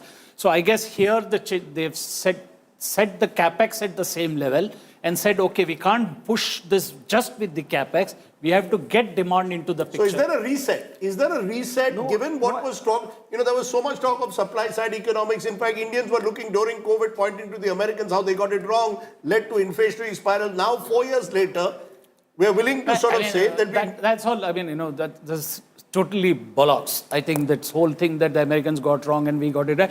We didn't do anything and got inflation. So, I mean, let's not sort of pat ourselves on the back. But 4 years later, are we resetting? We are resetting in the sense that there is a greater recognition that the private sector has to play a role. But the private sector now has an additional Trump challenge facing it. So whether it invests or not is going to be a major question. I mean, I'm like everybody celebrating that consumption is 61% of GDP, but I don't know whether it's 61% because we are doing better or with 61% because agriculture industry are doing poorly. But with the country our size and the scale, you cannot have just the government or the private sector. Both have to. Absolutely, it has to. Both engines have to fire. All sectors have to do their job. Each one has its own role. And so what we'll do is we'll take a break right now. We'll have more coverage, reactions to the budget. There's also the big general Delhi elections, which campaigning for which ends tomorrow. So we're tracking all of that and more. 2 days actually. सदस्य इसके पक्ष में हाँ गए, जो सदस्य विरोध में ना गए, मेरे विचार में निर्णय हाँ वालों के पक्ष में हुआ, हाँ वालों के पक्ष में अनुमति प्रदान की जाती है। माननीय मंत्री जी अब विधेयक को पुनर्स्थापित करें। Sir, I introduce the bill. Thank you. सभा की कार्रवाई सोमवार दिनांक 3 फरवरी 2025 को प्राप्त 11 बजे तक के लिए स्थगित की जाती है। Finance Minister Nirmala Sitharaman, in her 8th budget, has just delivered massive changes in income tax, which will concern every single citizen, or many of you watching at this time. Let's try and make sense of what she is doing and why. She's also foregoing government revenue to the tune of 1 lakh crore rupees, she said, on direct taxes as a consequence. This at a time when the government was trying to mop up revenue. Shankar Iyer, this is big. This is what the middle class has been waiting for. This is what viewers of India Today have been waiting for. Try and explain how this plays out and the impact it has on the lives of our viewers. So, essentially the tax proposals free about 70,000 rupees at the lower tax levels and over 1 lakh at the higher tax levels at the hands of the taxpayer. The bet is basically that this will drive consumption, this will boost sentiments, and that this will register growth on the scale.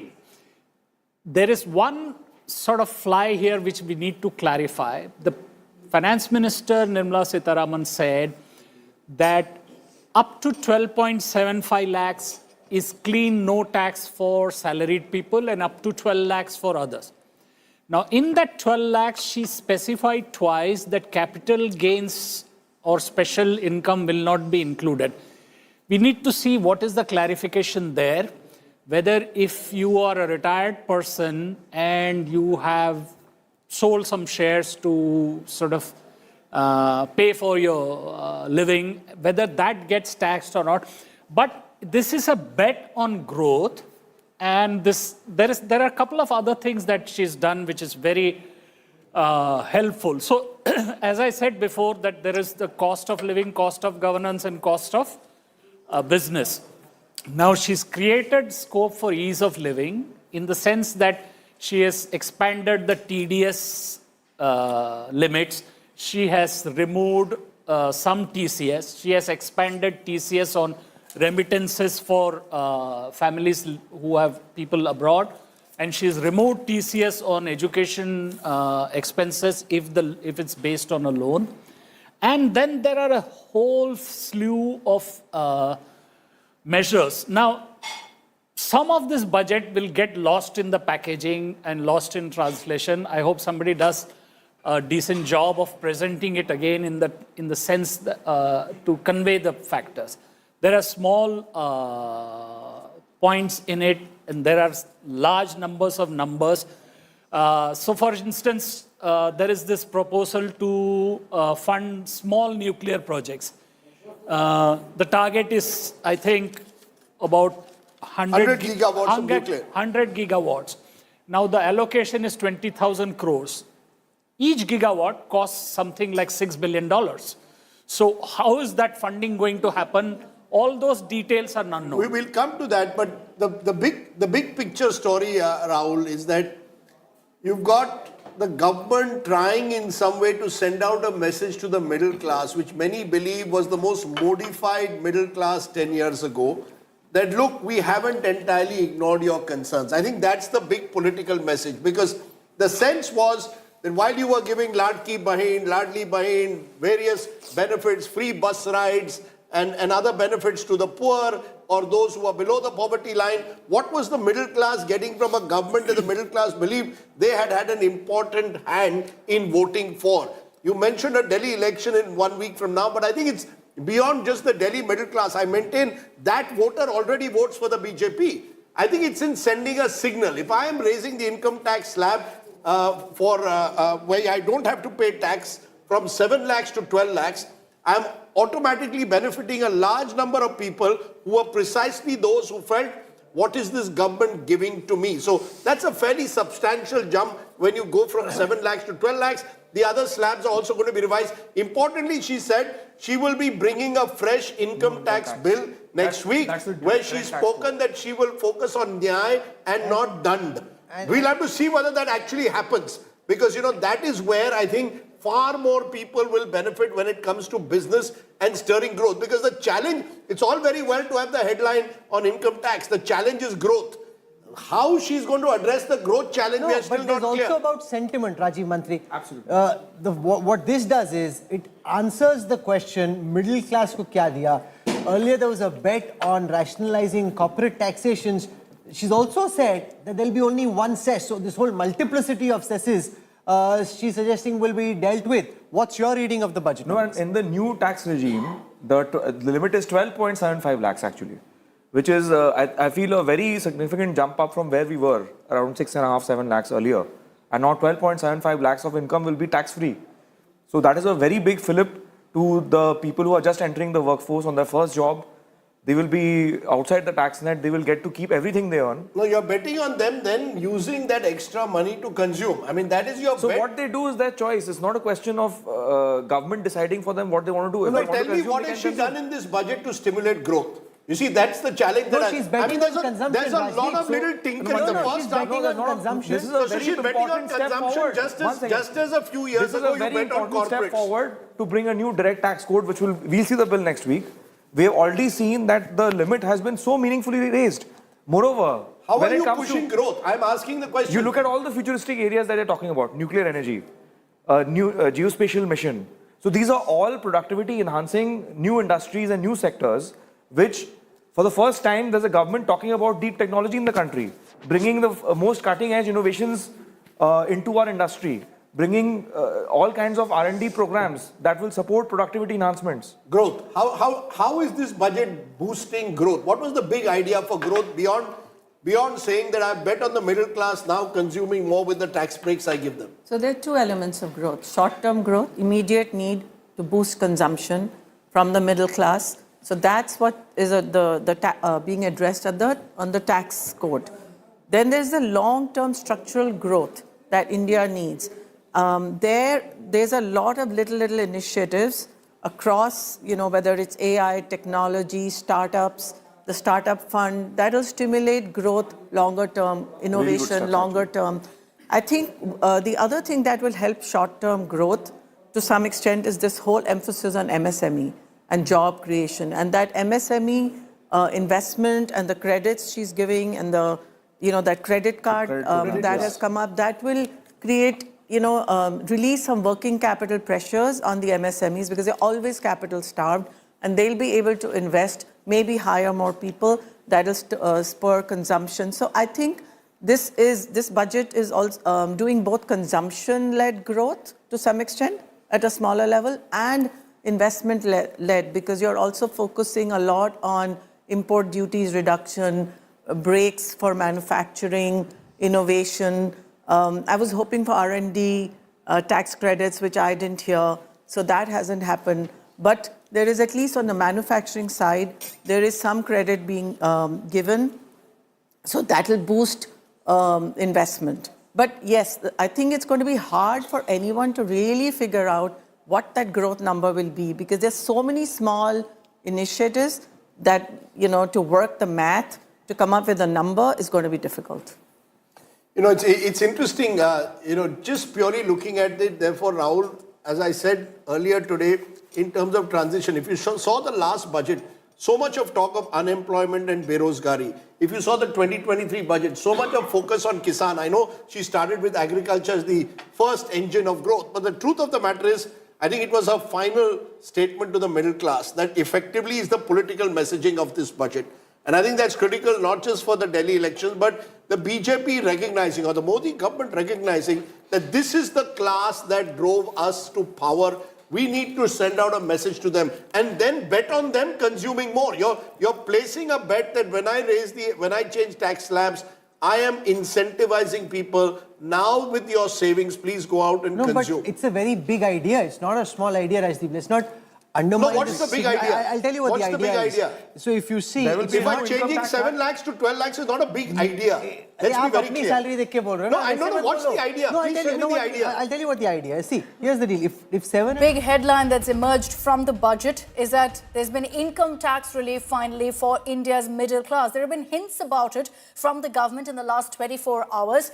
And today, Finance Minister Nirmala Sitharaman, while putting the focus on the middle class and saying that they wanted to give back to the middle class, announced a mega tax bonanza.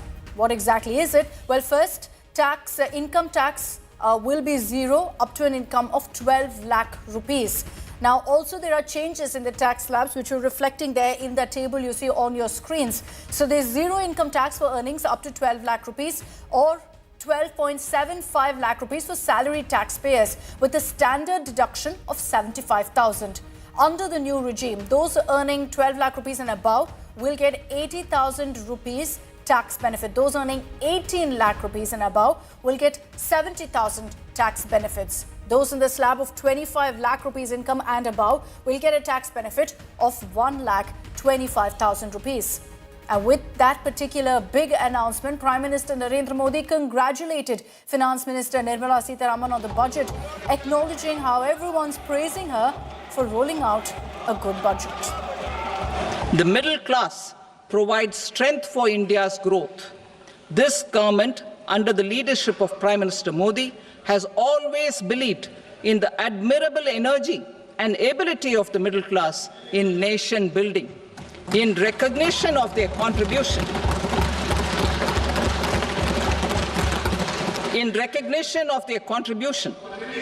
we have periodically reduced their tax burden.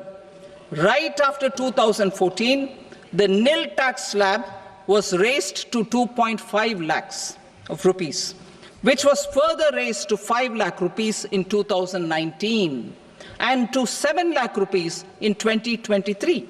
This is reflective of our government's trust on the middle class taxpayers. I am now happy to announce that there will be no income tax payable up to income of 12 lakh rupees.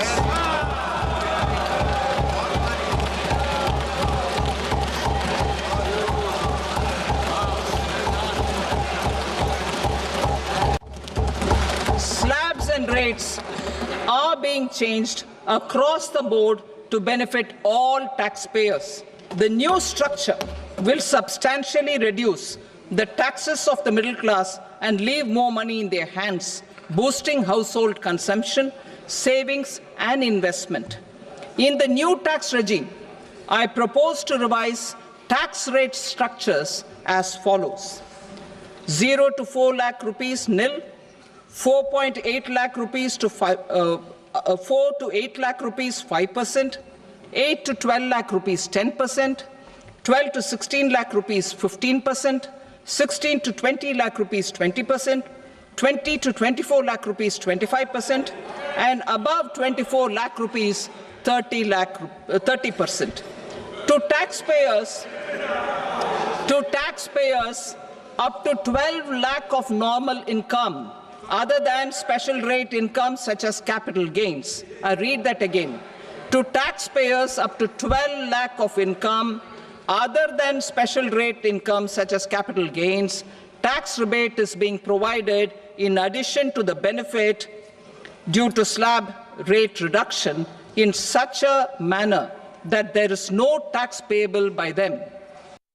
Our government is committed to keeping an ear to the ground and a finger on the pulse and responding while balancing our national building efforts. The following measures will detail just how our government, under the guidance of PM Modi, has taken steps to understand and address the needs voiced by our citizens. My tax proposals are guided by this spirit.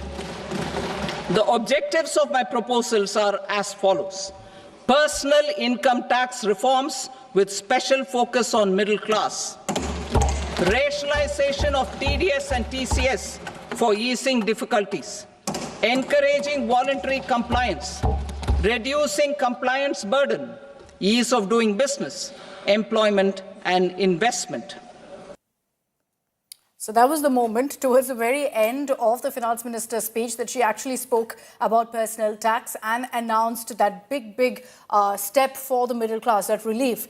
But there was a hint that came in yesterday. Prime Minister Modi, just before the start of the budget session of Parliament, did drop a hint about this tax relief for the middle class, for the poor. मैं मां लक्ष्मी से प्रार्थना करता हूं कि देश के हर गरीब एवं मध्यम वर्ग समुदाय पर मां लक्ष्मी की विशेष कृपा रहे. Okay, at this point, even as you've got this announcement being made, let's understand if this amount of income till 12 lakhs is actually tax-free. Is it a rebate or is it an exemption? Well, at this point, if we break it down for you, under Section 87A, the rebate has been hiked to 60,000 rupees. Previously, it was about 25,000 rupees. What that means is that income up to 12 lakh rupees is effectively made tax-free. As I said earlier, Section 87A rebate was earlier 25,000 rupees. Again, to highlight for you, from 25,000, it's gone to 60,000.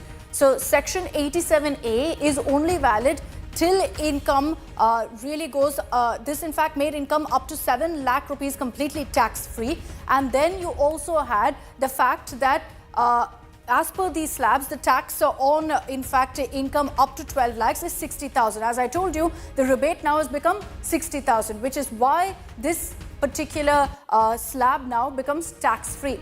5% on 4 to 8 lakhs is 20,000 rupees. 10% on 8 to 12 lakh rupees is 40,000. And that's exactly why it becomes tax-free income. It's not an exemption. It is a rebate. And remember that this comes into effect only if you choose the new tax regime. And now the important highlight is that this entire new tax system, the new tax slabs and this new rebate will come into effect only from April, not immediately. It is for 2025 to 2026. So from April is when that financial year actually kicks off. Karishma Asudani is joining us live with more details really on the takeaways from this budget. Karishma, everyone, of course, is talking about how to read into this income tax relief that's come for the middle class. And if you look at really this particular column that we have, I'll just explain this before I bring in Karishma as well, of how you save tax. And we've broken it down to different amounts right now. So you have rebate. Again, let me highlight, not an exemption, it's a rebate. So on 8 lakhs, the total benefit you will get is 30,000. The present tax is 30,000, you get back 30,000. So you take it down to each of the amounts annually. At 12 lakh, 80,000, you get back 80,000 right now. So that really is the difference. Karishma, important to highlight here that this is not an exemption. It's a rebate. What that means is that first, while it will be taken away from your income, you can go ahead and submit the claims and then it comes back to you.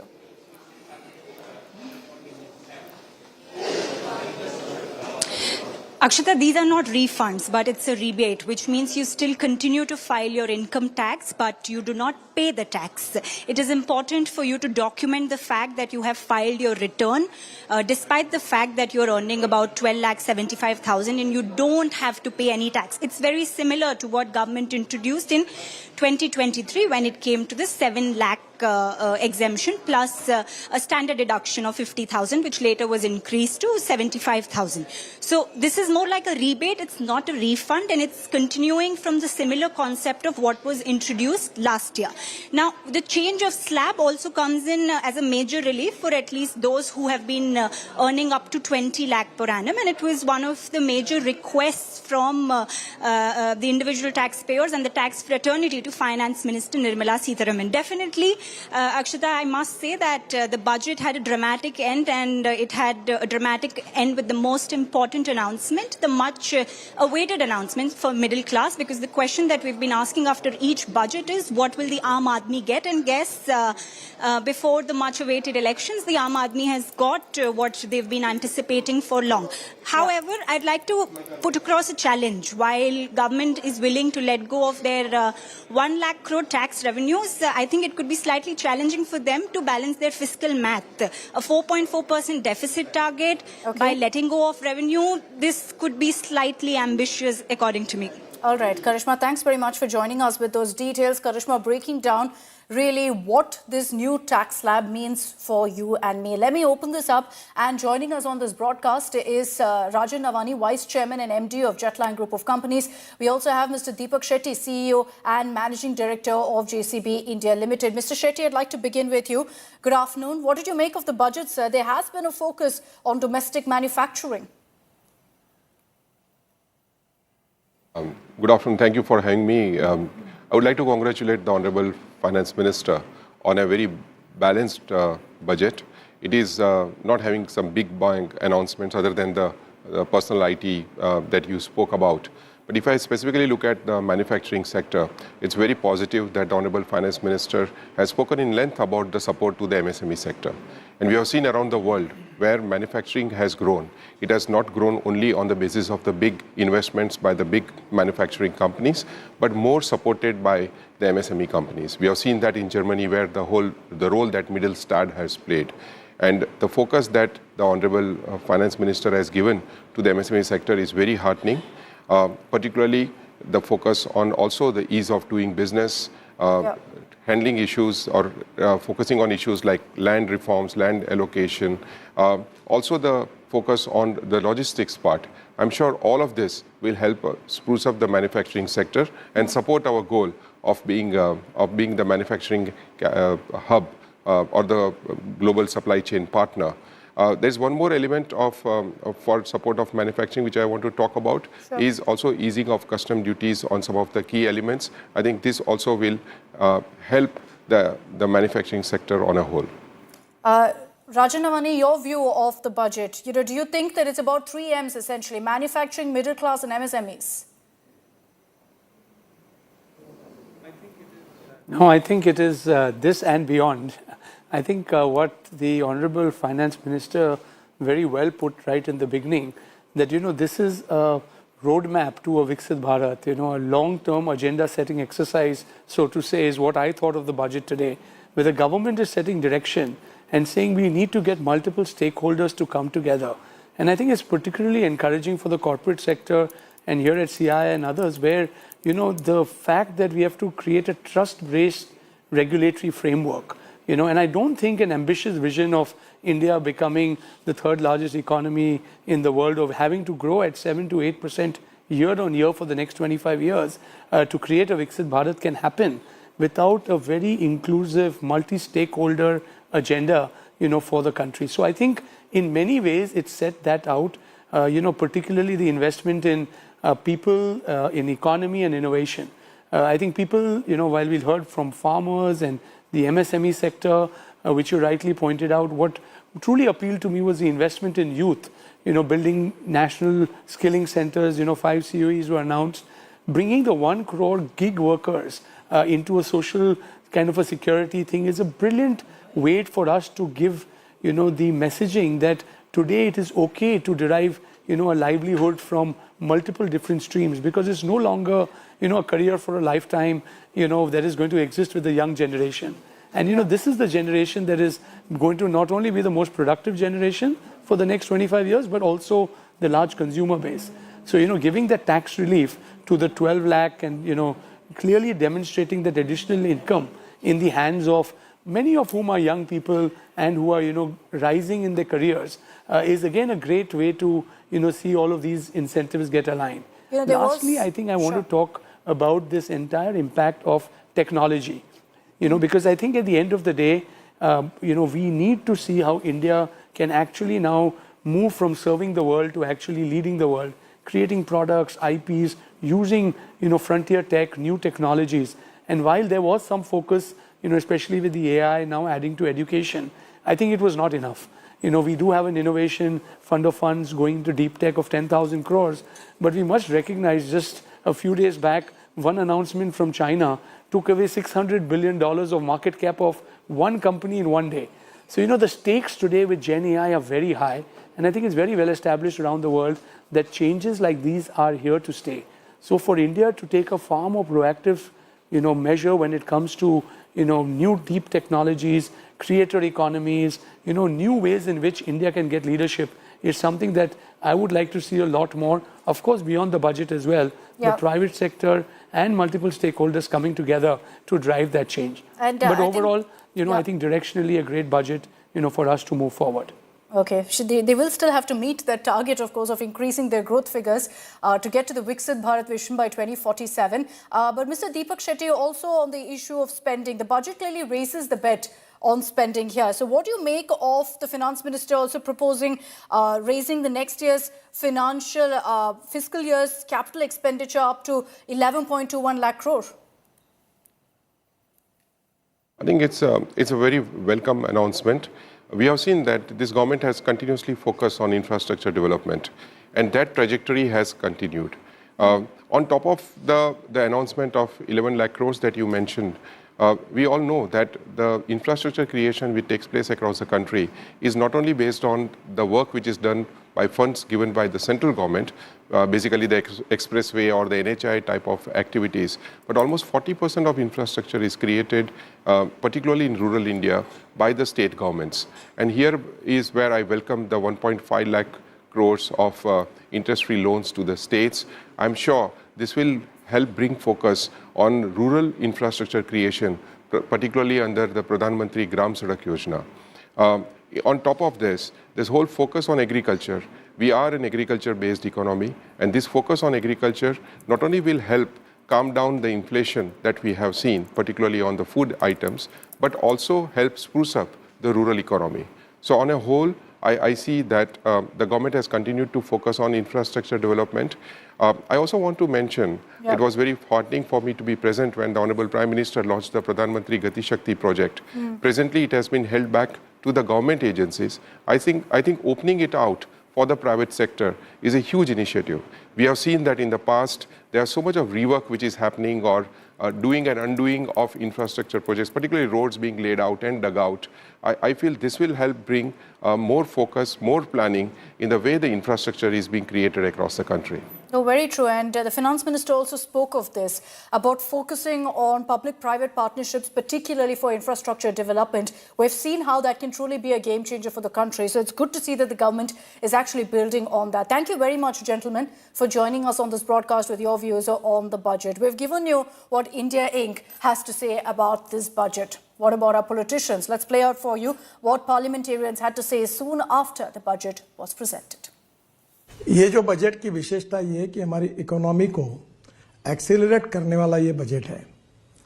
जहां तक infrastructure को हर समय वित्त मंत्री प्राथमिकता देते हैं, इस समय भी हमारा बजट बढ़ा है, जिसके कारण इंफ्रा रोड सेक्टर में इसका बहुत बड़ा फायदा होगा। मुझे इस बात की खुशी है कि कृषि विभाग की ओर उन्होंने विशेष रूप से ध्यान दिया है। तिलहन हो, विशेष रूप से तेल बिया हो, इसके उत्पादन कैसे बढ़े और किसान आत्मनिर्भर कैसे बने, इसका भी विचार किया गया है। विशेष रूप से इनकम टैक्स के बारे में एक रिफॉर्म करके नया कानून लाकर इसको और सरलीकरण उसका करना, ये जनता के लिए बहुत बड़ी राहत होगी। वित्तीय वर्ष 2025-26 के बजट में डिफेंस मिनिस्ट्री को 6,81,000 करोड़ रुपए से अधिक का एलोकेशन किया गया है, जो पिछले साल के बजट एलोकेशन से 9.5% अधिक है। और मुझे बताते हुए प्रसन्नता हो रही है कि डिफेंस बजट यूनियन बजट का लगभग 13.44% है। डिफेंस फोर्सेस का मॉडर्नाइजेशन हमारी सरकार की यह प्राथमिकता रही है और हम इसके लिए निरंतर कार्यरत हैं। इसके लिए 2025-26 में 1,80,000 करोड़ रुपए का कैपिटल एलोकेशन किया गया है, जो हमारी सेनाओं की कैपेबिलिटी को और अधिक बढ़ाएगा। देखिए, ओपोजिशन ऐसा नहीं कहना चाहिए बिहार स्पेसिफिक है, तो बिहार के हमारा देश का राज्य नहीं है क्या? बिहार आगे बढ़ेगा, सब कुछ होना चाहिए। बिहार के साथ साथ पूरे राज्य के लिए, पूरे देश के लिए काम किया है। इसको एक, अगर किसी राज्य में एक कोई प्रोजेक्ट घोषणा होता है तो बजट क्या एक राज्य के लिए होता है क्या? हर राज्य देश का हिस्सा होता है। तो मैं तो मखाना खाने वाला आदमी हूँ, मखाना बोर्ड बनाया तो और कुछ नहीं होगा क्या? I would recommend you read the whole budget, but if you have to look at the main key, I think this is a feel-good budget. This is one in which it will incur more spending. Infrastructure, the capex has gone up. If you look at the income tax, especially personal income tax, again, it's a very massive increase from 7 lakhs to 12 lakhs. And if you add the salary classes, 12 lakhs 75,000. ये आत्मनिर्भर भारत के निर्माण का budget है। विकास की ललक, विश्वास की महक और विकसित भारत के निर्माण की तड़फ है। कृषि और किसानों के कल्याण पर सर्वोच्च ध्यान दिया गया है। चाहे किसानों के निवेश की क्षमता बढ़ाने का सवाल हो, किसान क्रेडिट कार्ड पर अब 5 लाख रुपया तक मिलेंगे, यह मध्यम वर्ग के लिए वरदान है। कोई कल्पना नहीं करता था कि इनकम टैक्स में छूट की सीमा 12 लाख रुपए तक हो जाएगी और इसके लिए बहुत बहुत धन्यवाद वित्त मंत्री जी को और विशेषकर प्रधानमंत्री जी को। हमारी फाइनेंस मिनिस्टर निर्मला सीतारमन जी ने एक बहुत ही जबरदस्त इस प्रकार का बजट पेश किया है। विशेष रूप से इसको हमारे मध्यम वर्ग के लिए ड्रीम बजट कहा जा सकता है। ऐसा बजट उन्होंने पेश किया है, इसलिए मैं उन्हें बहुत बहुत बधाई देता हूं।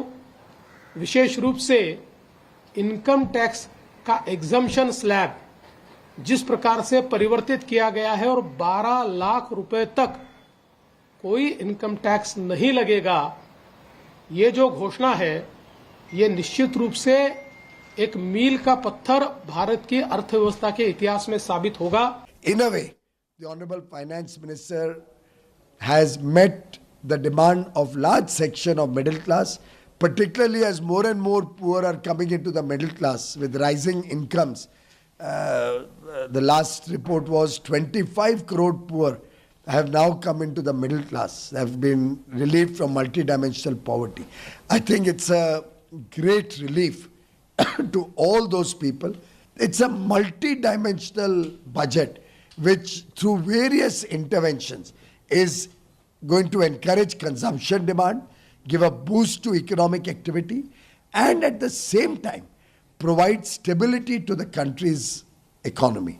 हर एक विषय पर पूर्ण रूप से अध्ययन करके एक नया मानचित्र तय किया गया है और सबसे बड़ी बात कि हमारे जितने भी टैक्स पेयर्स हैं उनको इतनी बड़ी राहत दी गई है। 12 लाख रुपए तक कोई टैक्स नहीं और हर एक ब्रैकेट में आप देखोगे तो करीब करीब 40 से 25% की राहत हाई इनकम टैक्स पेयर के लिए तक भी दिया गया है। तो ये एक कॉम्पोजिट बजट है, एक बजट है जो भारत को आगे ले जाएगा और एक ऐसा बजट है जो भारत को केवल आत्मनिर्भर नहीं लेकिन भारत को एक विश्व गुरु के रूप में स्थापित करेगा। ये आम आदमी का बजट है, ये गरीबों का बजट है, ये किसानों का बजट है, उद्यमियों का बजट है, मिडिल क्लास की चिंता करता है और देश की चिंता। 2 शब्द, शानदार बजट, जोरदार बजट। अगर आपको याद होगा कि लास्ट बजट जब भी हुआ तो कह रहे थे कि आंध्रा का बजट है, अभी बिहार का बजट कह रहे हैं, दिल्ली का बजट कह रहे हैं। मुझे लगता है कि अभी ऑपोजिशन को आलोचना करने के सिवाय दूसरा कुछ काम बचा नहीं है। मैं कहूँगा यहाँ पर ये सही मायने में कॉमन मैन्स बजट आप इसको कह सकते हैं कि कॉमन मैन का बजट है, मिडिल क्लास का बजट है। मिडिल क्लास को सबसे बड़ी राहत, किसी ने भी विचार नहीं किया था कि इतनी बड़ी राहत मिडिल क्लास को सरकार के माध्यम से दी जाएगी। जो राहत आज इस सरकार के माध्यम से दी गई है, 12 लाख रुपए तक एक भी रुपया जो है टैक्स भरना नहीं पड़ेगा। मुझे लगता है कि ये बजट सही मायने में वेलकमिंग है। She started with agriculture. She started with our concern for the farmers. We are aware of the fact that a huge population is into farming. And 63.64% of the population of the country are in rural areas. So rural prosperity has also been looked at, and for the urban areas also there are things. So I think no segment of population is left untouched. It's a complete budget. So let's explain to you the new tax regime, and we're simplifying it by explaining to you what exactly the regime was earlier versus now. And mind you, this is if you are under the new tax regime. The idea is the government is trying to get more people onto the new tax regime. How are they doing that? Look at the percentage really of the tax now based on before and now. Up to 3 lakh rupees. Now from up to 3 lakh, it's become up to 4 lakh rupees. 3 to 7 lakh rupees at 5%. Now it's between 4 to 8 lakhs. 7 to 10 lakhs, 10%. 8 to 12 lakh, 10%. But mind you, this entire figure till 12 lakh, there's a rebate applicable. So till here, you essentially don't pay any income tax. Now you go through the figures, at one point 30% is above 15 lakhs. That's changed substantially. It's only about 24 lakh rupees that you pay 30% of tax. 12 to 15 lakh earlier was 20%. Now if you compare that, 12 to 16 lakh rupees income is 15%. So for every slab of income, there is some change, some impact that you will feel, especially if you're part of the old tax regime and switch over to the new tax regime. The idea of the government is to get more people to embrace the new tax regime. Let me bring in Aishwarya Paliwal for more details on this. Aishwarya, The middle class is celebrating what they believe to be, of course, tax relief after quite some time. But you have some reactions coming in saying, look, this is no transformative budget. And is this, timed to the elections, to the Delhi elections? We saw a slew of announcements also for Bihar. Well, this is what the opposition parties have had to say, because in the morning we did see that they were all saying that we don't think the government will give anything to the majority of the people, but that is something that the government has done. So with regards to that, the opposition could not speak a lot, but yes, keeping Bihar in mind. In fact, the first glimpse, Akshata, the first hint was from the PM when he said that Lakshmi ji will come to the middle class and to the poor. So that was the first hint. The second hint today was when Nirmala did not just speak anything, but she wore the sari, the Madhubani sari, which comes from the state of Bihar. So these two were very, very clear hints that this is what the government is actually looking at. This is what they are thinking about. And now those thoughts have been put in paper. So definitely it's a huge relief. Now, how will this impact all the other people is something that we will have to see in days to come. But yes, one thing that the government understands is that there are pain points, and they are now looking at those pain points. And obviously the 240 seats, Akshata, that the BJP got was also telling them that something is wrong,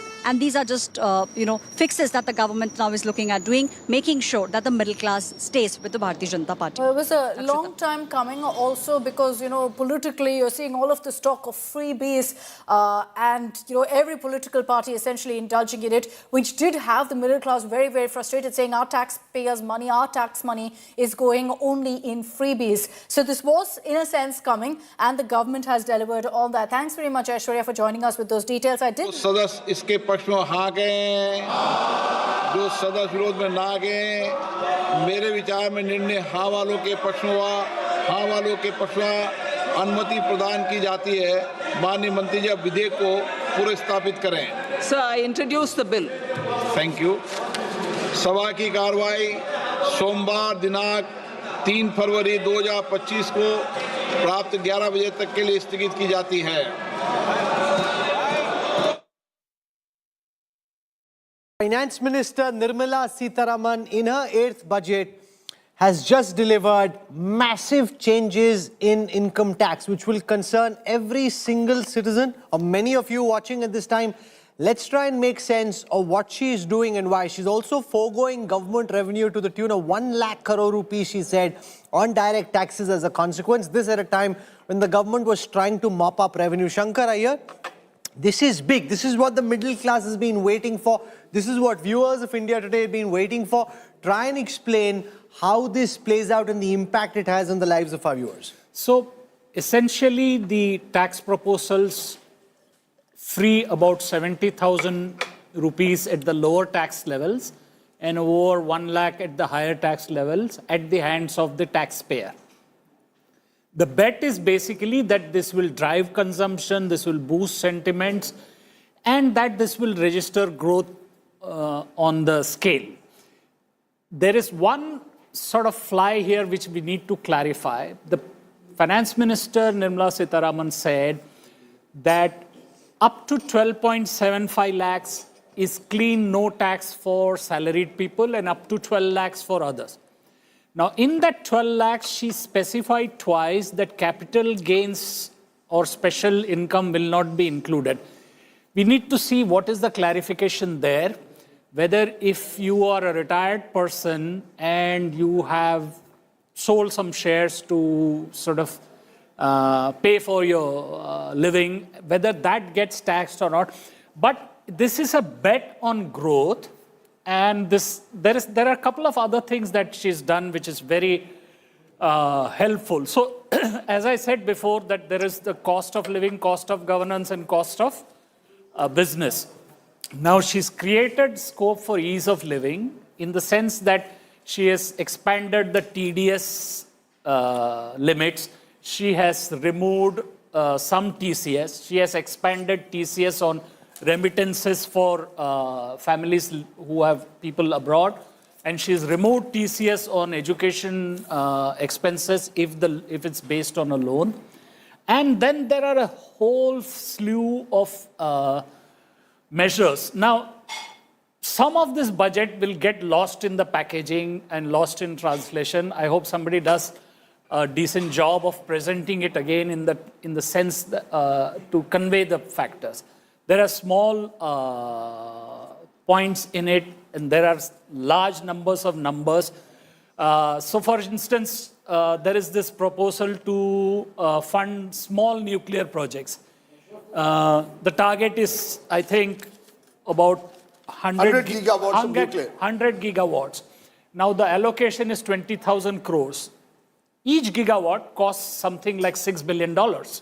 So how is that funding going to happen? All those details are unknown. We will come to that, but the big picture story, Rahul, is that you've got the government trying in some way to send out a message to the middle class, which many believe was the most modified middle class 10 years ago, that look, we haven't entirely ignored your concerns. I think that's the big political message, because the sense was that while you were giving Ladli Bahin, various benefits, free bus rides and other benefits to the poor or those who are below the poverty line, what was the middle class getting from a government that the middle class believed they had an important hand in voting for?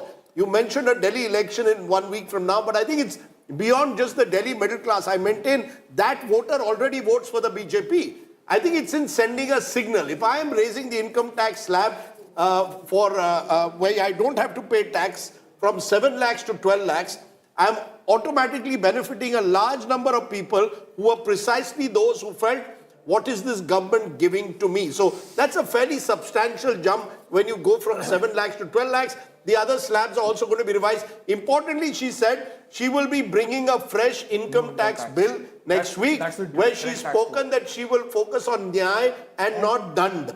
We'll have to see whether that actually happens, because, you know, that is where I think far more people will benefit when it comes to business and stirring growth. Because the challenge, it's all very well to have the headline on income tax. The challenge is growth. How she's going to address the growth challenge, we are still not clear. But there's also about sentiment, Rajiv Mantri. Absolutely. What this does is, it answers the question, middle class ko kya diya? Earlier there was a bet on rationalizing corporate taxations. She's also said that there'll be only one cess. So this whole multiplicity of cesses, she's suggesting, will be dealt with. What's your reading of the budget? No, and in the new tax regime, the limit is 12.75 lakhs actually, which is, I feel, a very significant jump up from where we were, around 6.5, 7 lakhs earlier. And now 12.75 lakhs of income will be tax-free. So that is a very big fillip to the people who are just entering the workforce on their first job. They will be outside the tax net. They will get to keep everything they earn. No, you're betting on them then using that extra money to consume. I mean, that is your bet. So what they do is their choice. It's not a question of government deciding for them what they want to do. No, tell me, what has she done in this budget to stimulate growth? You see, that's the challenge. She's betting on consumption. There's a lot of little tinkers in the first half. She's betting on consumption. This is a very important step forward. Budget है, हमने कई sectors युवाओं के लिए खोल दिए हैं। सामान्य नागरिक विकसित भारत के मिशन को ड्राइव करने वाला है। ये बजट एक फोर्स मल्टीप्लायर है। ये बजट सेविंग्स को बढ़ाएगा, इन्वेस्टमेंट को बढ़ाएगा,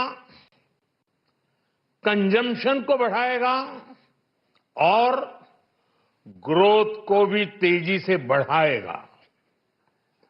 मैं वित्त मंत्री निर्मला सीतारमण जी और उनकी पूरी टीम को इस जनता जनार्दन का बजट, पीपल्स का बजट, इसके लिए बहुत बहुत बधाई देता हूं।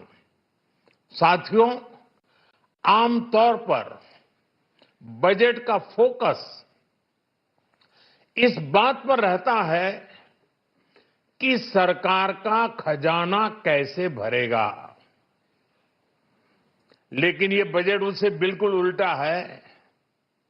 लेकिन ये बजट देश के नागरिकों की जेब कैसे भरेगी, देश के नागरिकों की बचत कैसे बढ़ेगी और देश के नागरिक विकास के भागीदार कैसे बनेंगे, ये बजट इसकी एक बहुत मजबूत नींव रखता है। साथियों, इस बजट में रिफॉर्म की दिशा में महत्वपूर्ण कदम उठाए गए हैं। न्यूक्लियर एनर्जी में प्राइवेट सेक्टर को बढ़ावा देने का निर्णय बहुत ही ऐतिहासिक है। ये आने वाले समय में सिविल न्यूक्लियर एनर्जी का बड़ा योगदान देश के विकास में सुनिश्चित करेगा। बजट में रोजगार के सभी क्षेत्रों को हर प्रकार से प्राथमिकता दी गई है। लेकिन मैं दो चीजों पर ध्यान आकर्षित करना चाहूंगा। उन रिफॉर्म्स की मैं चर्चा करना चाहूंगा जो आने वाले समय में बहुत बड़ा परिवर्तन लाने वाले हैं। एक, इंफ्रास्ट्रक्चर स्टेटस देने के कारण भारत में बड़े शिप्स के निर्माण को बढ़ावा मिलेगा। आत्मनिर्भर भारत अभियान को गति मिलेगी। और हम सब जानते हैं कि शिप बिल्डिंग ये सर्वाधिक रोजगार देने वाला क्षेत्र है।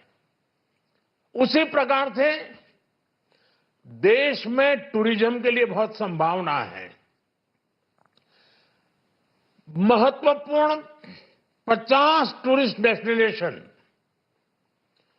वहां पर जो होटल्स बनाएंगे उस होटल को पहली बार इंफ्रास्ट्रक्चर के दायरे में लाकर टूरिज्म पर बहुत बल दिया है।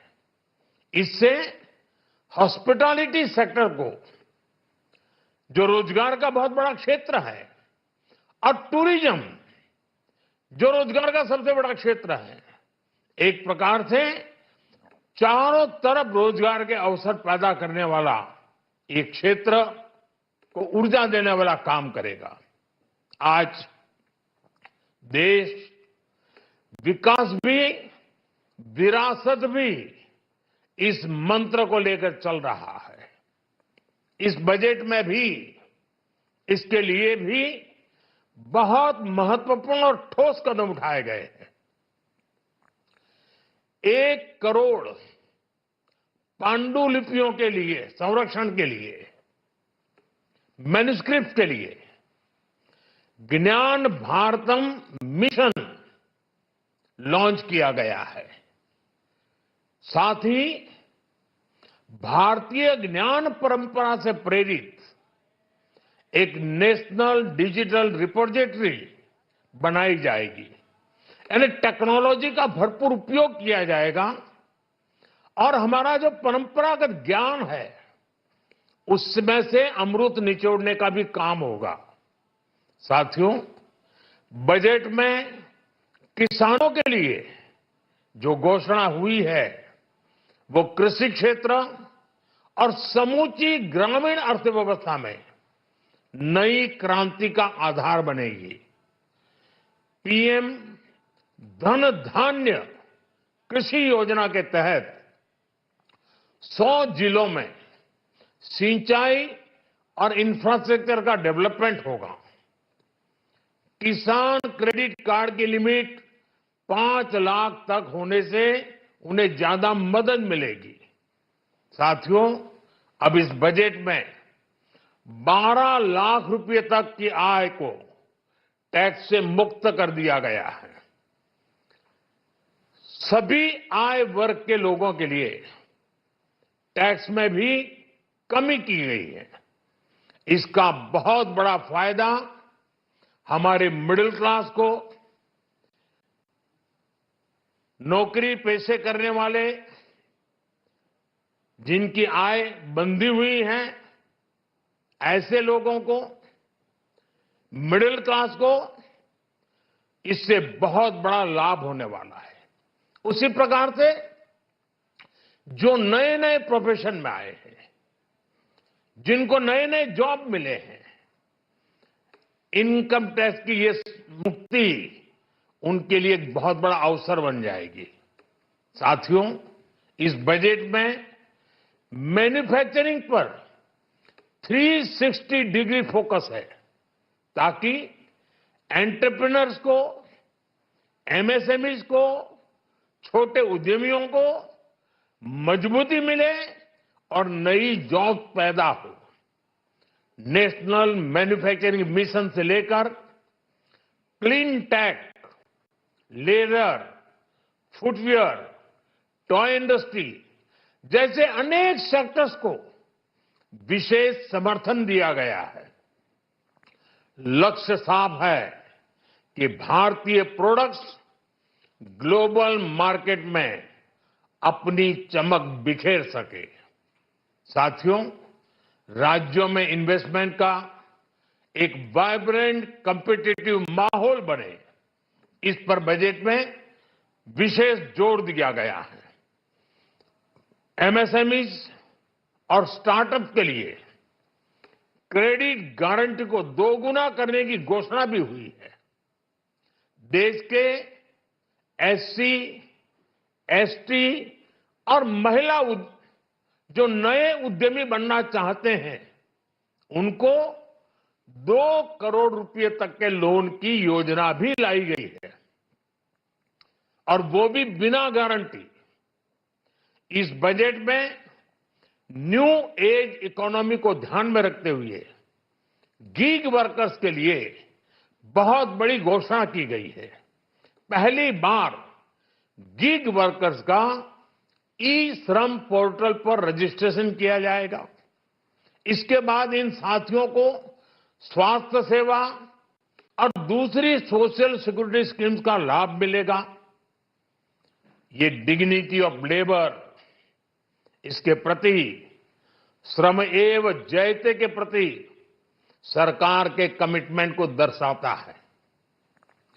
रेगुलेटरी रिफॉर्म से लेकर फाइनेंशियल रिफॉर्म्स, जन विश्वास 2.0 जैसे कदमों से मिनिमम गवर्नमेंट और ट्रस्ट बेस्ड गवर्नेंस के हमारे कमिटमेंट को और बल मिलेगा। साथियों, ये बजट न केवल देश की वर्तमान आवश्यकताओं को ध्यान में रखता है, बल्कि हमें भविष्य की तैयारी करने में भी मदद करता है। स्टार्टअप के लिए deep tech fund, geospatial mission और न्यूक्लियर एनर्जी मिशन ऐसे ही महत्वपूर्ण कदम है।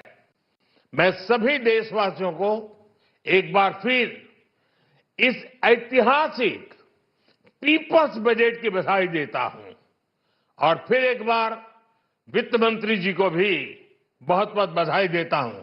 बहुत बहुत धन्यवाद। Okay, so that's Prime Minister Modi hailing the budget, referring to it as a Janta Janardhan budget, a people's budget, speaking about the focus on infrastructure, on manufacturing, and also the fact that the budget is focused on social security for gig workers, about AI.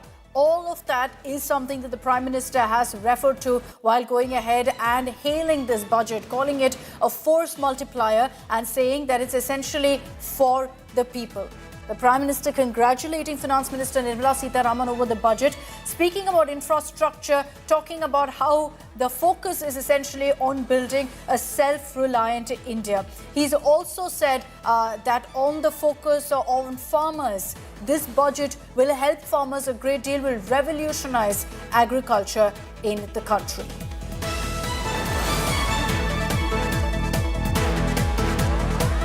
Interestingly, Prime Minister Modi, while also hailing the budget, taking a taunt at the opposition, saying previous governments only believed in looting the people for their own benefit. He's focused on this budget, saying it's a people's budget because it gives back to the people, referring to also the changes, the relief that's come in as far as income tax goes. But beyond that, the Prime Minister also has spoken about his vision.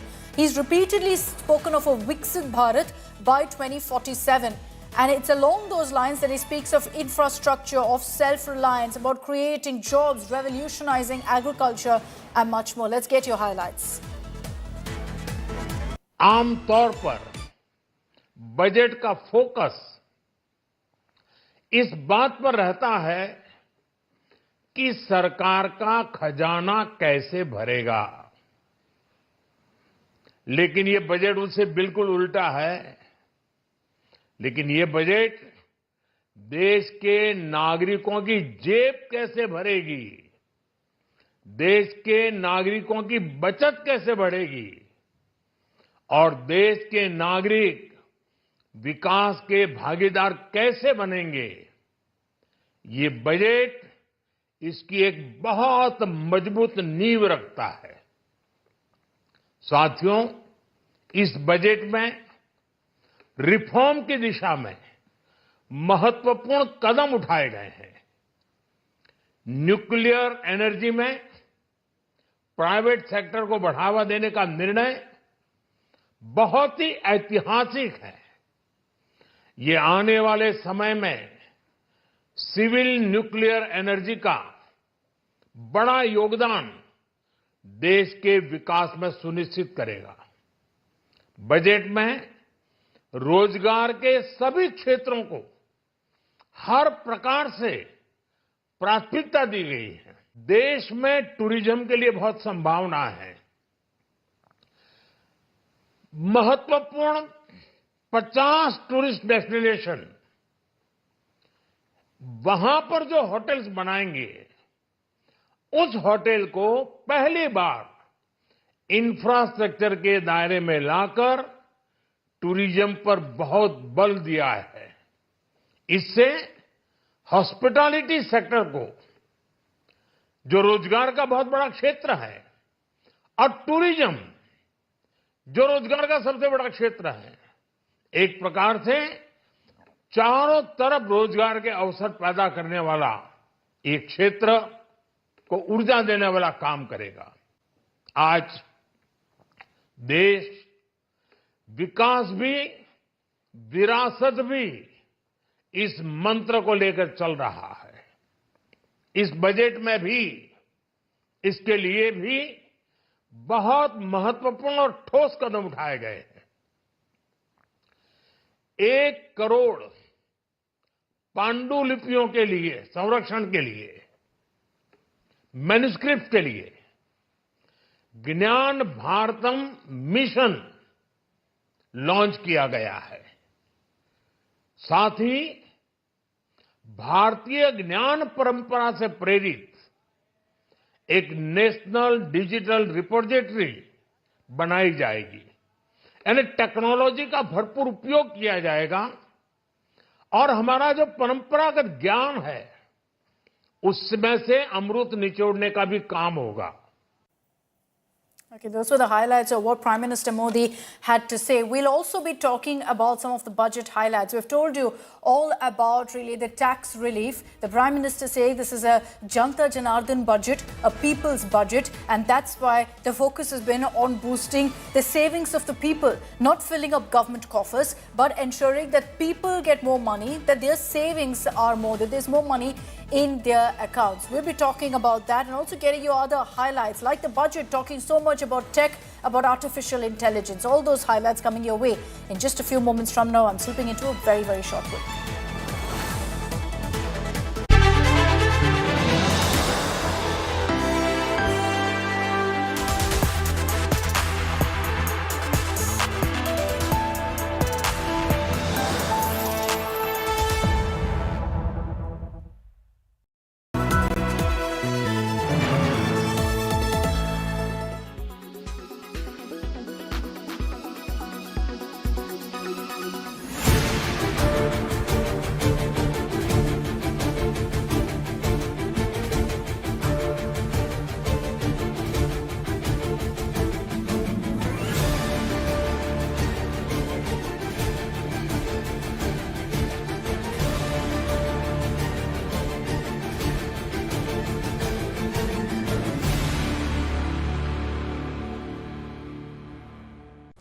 UDAN regional connectivity schemes.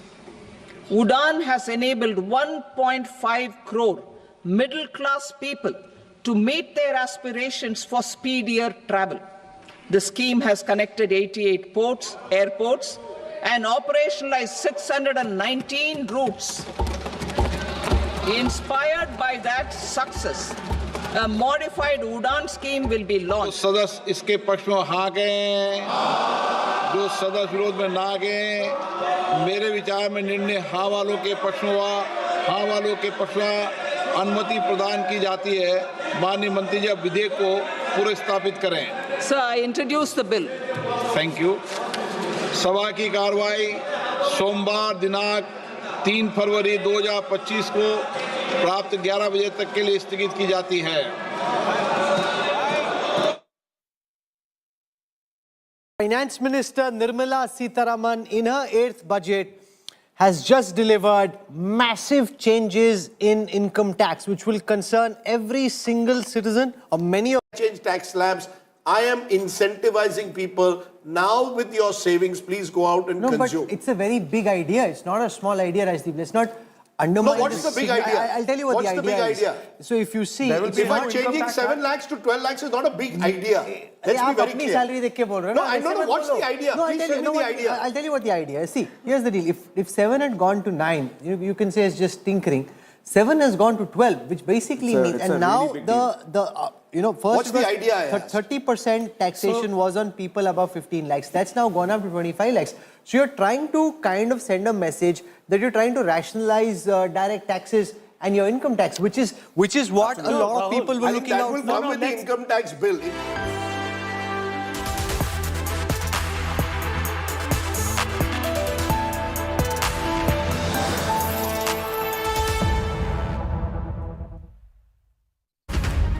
Welcome back. You're joining us for our rolling coverage where we decode for you the highlights of the budget presented by Nirmala Sitharaman. The BJP terming this as the Aam Aadmi budget, the people's budget. The Prime Minister calling this the Janta Janardhan budget. But the opposition has lashed out at this budget presented by the Modi government. They're referring to it as a political gimmick before the Delhi elections. According to the opposition, this budget has reached out to the middle class just because we're a few days away from the Delhi elections. You've had the Congress, the Uddhav Sena, the Trinamool Congress, all asserting that there are discrepancies in this budget that people need to talk about. They've also questioned the amount that's been given to poll-bound Bihar, saying what that clearly states is that this is a political budget. ये वही पुराना budget है जो पिछले 10 सालों से हम सुनते आ रहे हैं, जहां पर शब्दों के अलावा ना गरीब को कुछ मिलता है, ना किसान को कुछ मिलता है, ना मध्यम वर्ग को कुछ मिलता है। विभिन्न टैक्स के जो प्रपोजल्स आते हैं, नतीजे आते हैं, वो सिर्फ बड़े-बड़े कंपनियों के मालिकों को फायदा दिलाता है और आज भी यही है। बार-बार सिर्फ किसानों और मध्यम वर्ग सिर्फ शब्दों के लिए ही है। टैक्स में बार-बार रिस्ट्रक्चरिंग पहले भी हुआ, लेकिन मध्यम वर्ग को कोई राहत नहीं मिली। जीएसटी जिस प्रकार से जीएसटी, कभी इस पे जीएसटी, कभी उस पे जीएसटी, तो आज भी मुझे लगता है कि पिछले 10 सालों में जितने भी बजट है, सबसे कमजोर बजट इस साल का बजट रहा है। एकदम नॉन इवेंट है। This budget is a non-event. मैं कहूँगी कि संतुष्ट इसलिए हूँ कि आज जनता की सुनवाई फाइनली इस गूंगी भरी सरकार ने पिछले 10 साल से जनता की एक ही अपेक्षा थी, एक ही मांग थी कि आप करिए, जो गरीब जनता है उनके लिए काम करिए, उनके लिए व्यवस्थाएं बनाएं, पर जो मिडिल क्लास है उनको भी राहत की सांस मिले। 12 लाख तक की जिसकी सैलरी होगी और वो न्यू टैक्स रेजिम में चला गया होगा, उनको ये राहत मिलेगी। तो उसका हम स्वागत कर रहे हैं क्योंकि उनकी लड़ाई का महत्वपूर्ण बजट के आंकड़ों से जरूरी है मरने वालों के आंकड़े सरकार दे, जो लोग खोए हैं उनके आंकड़े दें, और इस बजट ने मायूस किया है। इस बजट में कोई उम्मीद नहीं, नाउम्मीदी का बजट है ये। 12 लाख की छूट दी गई है इनकम टैक्स में और सब लोग स्वागत कर रहे हैं इसका। इवन विपक्षी पार्टियां ने किसान की आय कहाँ बढ़ी? किसान की जब तक आय नहीं बढ़ेगी और नौजवानों को नौकरी रोजगार के अवसर नहीं मिलेंगे, आप कितना भी कुछ दे दें और महंगाई पे आप नियंत्रण नहीं करेंगे, आप कितना भी रिबेट देंगे, वो महंगाई के माध्यम से जेब खाली कर देगा। आम आदमी के लिए कुछ नहीं है, क्योंकि आपको पता है कि इस साल बिहार में चुनाव है, तो बिहार का चुनाव को रख के सर में रख के उन्होंने पूरा बिहार के लिए एक बजट रोल आउट किया है, जहाँ पे हर चीज बिहार को दिया है। पिछला बार भी 2024 में जुलाई में जब बजट पेश किया था तो आपने देखा था सब कुछ आंध्र प्रदेश और बिहार के लिए किया गया था। तो आंध्र प्रदेश का तो चुनाव हो गया, अब इस साल बिहार में चुनाव है। आंध्र प्रदेश में 4.5 साल कोई चुनाव है नहीं, सब कुछ बिहार के लिए किया गया। जब से बीजेपी सदन चला रहे, जब से सरकार बनाई है 2014 साल से आज तक कुछ नहीं मिला बंगाल को। और आज भी इस बजट में बंगाल के लिए कुछ नहीं है। ये दुखद है, अनफॉर्चुनेट। छोटे व्यापारी हैं, उनको क्या लाभ हो रहा है? उनके 12 लाख के आमदनी पर तो आपने कोई टैक्स की राहत दी नहीं। आपने देखा कोई ऐलान नहीं किया गया इस प्रकार का कि जो पूंजीपति हैं, बड़े बड़े जो प्रधानमंत्री जी हैं, हमने कई सेक्टर्स युवाओं के लिए खोल दिए हैं। सामान्य नागरिक विकसित भारत के मिशन को ड्राइव करने वाला है। ये budget Income tax relief finally for India's middle class. There have been hints about it from the government in the last 24 hours. And today, Finance Minister Nirmala Sitharaman, while putting the focus on the middle class and saying that they wanted to give back to the middle class, announced a mega tax bonanza. What exactly is it? Well, first, income tax will be zero up to an income of 12 lakh rupees. Now, also there are changes in the tax slabs which are reflecting there in that table you see on your screens. So there's zero income tax for earnings up to 12 lakh rupees or 12.75 lakh rupees for salary taxpayers with a standard deduction of 75,000. Under the new regime, those earning 12 lakh rupees and above will get 80,000 rupees tax benefit. Those earning 18 lakh rupees and above will get 70,000 tax benefits. Those in the slab of 25 lakh rupees income and above will get a tax benefit of 1,25,000 rupees. And with that particular big announcement, Prime Minister Narendra Modi congratulated Finance Minister Nirmala Sitharaman on the budget, acknowledging how everyone's praising her for rolling out a good budget. The middle class provides strength for India's growth. This government, under the leadership of Prime Minister Modi, has always believed in the admirable energy and ability of the middle class in nation building. In recognition of their contribution,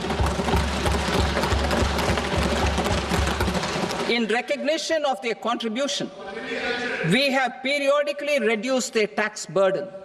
Right after 2014, the nil tax slab was raised to 2.5 lakhs of rupees, which was further raised to 5 lakh rupees in 2019 and to 7 lakh rupees in 2023. This is reflective of our government's trust on the middle class taxpayers. I am now happy to announce that there will be no income tax payable up to income of 12 lakh rupees.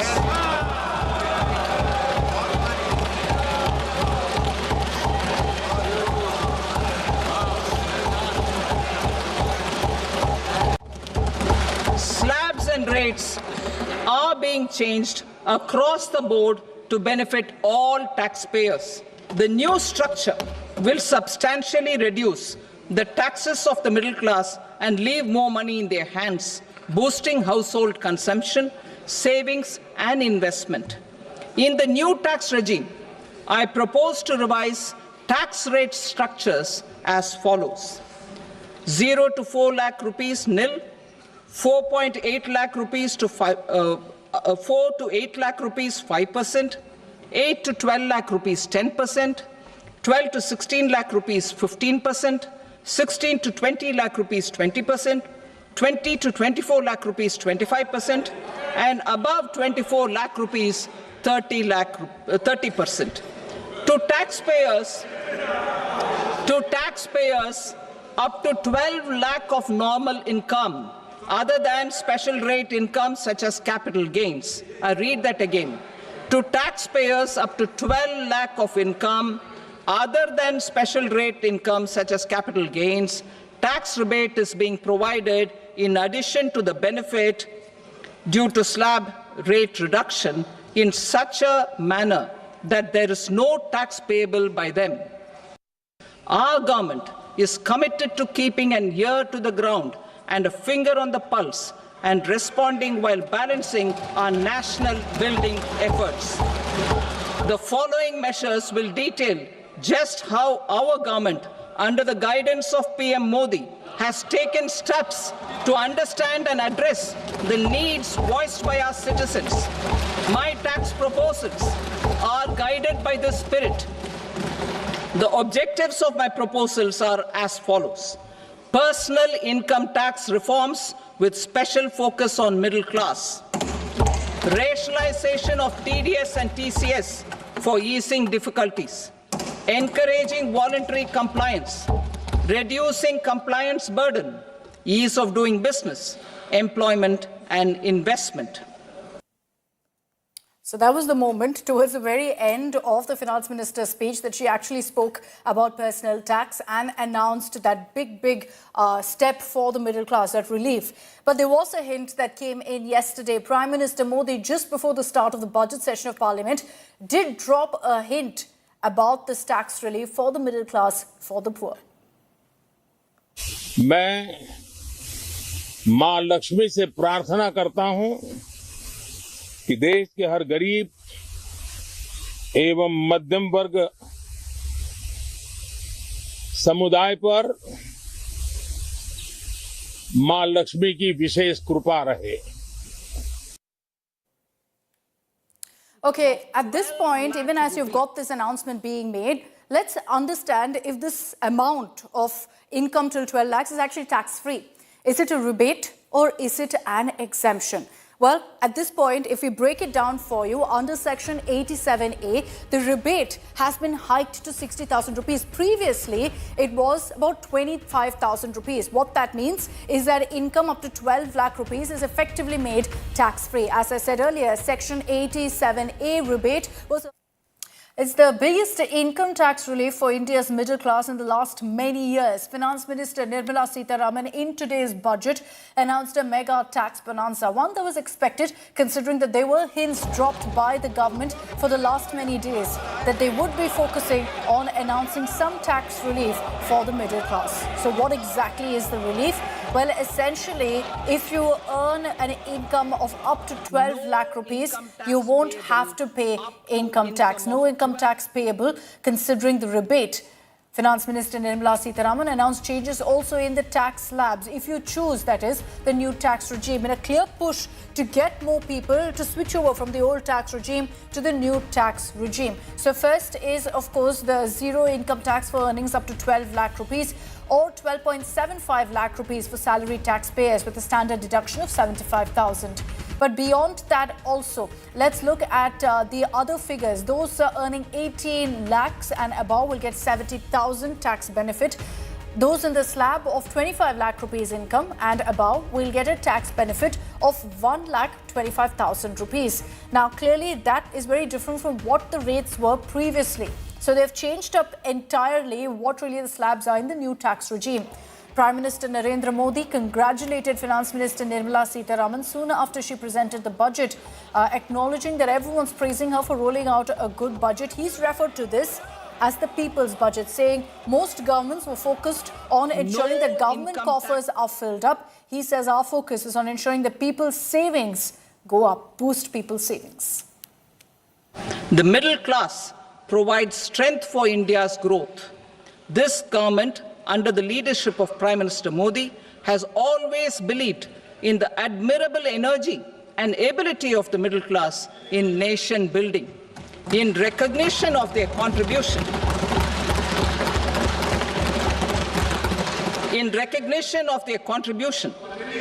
we have periodically reduced their tax burden. Right after 2014, the nil tax slab was raised to 2.5 lakhs of rupees, which was further raised to 5 lakh rupees in 2019 and to 7 lakh rupees in 2023. This is reflective of our government's trust on the middle class taxpayers. I am now happy to announce that there will be no income tax payable up to income of 12 lakh rupees.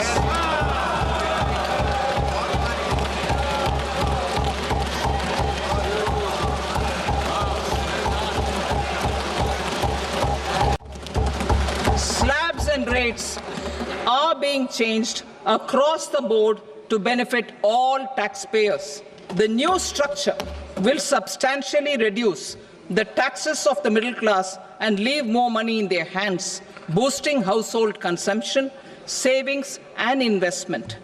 In the new tax regime, I propose to revise tax rate structures as follows. 0 to 4 lakh rupees nil, 4.8 lakh rupees to 4 to 8 lakh rupees 5%, 8 to 12 lakh rupees 10%, 12 to 16 lakh rupees 15%, 16 to 20 lakh rupees 20%, 20 to 24 lakh rupees 25%, and above 24 lakh rupees 30%. To taxpayers up to 12 lakh of normal income, other than special rate income such as capital gains. I read that again. To taxpayers up to 12 lakh of income, other than special rate income such as capital gains, tax rebate is being provided in addition to the benefit due to slab rate reduction in such a manner that there is no tax payable by them. Our government is committed to keeping an ear to the ground and a finger on the pulse and responding while balancing our national building efforts. The following measures will detail just how our government, under the guidance of PM Modi, has taken steps to understand and address the needs voiced by our citizens. My tax proposals are guided by this spirit. The objectives of my proposals are as follows. Personal income tax reforms with special focus on middle class. Rationalization of TDS and TCS for easing difficulties. Encouraging voluntary compliance. Reducing compliance burden. Ease of doing business. Employment and investment. ये budget न केवल देश की वर्तमान आवश्यकताओं को ध्यान में रखता है, बल्कि हमें भविष्य की तैयारी करने में भी मदद करता है। स्टार्टअप के लिए deep tech fund, geospatial mission और न्यूक्लियर एनर्जी मिशन ऐसे ही महत्वपूर्ण कदम है। मैं सभी देशवासियों को एक बार फिर इस ऐतिहासिक पीपल्स बजट की बधाई देता हूं और फिर एक बार वित्त मंत्री जी को भी बहुत बहुत बधाई देता हूं। अब इस बजट में 12 लाख रुपए तक की आय को टैक्स से मुक्त कर दिया गया है। सभी आय वर्ग के लोगों के लिए टैक्स में भी कमी की गई है। इसका बहुत बड़ा फायदा हमारे मिडिल क्लास को, नौकरी पेशे करने वाले जिनकी आय बंधी हुई है, ऐसे लोगों को, मिडिल क्लास को इससे बहुत बड़ा लाभ होने वाला है। उसी प्रकार से जो नए नए प्रोफेशन में आए हैं, जिनको नए नए जॉब मिले हैं, इनकम टैक्स की ये मुक्ति उनके लिए एक बहुत बड़ा अवसर बन जाएगी। आमतौर पर बजट का फोकस इस बात पर रहता है कि सरकार का खजाना कैसे भरेगा, लेकिन ये बजट उससे बिल्कुल उल्टा है। लेकिन ये बजट देश के नागरिकों की जेब कैसे भरेगी, देश के नागरिकों की बचत कैसे बढ़ेगी। बजट में किसानों के लिए जो घोषणा हुई है वो कृषि क्षेत्र और समूची ग्रामीण अर्थव्यवस्था में नई क्रांति का आधार बनेगी। पीएम धन धान्य कृषि योजना के तहत 100 जिलों में सिंचाई और इंफ्रास्ट्रक्चर का डेवलपमेंट होगा। किसान क्रेडिट कार्ड की लिमिट 5 लाख तक होने से उन्हें ज्यादा मदद मिलेगी। न्यू एज इकोनॉमी को ध्यान में रखते हुए गीग वर्कर्स के लिए बहुत बड़ी घोषणा की गई है। पहली बार गीग वर्कर्स का ई श्रम पोर्टल पर रजिस्ट्रेशन किया जाएगा। इसके बाद इन साथियों को स्वास्थ्य सेवा और दूसरी सोशल सिक्योरिटी स्कीम्स का लाभ मिलेगा। ये डिग्निटी ऑफ लेबर, इसके प्रति श्रम एव जयते के प्रति सरकार के कमिटमेंट को दर्शाता है। रेगुलेटरी रिफॉर्म से लेकर फाइनेंशियल रिफॉर्म्स, जन विश्वास 2.0 जैसे कदमों से मिनिमम गवर्नमेंट और ट्रस्ट बेस्ड गवर्नेंस के हमारे कमिटमेंट को और बल मिलेगा। ये जो बजट की विशेषता ये है कि हमारी इकोनॉमी को एक्सेलरेट करने वाला ये बजट है। जहां तक इंफ्रास्ट्रक्चर को हर समय वित्त मंत्री प्राथमिकता देते हैं, इस समय भी हमारा बजट बढ़ा है, जिसके कारण इंफ्रा रोड सेक्टर में इसका बहुत बड़ा फायदा होगा। मुझे इस बात की खुशी है कि कृषि विभाग की ओर उन्होंने विशेष रूप से ध्यान दिया है। तिलहन हो, विशेष रूप से तेल बिया हो, इसके उत्पादन कैसे बढ़े और किसान आत्मनिर्भर कैसे बने, इसका भी विचार किया गया है। विशेष रूप से इनकम टैक्स के बारे में एक रिफॉर्म करके नया कानून लाकर इसको और सरलीकरण उसका करना, ये जनता के लिए बहुत बड़ी राहत होगी। वित्तीय वर्ष 2025-26 के बजट में डिफेंस मिनिस्ट्री को 6,81,000 करोड़ रुपए से अधिक का एलोकेशन किया गया है, जो पिछले साल के बजट एलोकेशन से 9.5% अधिक है। और मुझे बताते हुए प्रसन्नता हो रही है कि डिफेंस बजट यूनियन बजट का लगभग 13.44% है। डिफेंस फोर्सेस का मॉडर्नाइजेशन हमारी सरकार की यह प्राथमिकता रही है।